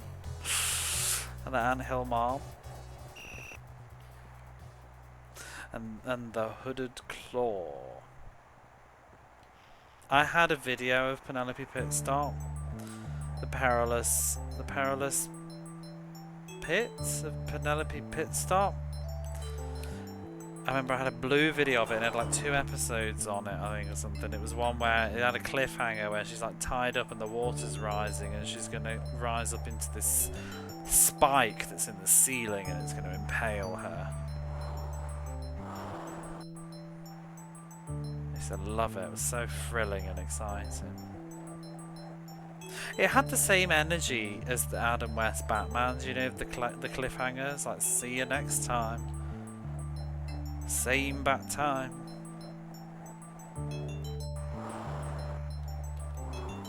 Oh fucking hell, how did that not go in that net?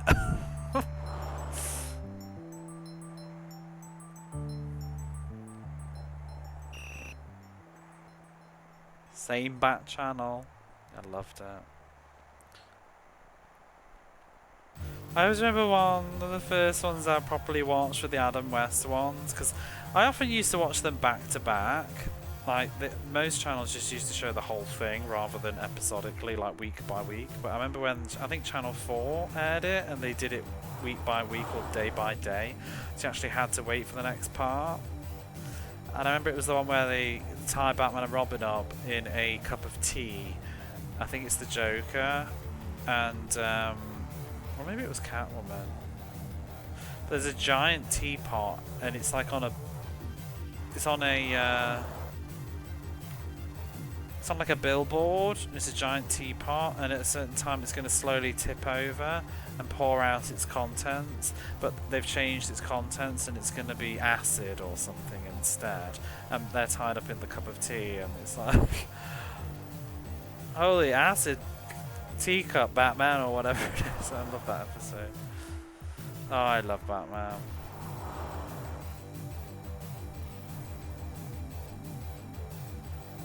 Oh, I love the movie. I've seen it so much. I watched that Batman, Adam West Batman, religiously as a kid. Some days you just can't get rid of a bomb.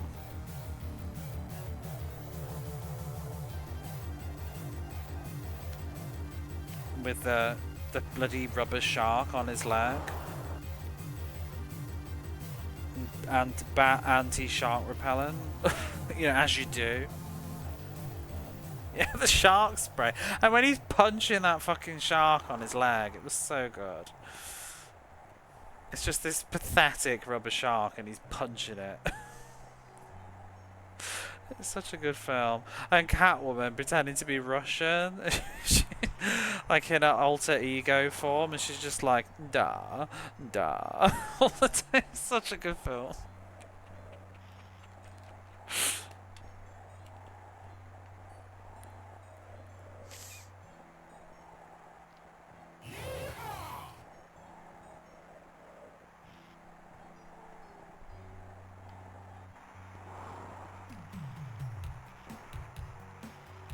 Yeah, your acid. Yeah, exactly. Look, I have my anti-acid and a teacup repellent. I've said it before though, but the one that I always remember the most is with Batgirl. It's when it's got Black Widow in it. She's only in one episode. It's this old lady with like white hair, and she lives, you know, where would a spider live? Under the porch. So she's got this fake house in America, and her secret base is like underneath the porch. And she's got these 2 robot old couples that just sit on the porch all day rocking backwards and forwards, and they're actually robots. Batman works out that they're actually robots because every time when he pulls up, they just say the same dialogue, and he recorded it and he slows it down. He's like analysing it, so the actor keeps playing it. It's just this woman going like, "Say, ain't you that Bat fella and that Robin fella who are constantly fighting evil?" And he's like, I'm playing it even slower. And as a kid, it just burned into my brain forever.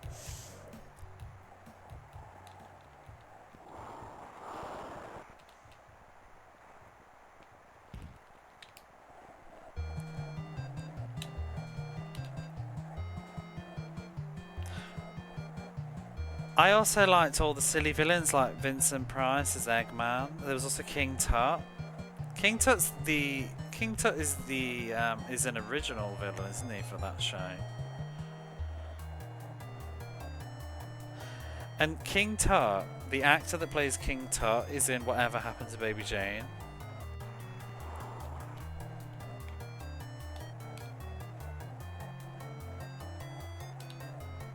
What the hell? Whoo! Did you just see the ghost? This game is cursed. Whoa, can we replay that? There's just some green ghost floating around the screen. This game is evil. I don't know if he's going to show up on the replay. He's like, oh my god, this game is haunted. I don't like it. He was definitely there. He's turned into a glitch now. A ghost.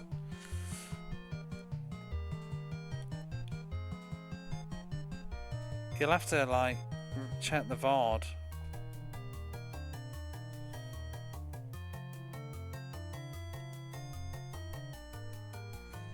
This is the final G, but the game just won't go away. How much is this replay going? Where's the ball? There's the ball. He's not there, but he was a glitch. He glitched out. Oh, it's creepy. It was like this green shirt person with green or orange hair. It was like the Joker was in my game.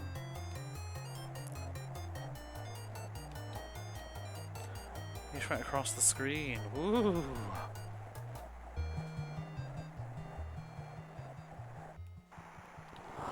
But yeah, King Tut.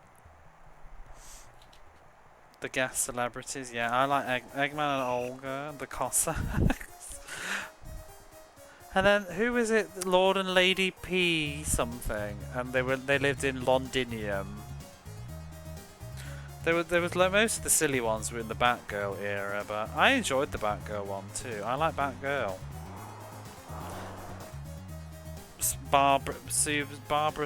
Susan, what was her name? Barbara Gordon. She had a telephone. I liked it.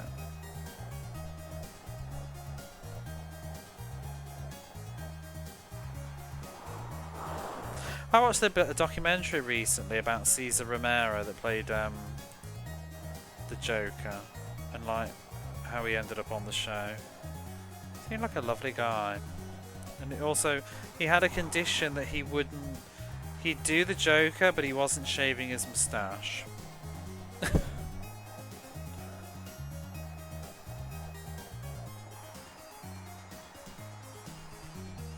Here I have the spooky ghost.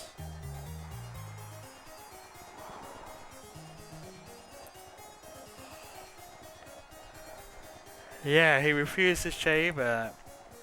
Did I send you that documentary?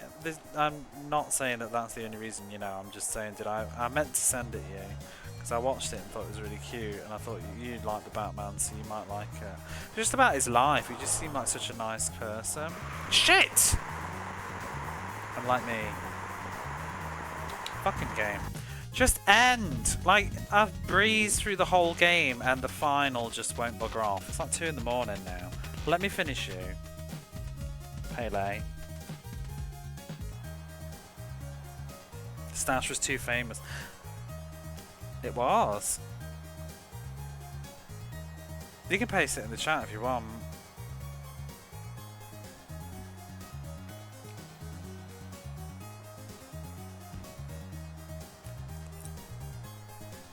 The ghost. Pelé ghost. A Pelé Geist. It's right there.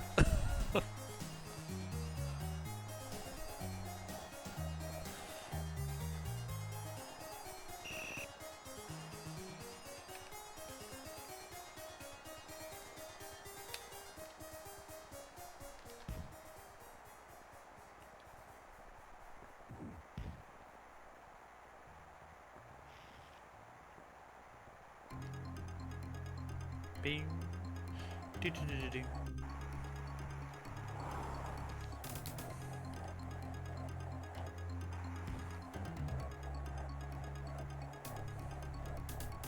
You know the ending credits, G, for Pelé?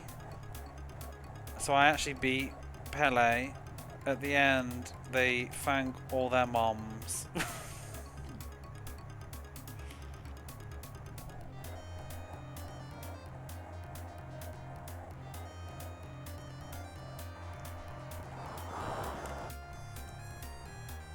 Which was nice. Doo doo.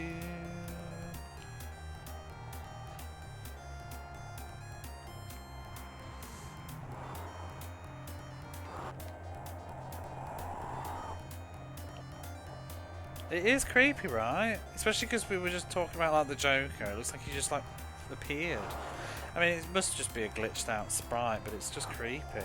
He looks like the robot Richard Simmons in The Simpsons.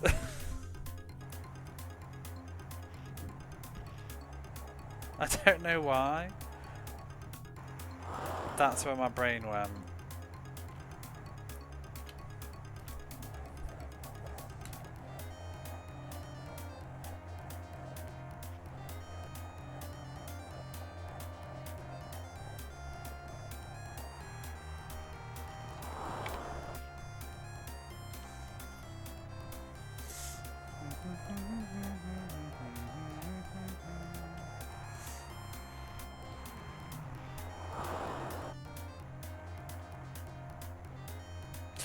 This is very, very random. My brain makes no sense. But have you ever, in America, did you ever get the song Frontier Psychiatrist by the Avalanches? Was it the Avalanches?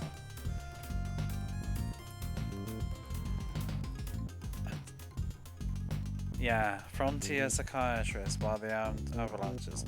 Wait, it was Australia. Peaked at number 18 in the UK singles charts.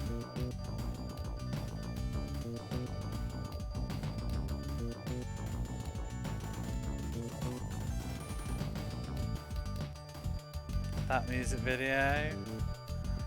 That boy needs therapy. That's it. It's psychosomatic.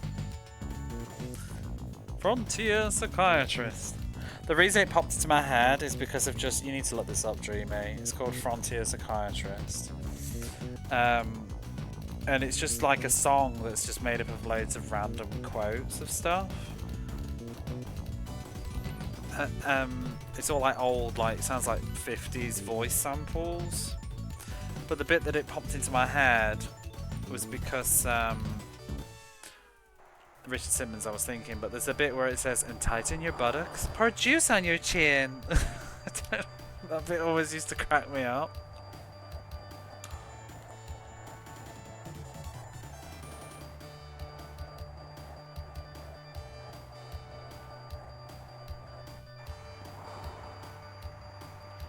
The man with the golden eyeball, ball.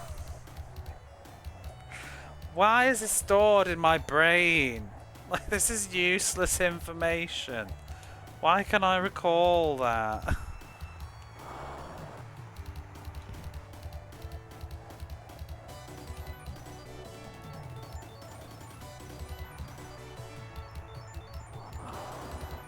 And the video's really weird as well.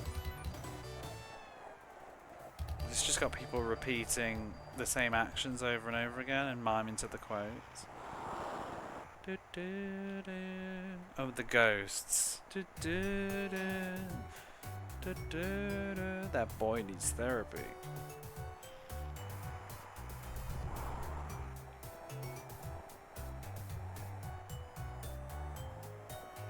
How you looking?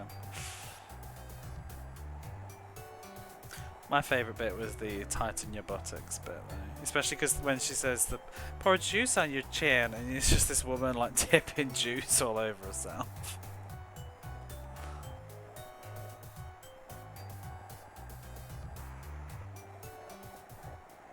I can never work out though if she's actually saying pour juice on your gin or something though, but it sounds like chin.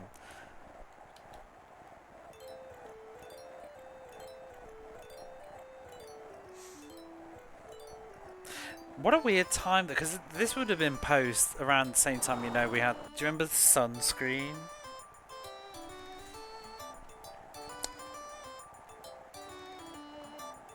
And you may dance the funky chicken on your 50th wedding anniversary. Maybe you'll get married, maybe you won't. Maybe you'll have children, maybe you won't.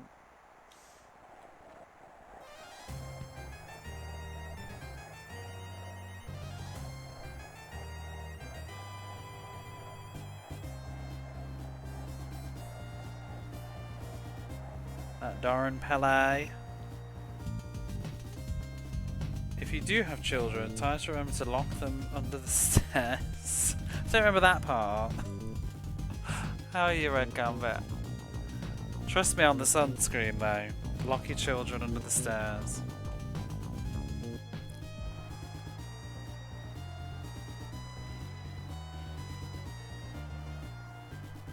I did not realise that the frontier psychiatrist was Australian though. I don't know what I thought that was, to be honest. I've never thought about it now. If I was to say, I would have probably guessed British.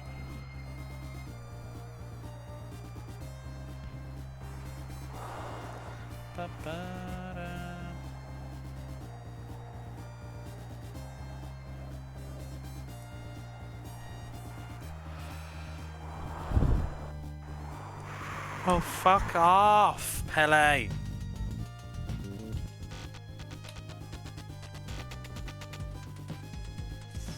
Why does Pelé always insist I have to do that one extra stream of just nothing? I don't want to go live with one game of Pelé left.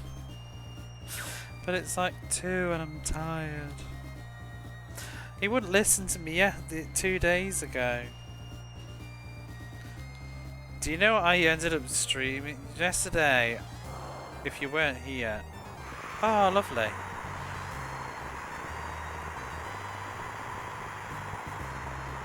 I love how they run together.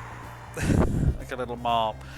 Yesterday I went live and I think I only had one game left to do and I beat it in the first round, so you know you wouldn't have seen me finish it yesterday unless you were here immediately. Because I finished the game in like the first 15 minutes of the stream and then we just sat and listened to music for 2 hours. Oh wait, you said you didn't see me? Didn't I see you? This is Pelé 2.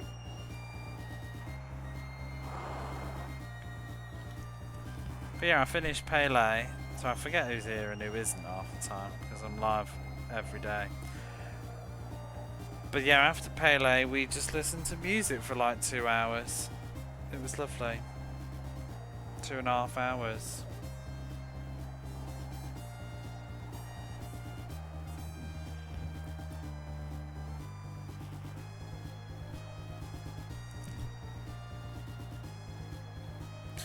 Pelé never ends. This is the Pelé that never ends. It just goes on and on, my friends. Some people started playing it. I thought about that randomly today, and I need to look that up, so that's a mental note to myself. I remember most stuff from my childhood, and I remember watching it all, and I can, you know, tell you any time. But every so often there's something I forget. And you know what I forget? I forgot that I used to fucking love Lamb Chop's Play Along, or whatever it was called, Playhouse. Do you know what that is? I feel like it was on cable or satellite even, Sky in the UK, because it's very American. And I don't know if it was ever on mainstream TV in the UK. Anybody can confirm, feel free. But I bet I used to watch it on like the children's channel or something. But I used to like Lamb Chops, whatever it is. Play Along, Playhouse. I'm sure it was a 90s show. The Lamb Puppet, yeah. That was the ending song. When the credits were going up, they all started singing and she was running around going like, stop it, shut up. And it just goes on and on, my friend. And she's like, enough. I liked Lamb Chop when I was really little. It's that woman and the little ham puppet. There was a donkey as well. Like a donkey. He had a baseball cap on, I think. And I can't remember who else was in it. Pelé to any better?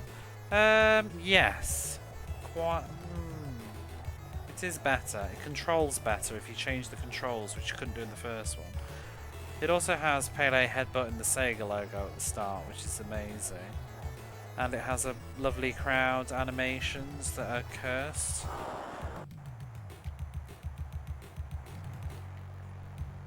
That's why writing a diary is great. You never wrote a diary? Wow, this I didn't write a diary when I was like 4. I tried to write a diary once, but yeah, never stick with it. Do you know what I did do though once? Have you ever kept a dream diary? You love Wishbone? Don't that's not classic books. I used to like what was it, Potsworth and Company. And that one, that show took me ages to try and remember. You know, you just got hazy memories. I remember trying to rediscover. It helps now that you can just watch montage videos on YouTube, and you can just watch all 90s kids shows. But like, Potsworth and Company was one that I definitely did. Please don't tell me that was an own goal. Is that 2? Are we on 2-0? I don't remember this game. 2-0 to Germany. Did I watch Wishbone?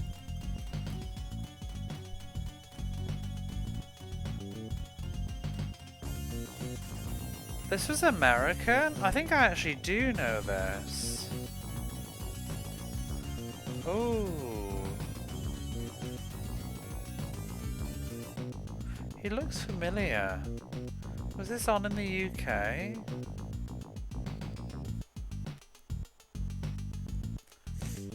I recognise the dog. What the fuck? There's a Wishbone game. Wishbone and the Amazing Odyssey.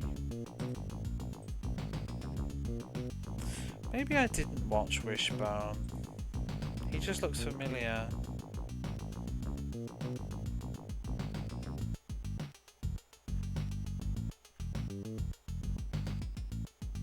Looks cute though.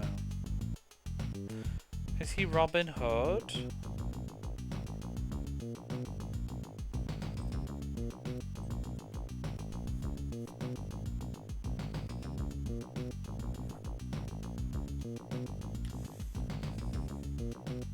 There's so many UK shows though that I bet never made it. Nobody would have watched in America. I used to like Brum, which was a car that drove around.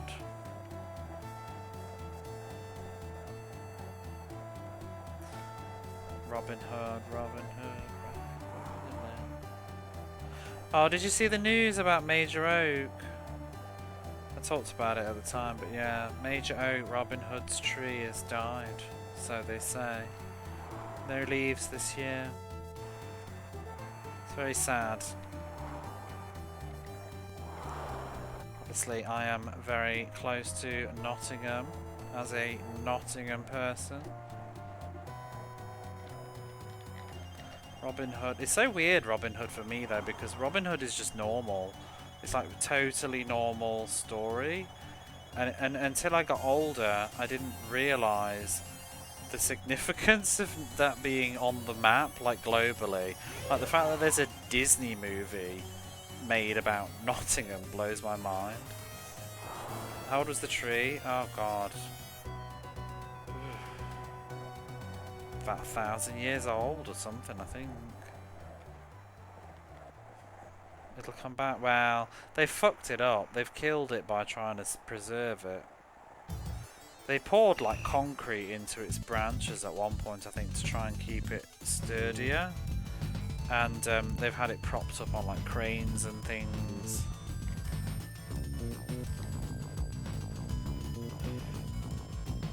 I think naturally the trees are supposed to grow inwards, and it prevented it from doing so, maybe. But you know, it's just they didn't know at the time. There's like pictures of somebody like in front of it over 100 years ago. I've seen it many times. Used to go in the summers. all the holidays. Go to, oops, I'm going the wrong way. Go to Major Oak, go on a walk through Sherwood Forest, play Hunt the Outlaw. They used to have special events on. Loads of photos of me as a kid dressed up as Robin Hood with a bow and arrow and a little green hat. They used to do these little special shows where they get you could watch like a show of Robin Hood done like in a open theatre little thing, and they would always get the kids up to do the different, you know, to help them tell the story. So I knew who can be Robin Hood and who can be Will Scarlet, and they get, you know, the microphone like, can you say this and stuff. I was Robin Hood once. Loved it. And I remember my friend, because the problem is there's not a lot of girl parts in the story. So my friend, she was a girl and she wanted to be Maid Marian, but she shot herself in the foot because she didn't put her hand up to be anybody except Maid Marian, and then she didn't get to be Maid Marian, so that meant she didn't get to be anybody. Whereas, you know, all the boys, we just put our hands up for anybody. Will Scarlet, sure. Little Don, sure. Robin Hood, sure. Friar Tuck, sure. All the girls are sitting there waiting. I want to be Maid Marian. Well, you didn't get Maid Marian. That's it. Or the nurse, I guess. You'd have been terrified. Ah, that's good stuff. I did Robin Hood once. I think I did it more than once. I did Robin Hood once though, but I probably did like another character once. They just did these little shows like for like 30 minutes every like 2 hours or something that you could go and sit and watch. And then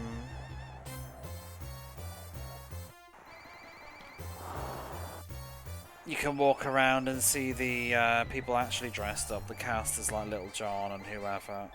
That little girl that ended up as Friar Tuck. Yeah, well, it's better than sitting down doing nothing, being grumpy because you can't be Maid Marian. Used to get the bow and arrows with like this big bit of wood with a string on and a little green fluffy bit in the middle, and you get those arrows with the plungers on the other ends. But they were like proper bows, so you had to like hold it with your fingers correctly. Not proper bows, but like they weren't cheating ones, you know, where you put the arrow through a hole. You had to learn how to hold it through your fingers to make it fly.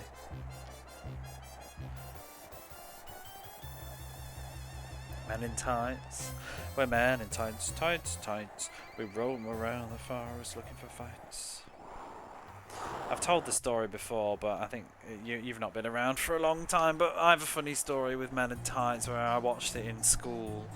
We used to have a film club in my primary elementary school where we'd watch films on the big overhead projector, and we often got them. I swear my head teacher used to just get them like off the theatre circuit things, because we used to get films before they'd come out on video yet, or TV.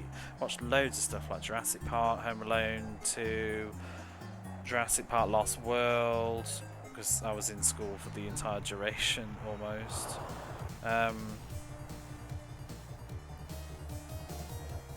And then one day he put Robin Hood Men in Tights on, and I think just because, you know, it's local, I thought it would be a good idea. Well, we didn't get to watch all of Robin Hood Men in Tights because I think he didn't realise that it was rated a 15 because it's very raunchy. And the projector mysteriously broke and we got sent home. I think he was sweating, so yanked out the plug. My mum worked at the school helping with some stuff, and she found the inside scoop that he deliberately pretended that it broke because he was panicking. Because there's the scenes, you've seen the films, right? You know, where it's getting very raunchy with Maid Marian and her chastity knickers and stuff. Well, it was the sexy stuff, I think.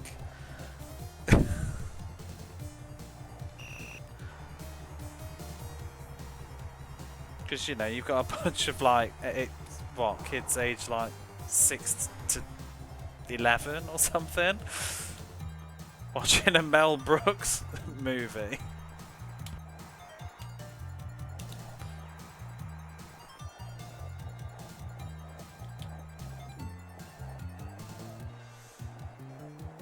But my mum confirmed later that it was intentional.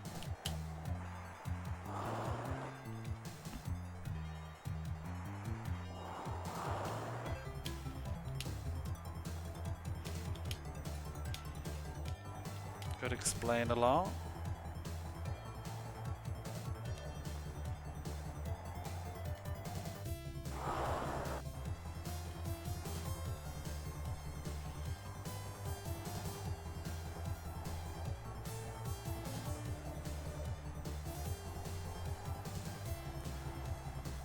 You saw Animal Farm? That's dark.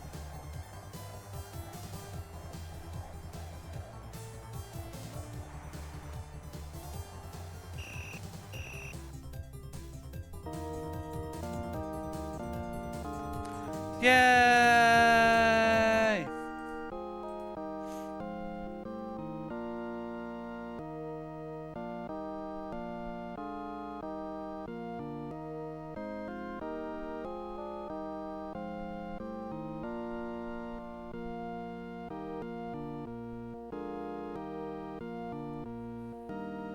Good job, Germany!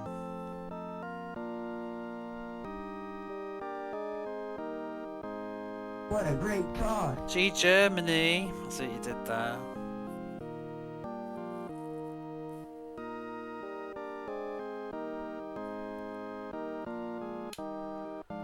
My bad.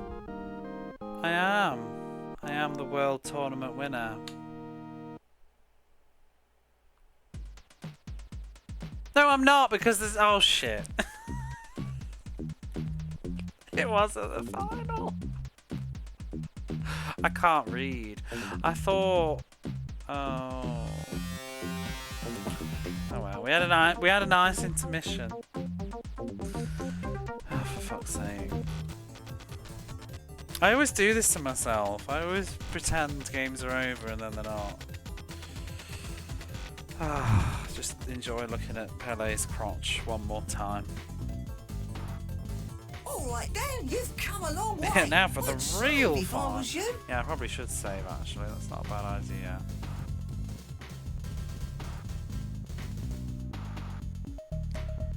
Okay, Germany, let's go.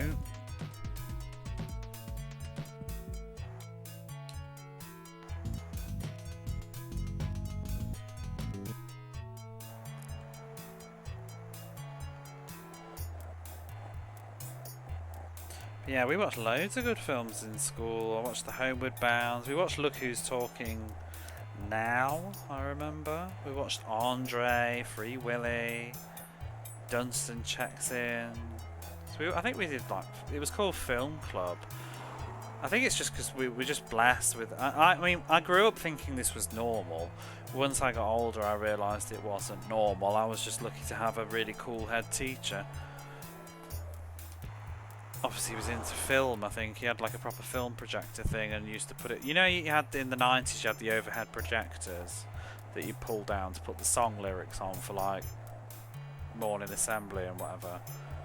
We used to play the film on that, and we'd all get the mats out and sit on the floors unless you were in like the older grades, and then you'd sit on the chairs. And we have a tuck shop, and I think you used to pay like £1 or something to watch a film. And you'd stay late. I think it was like once a month or once every 2 months or something, because we watched so many films it must have been quite frequent. Maybe every 2-3 months we watch a film, and it would just, we'd stay after school like 2 hours later or something. It was so fun. I went to all of them, I think, pretty much. Because I remember watching Jurassic Park. The first time I ever saw Jurassic Park was in school, on the big projector screen, and we were all shitting it when that T-Rex was coming. I remember not liking the spitter dinosaur as well. It freaked me out.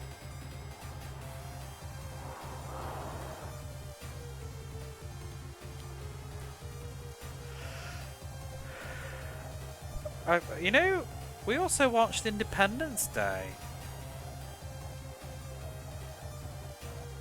I just forgot about that. We watched Independence Day in primary school as well. I wonder if some of them needed a certain amount of permission. Because Independence Day, I'm sure that was a 12 in the UK. Was it a PG?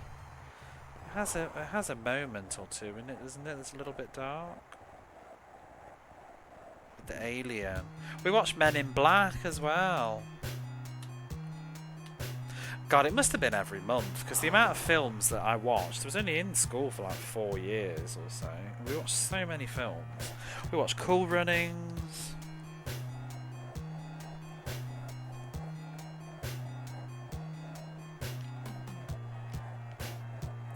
Beethoven.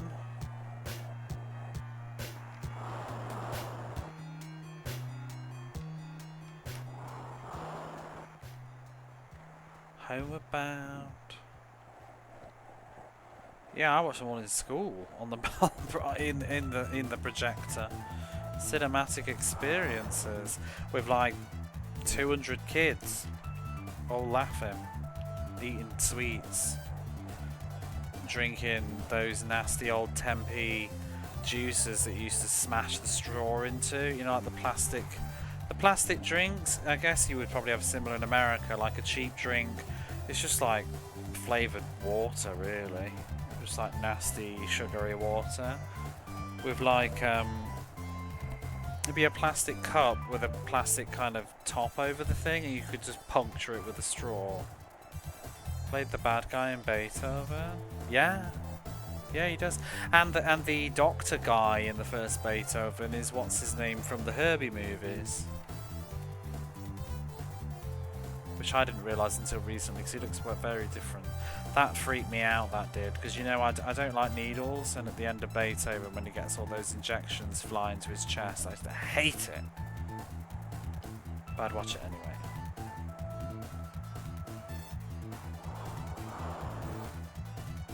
Capri Sun. So not like that. We had Capri Sun, but it's like, you know, if you imagine like an actual plastic cup, but it just has a cover over the top of it that is like, it's like stretched plastic. I'm trying to think what they would be. What's the other thing that you said? Box juices? Oh, like a carton. We call it. We call it a carton.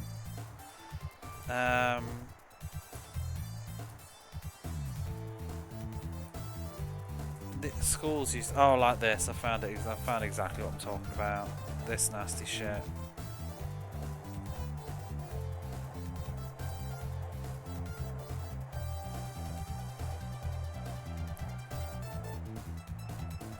I'll post your picture. And you also get the rectangular ones as well. They sell them in sets.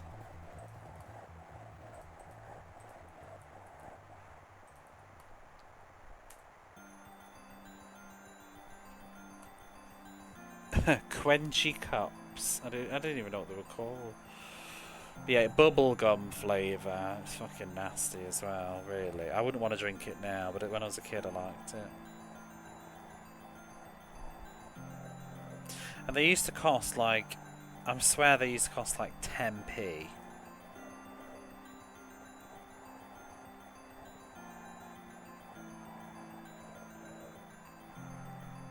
I bet they don't even do these anymore. Boba cups? Let's see. I love learning about some of the American things that you have. Is that the right spelling? I'm just getting like fancy coffees.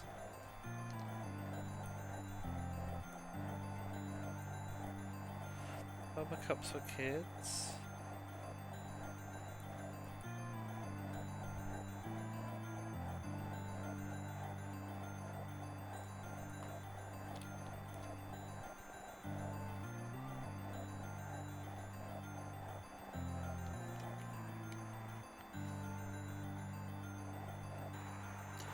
To a boba place. Oh.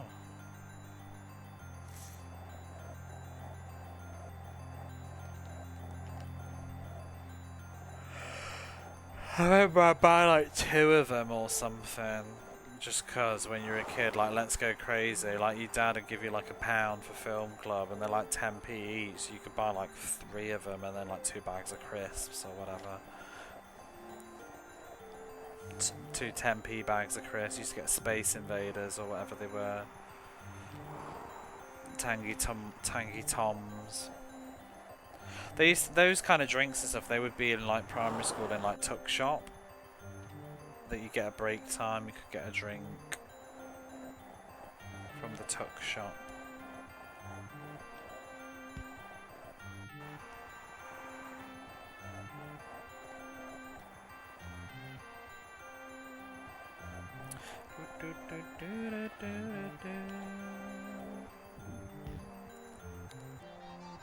And get some candies, whatever it would be, sweets. I can't remember what kind of sweets you would have there.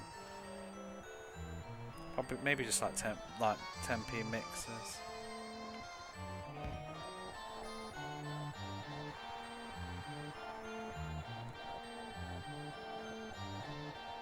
It's probably fairly like okay revenue for the school. Probably wasn't, to be honest, though, because you'd have to pay the teachers to stay.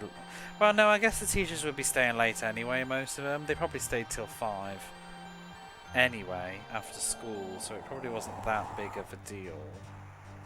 So I'm just thinking if you maybe would have netted the school just a little bit of funding, you know, from kids paying the £1 each to watch the film, and then a little bit of the tuck shop stuff.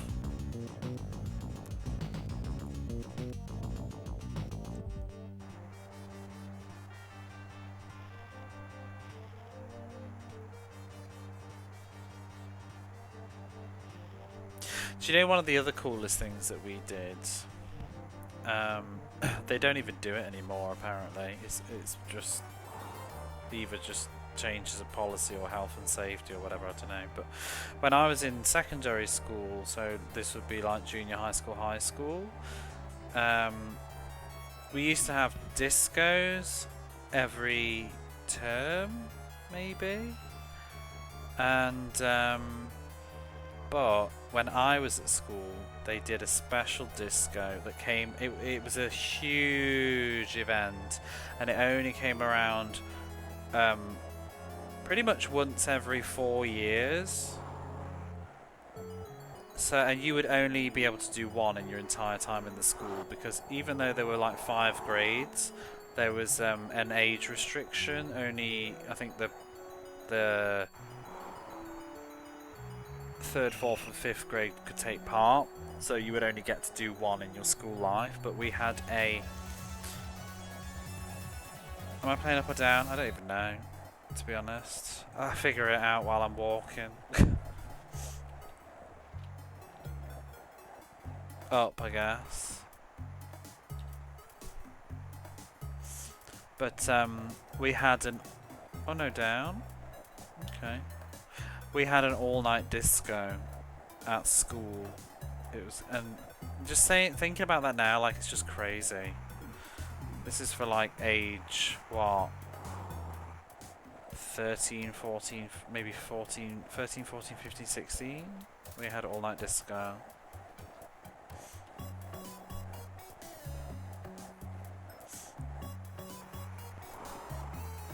And we went to the school for like 8 o'clock or something, 9 o'clock, I think it maybe, no, it probably started about 7 actually.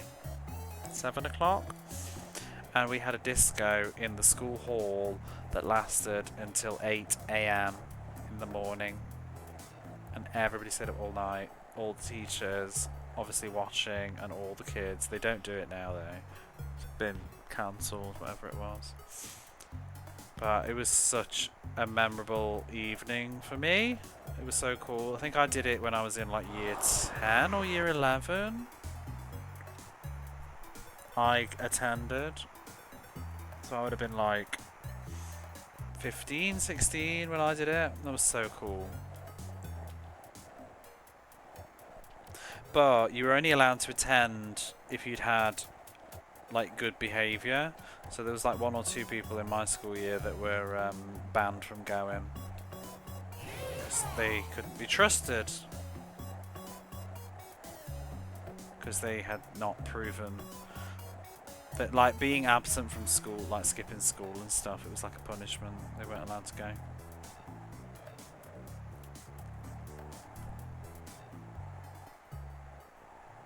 But they had like super strict rules. I remember we had, I actually found the old like paper stuff for it at my mum's when I was going through old stuff, and it was like the pamphlet with like the rules and stuff that we had to follow.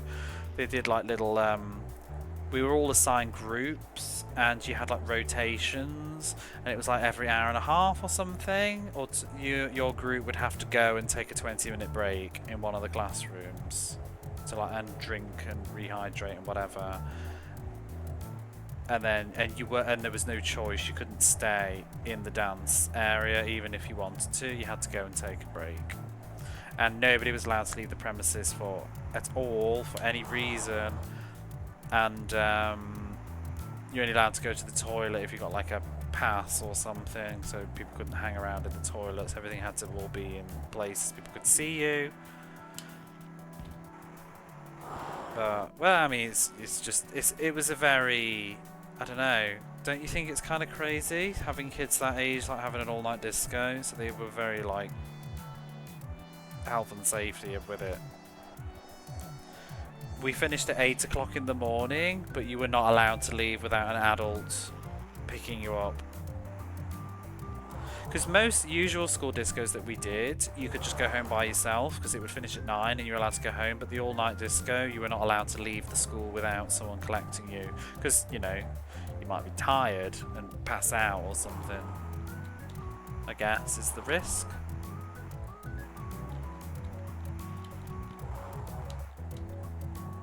So, no, teachers wouldn't let anybody leave without an adult having turned up and collected them. But it was a crazy event.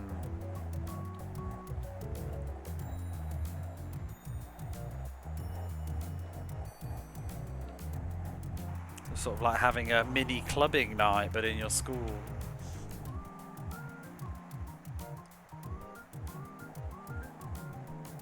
Yeah, I don't think it's normal, to be honest. I think I was just kind of... It was a tradition that we had in our school, but like I said, because it was such a huge event, they only did it once every 4 years, so you would only ever go to it once. And you had to have permission from your parents and everything.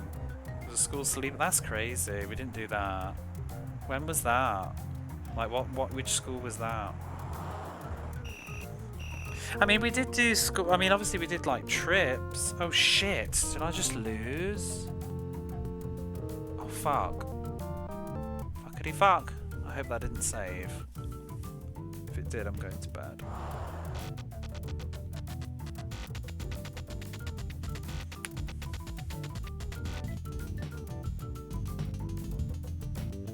No, I'm not supposed to lose. I wasn't paying attention.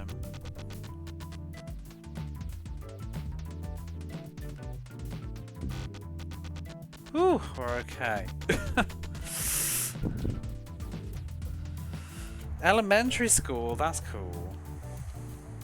Where did you sleep? Like in classrooms or in like a hall? We gotta beat Pelé.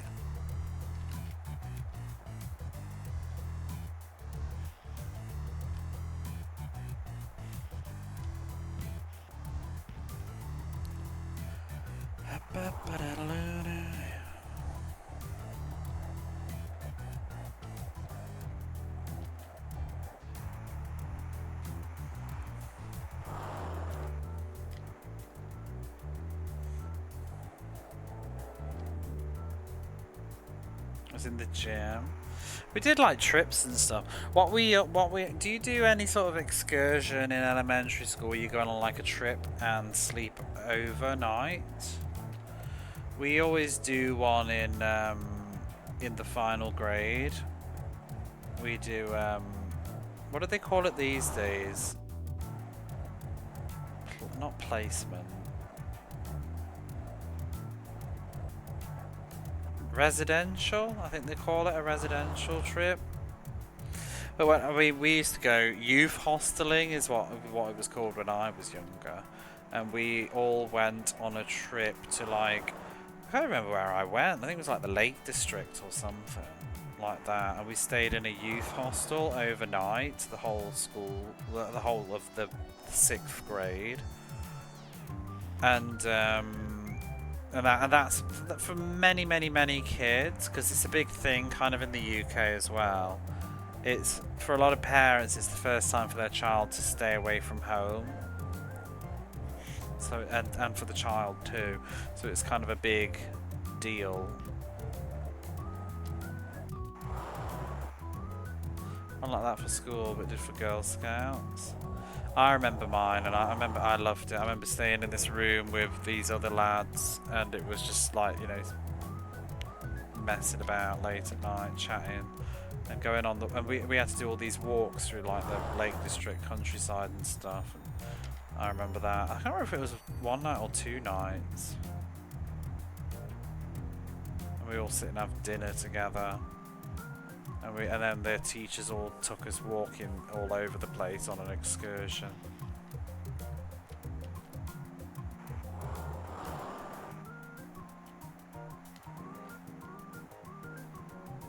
Were you a wilderness girl, Dreamy?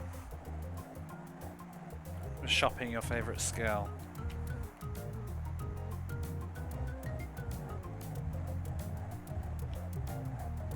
I've heard they're remaking Beverly Hills. Countryside Walk you could get behind. Can't beat it. I heard that they were going to remake Troop Beverly Hills with Cameron Diaz in it, and I don't know how I feel about this. I like Cameron Diaz and I like Troop Beverly Hills, but I think I need these universes to just stay apart. You could never sleep. Oh, it's fine.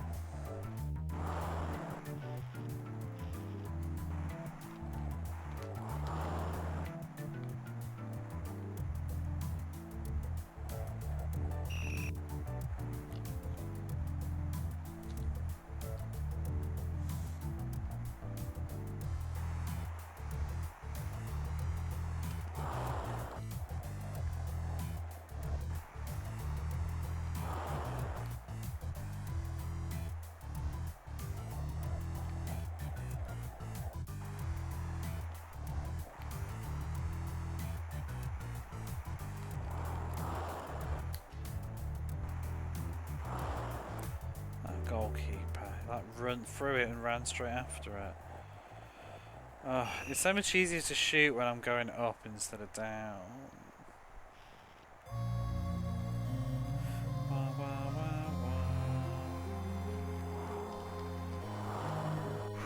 Yay! At that bottom left corner.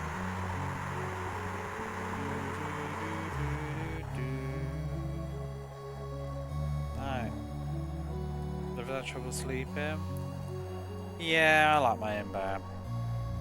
It's funny because I like my in bed now, even compared to like when I go home at Christmas. I still prefer my bed here. Just you get used to it, don't you? Of the goal.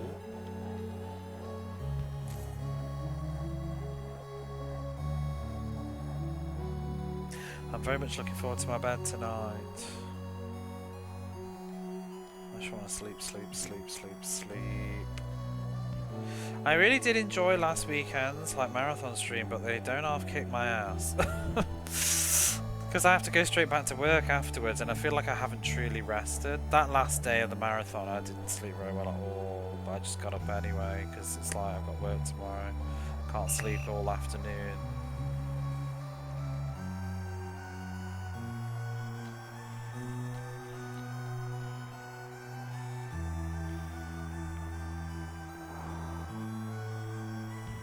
It's like, it's not really a huge deal, but if I, you know, leaving the stream like live and stuff, I feel like I can't truly rest. I still feel on. I can't relax in the same way. And like in the morning, even just trying to get ready, I'm just aware of the fact that like I should be getting back to the stream soon. Yes! Hopefully we're done. We've got to survive. A second half.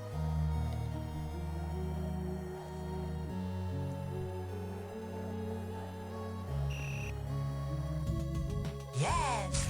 Yes!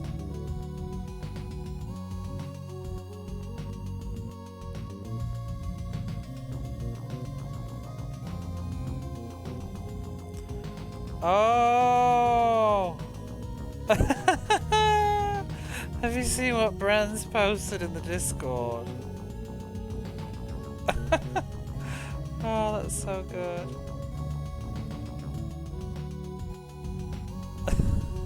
He's posted the chicken lady. I need to get it. Well, they have. I don't know. I'm assuming people's genders right now.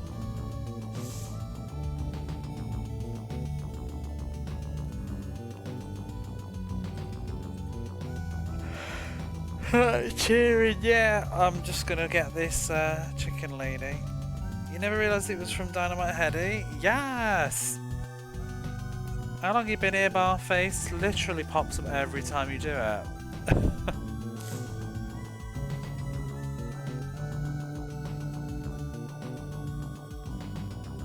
The music's such a dirge.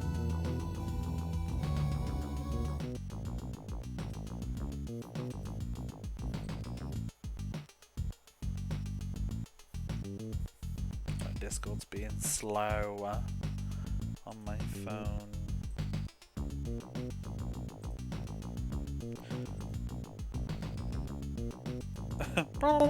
I can't stop laughing at her.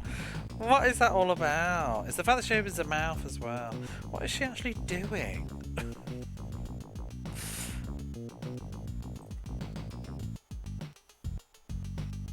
Stunning.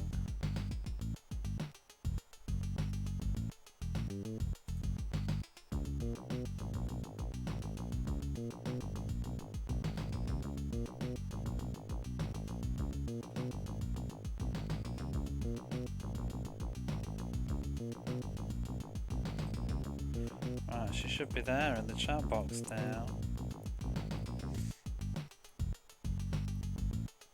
It does! You not notice the trigger fire stuff when you do Ristar as well. Look in the bottom. Or maybe it does. Yeah, if you look at where the chat box is, underneath the timer. Yes.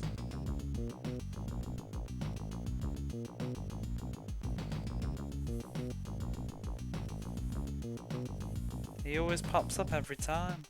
Same with this one as well.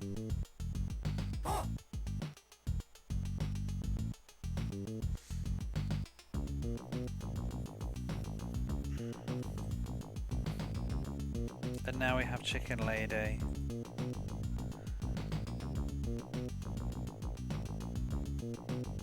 I want to put her on the game timer thing, but it's a bit too big with that. I'm going to add it to my starting soon screen though, for sure.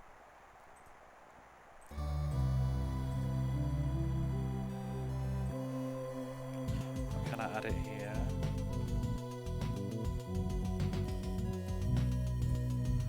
Chicken Lady.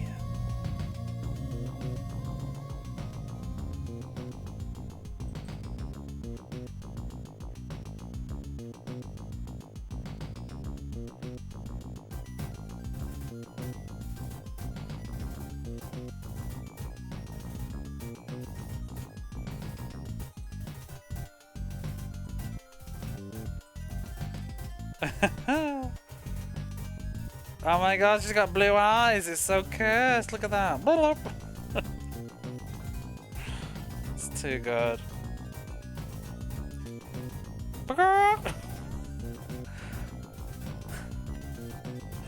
Oh, this is why we suffer these games, for these little moments.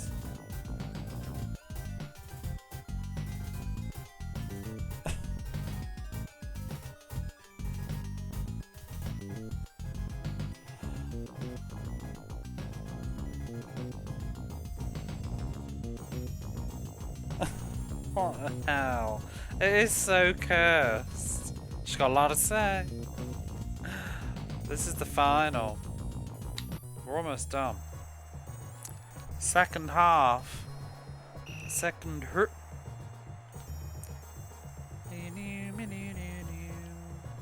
Woo woo woo. And then goodbye, Argentina.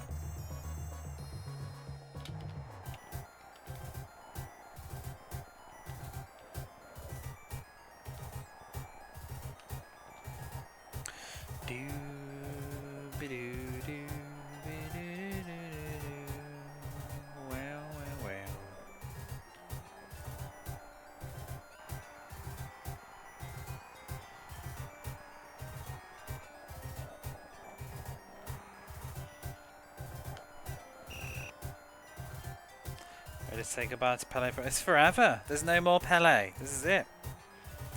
It's the end of Pelé. And even more football done. It wasn't too painful, to be honest. Pelé 1 was painful, but that's because the save file kept disappearing. If we hadn't keep losing progress, having to replay the same bloody matches over and over again, the whole lot of it would have gone down rather relatively quick, because my timer ended up only being like, what, 8 hours was it? And then this one's been like a couple. I've enjoyed this one much more. Yeah, well, let's not get carried away. I've enjoyed the conversation of this one much more. But Hardball! hardball! No, no hardball.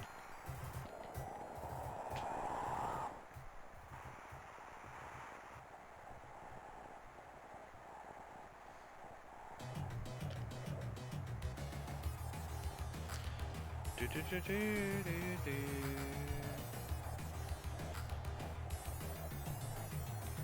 Hardball. Sleepy ball.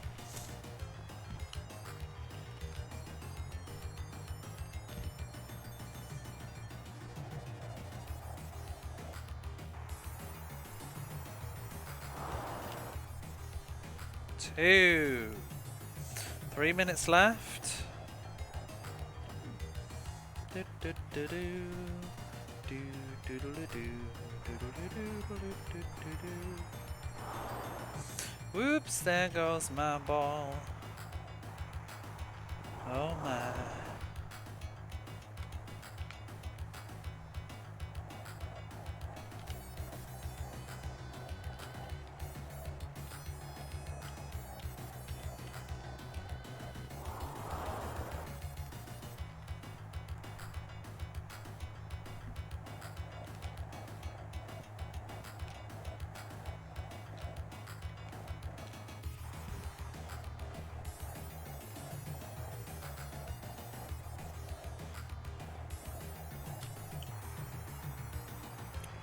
I'm glad I didn't do Hypnospace tonight because I'm too tired.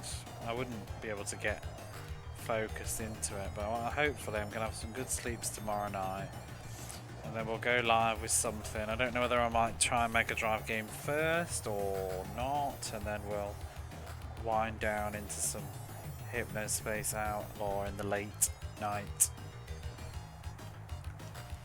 Again.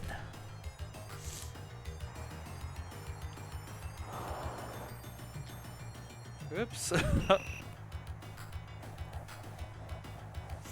Oh, I meant to cut the VOD out so that anybody could watch if they needed to catch up. Let's see if I remember to do that. Whoops. I mean, it's still there in the past broadcast, but it's in the middle of that long marathon.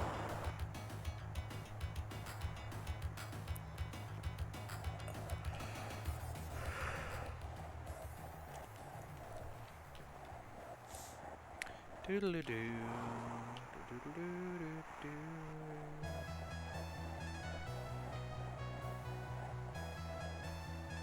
Oh, there's the ghost again. What is wrong with this game? Shake, shake, shake. Shake, shake, shake. You just flew on by.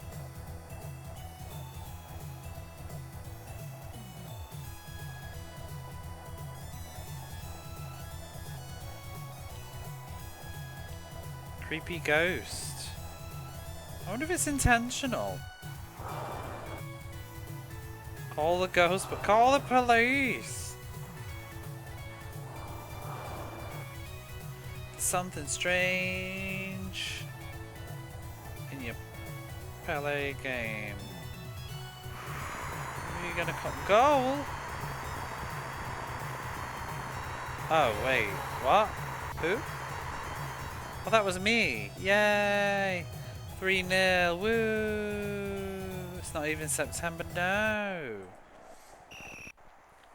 It's Summerween. They think it's all over.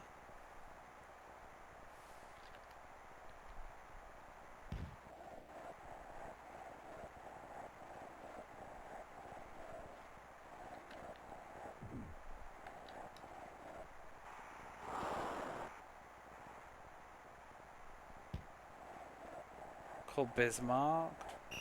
It is now. Good job, Otto. Please tell me you're Germany. I'm Germany. Woohoo, we win. Has Argentina got a smiley face in the middle of their flag? Are they supposed to?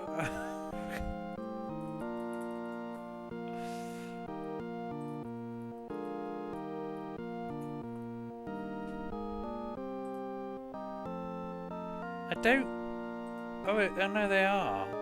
Okay, well, fair enough. I don't think it's supposed to be like that, though. I don't think it's that smiley face. Okay, well, moving on. We win.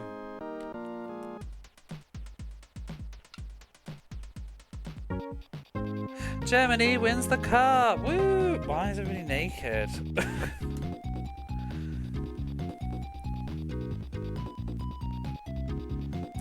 Isn't this the same ending credits? Like the same music again? Classic German celebration. Did you see the ghost, Rudo? This game is haunted.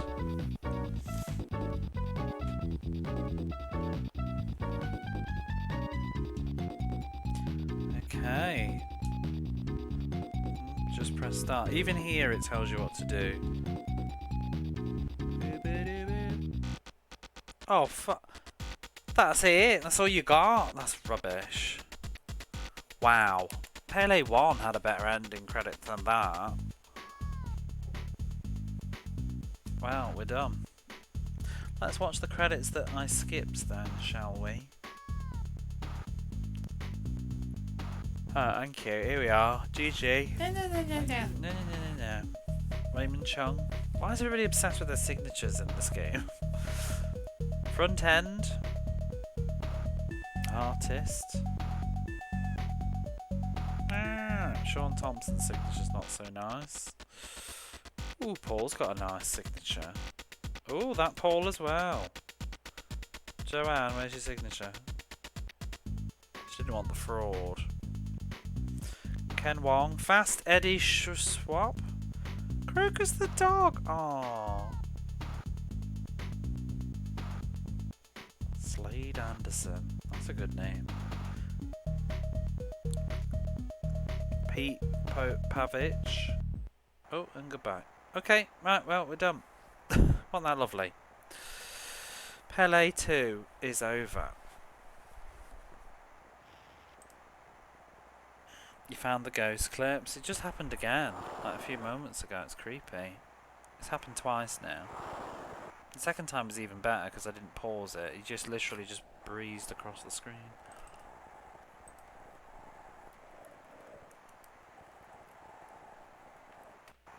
The Ghost of Richard Simmons. Okay, 238 games done now. There's a hidden developer message in the ROM code where they have a moan. Oh! I think I've heard of this. This rings a bell. Let me have a look.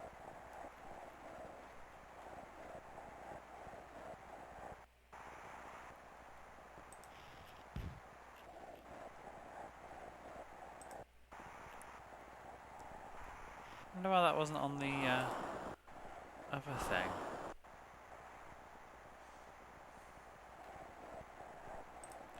Pelé 2.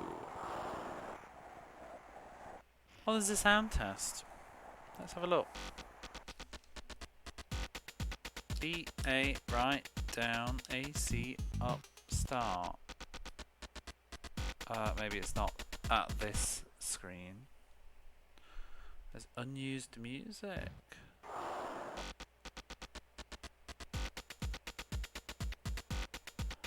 Wow, have you seen the message?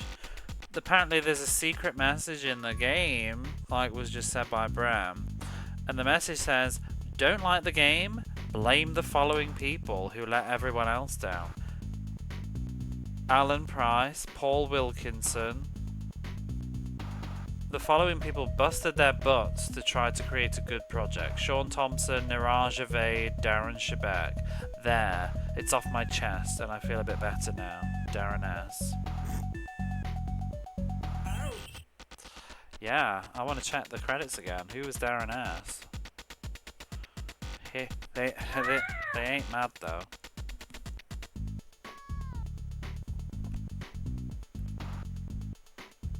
Who's Paul Wilkinson and Alan Price that they don't like? Oh, programming, they didn't like him. There he is, Darren Shebeck. He's the bitter one. He likes him though. Likes them.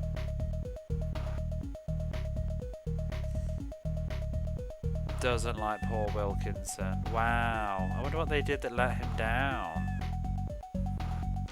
So you reckon the music guy is why the game is bad? I don't think it's the music guy, Darren. I mean, I'm not saying the music's good, but who put the ghost in? Maybe the music guy? I don't know.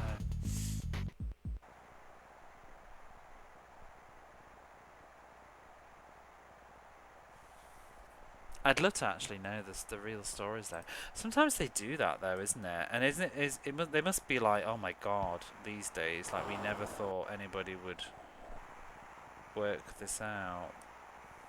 How do I get the sound test? At the title screen.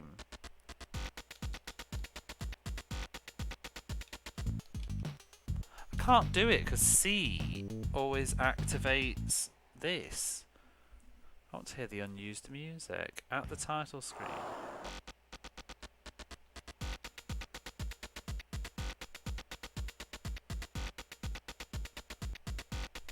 Boing, boing, boing.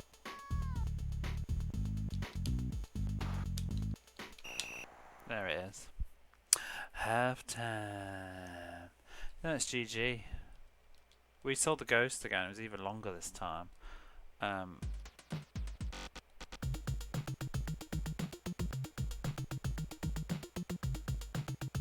Why not used? Oh, it's rubbish. That's all it does.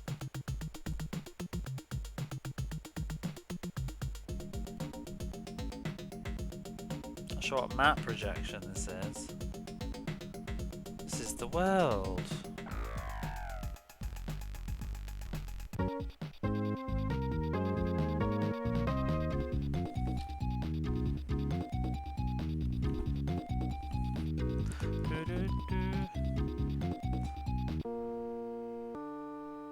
Oh, they have got the themes now.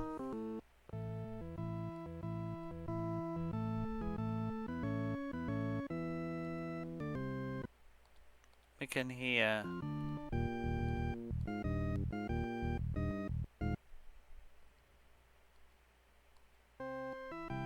Forget Norway.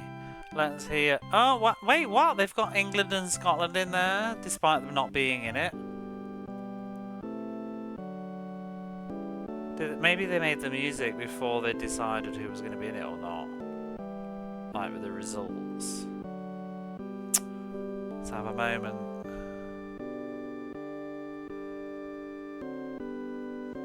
Don't know the words though.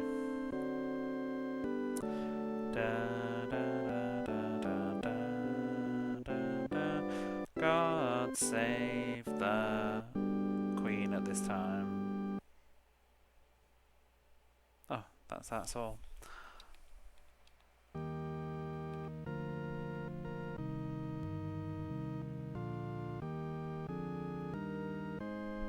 Well, Canada's theme's quite good, isn't it? I forgot about how the Canada theme goes.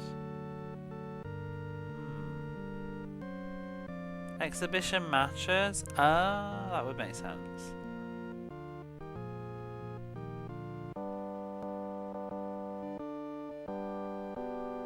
And where my fathers died, is that what it is?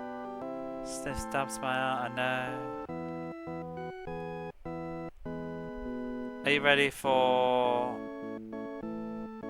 USA? Wait, Wales have their own theme?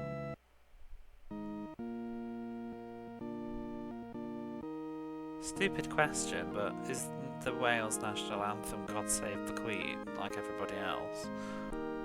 I'm sure they have their own songs as well. Mind you, I suppose if they're playing as their own country in the World Cup or something. Never thought about this. What do they do for rugby then?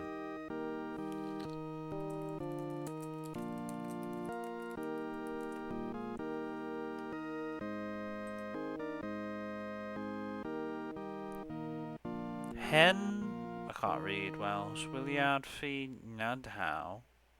Nadhow? It's used for Wales in sports, apparently. It's first used the Wales national anthem 1905 by fans at a rugby game, and then it became the sole anthem used for Wales in sports from 1975. That makes sense then. A small skirmish. Wait, what? No, they didn't.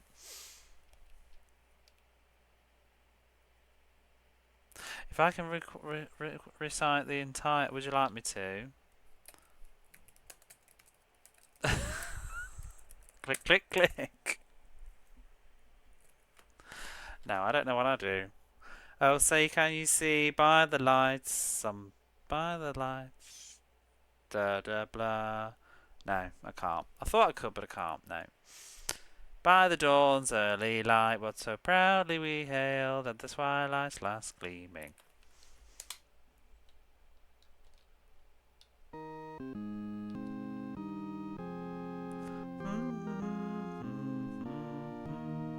I probably know more words for the American anthem than I do for the British one, though.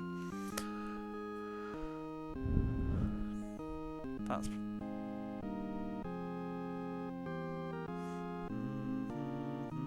Yeah, it's because I like watching Whitney sing it and things like that. To be fair, I do find patriotic American music very obnoxious. It makes my toes curl a little bit. But I will say this. The American national anthem is a banger. It's a banger. If I had to sing a national anthem every day, I would want it to be this one. But I would like to just not have to sing a national anthem every day. It just lends itself to being sung really well by some celebrity. That's what's so good about it. God Save the Queen's a dirge. I've always agreed with my mum that the UK national anthem, she's always said that God Save the Queen is terrible and that we should use Land of Hope and Glory as our national anthem. Yeah, or Jerusalem. Land of Hope and Glory should be the British national anthem, in my opinion. It's a much better song. It's a shame though, because the US have sort of hijacked Land of Hope and Glory as your graduation music now. So it's, yeah, but it should be Land of Hope and Glory. We sing it in the UK. We don't do it as an instrumental. We sing the song at the night of the proms. If you're ever curious, you should YouTube the last night of the proms, Land of Hope and Glory. It's very patriotic, kind of, in the UK. It's a lovely song. I don't know why we have to do God Save the King/Queen. Yeah, Jerusalem as well.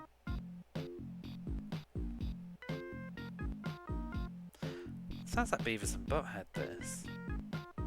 The game.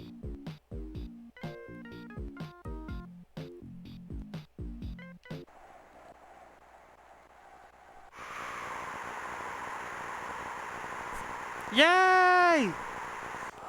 Oh. Reaction.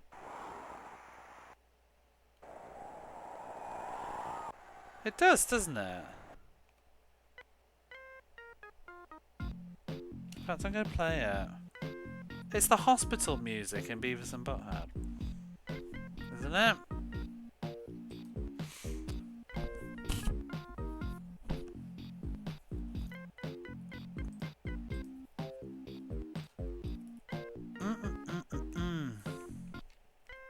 Or is it the drive-in? Is this actually just a...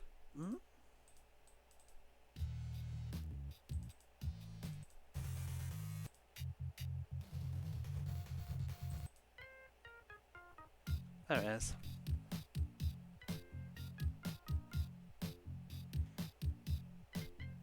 What's up with this?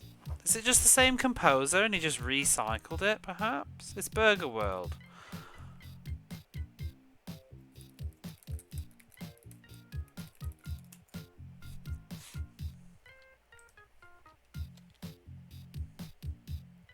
It's not the same developers.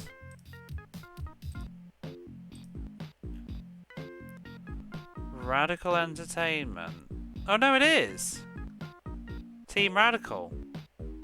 They did Pelé, Pelé 2, Beavis and Butthead. What the fuck? They made Beavis and Butthead after this? Huh, so that must be why they redid it then. That's cute. The deep lore.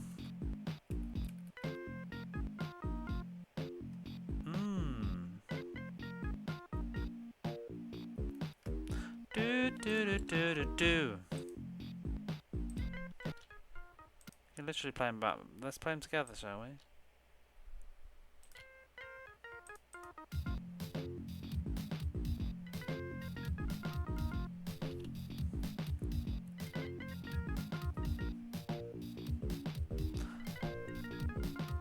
I played a lot of Beavis and Butthead when I was a kid.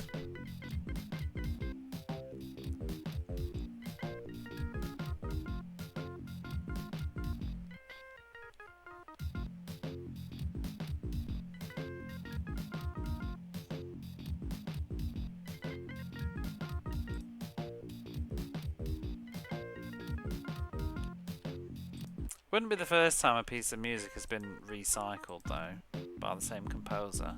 Because Song of Sad, the sad song in Legend of Legaia is also the sad song in Alundra, same composer.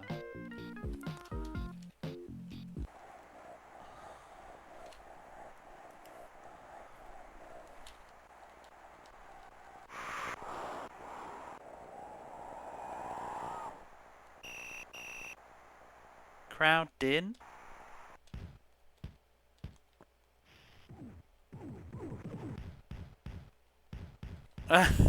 That's this. That's his header.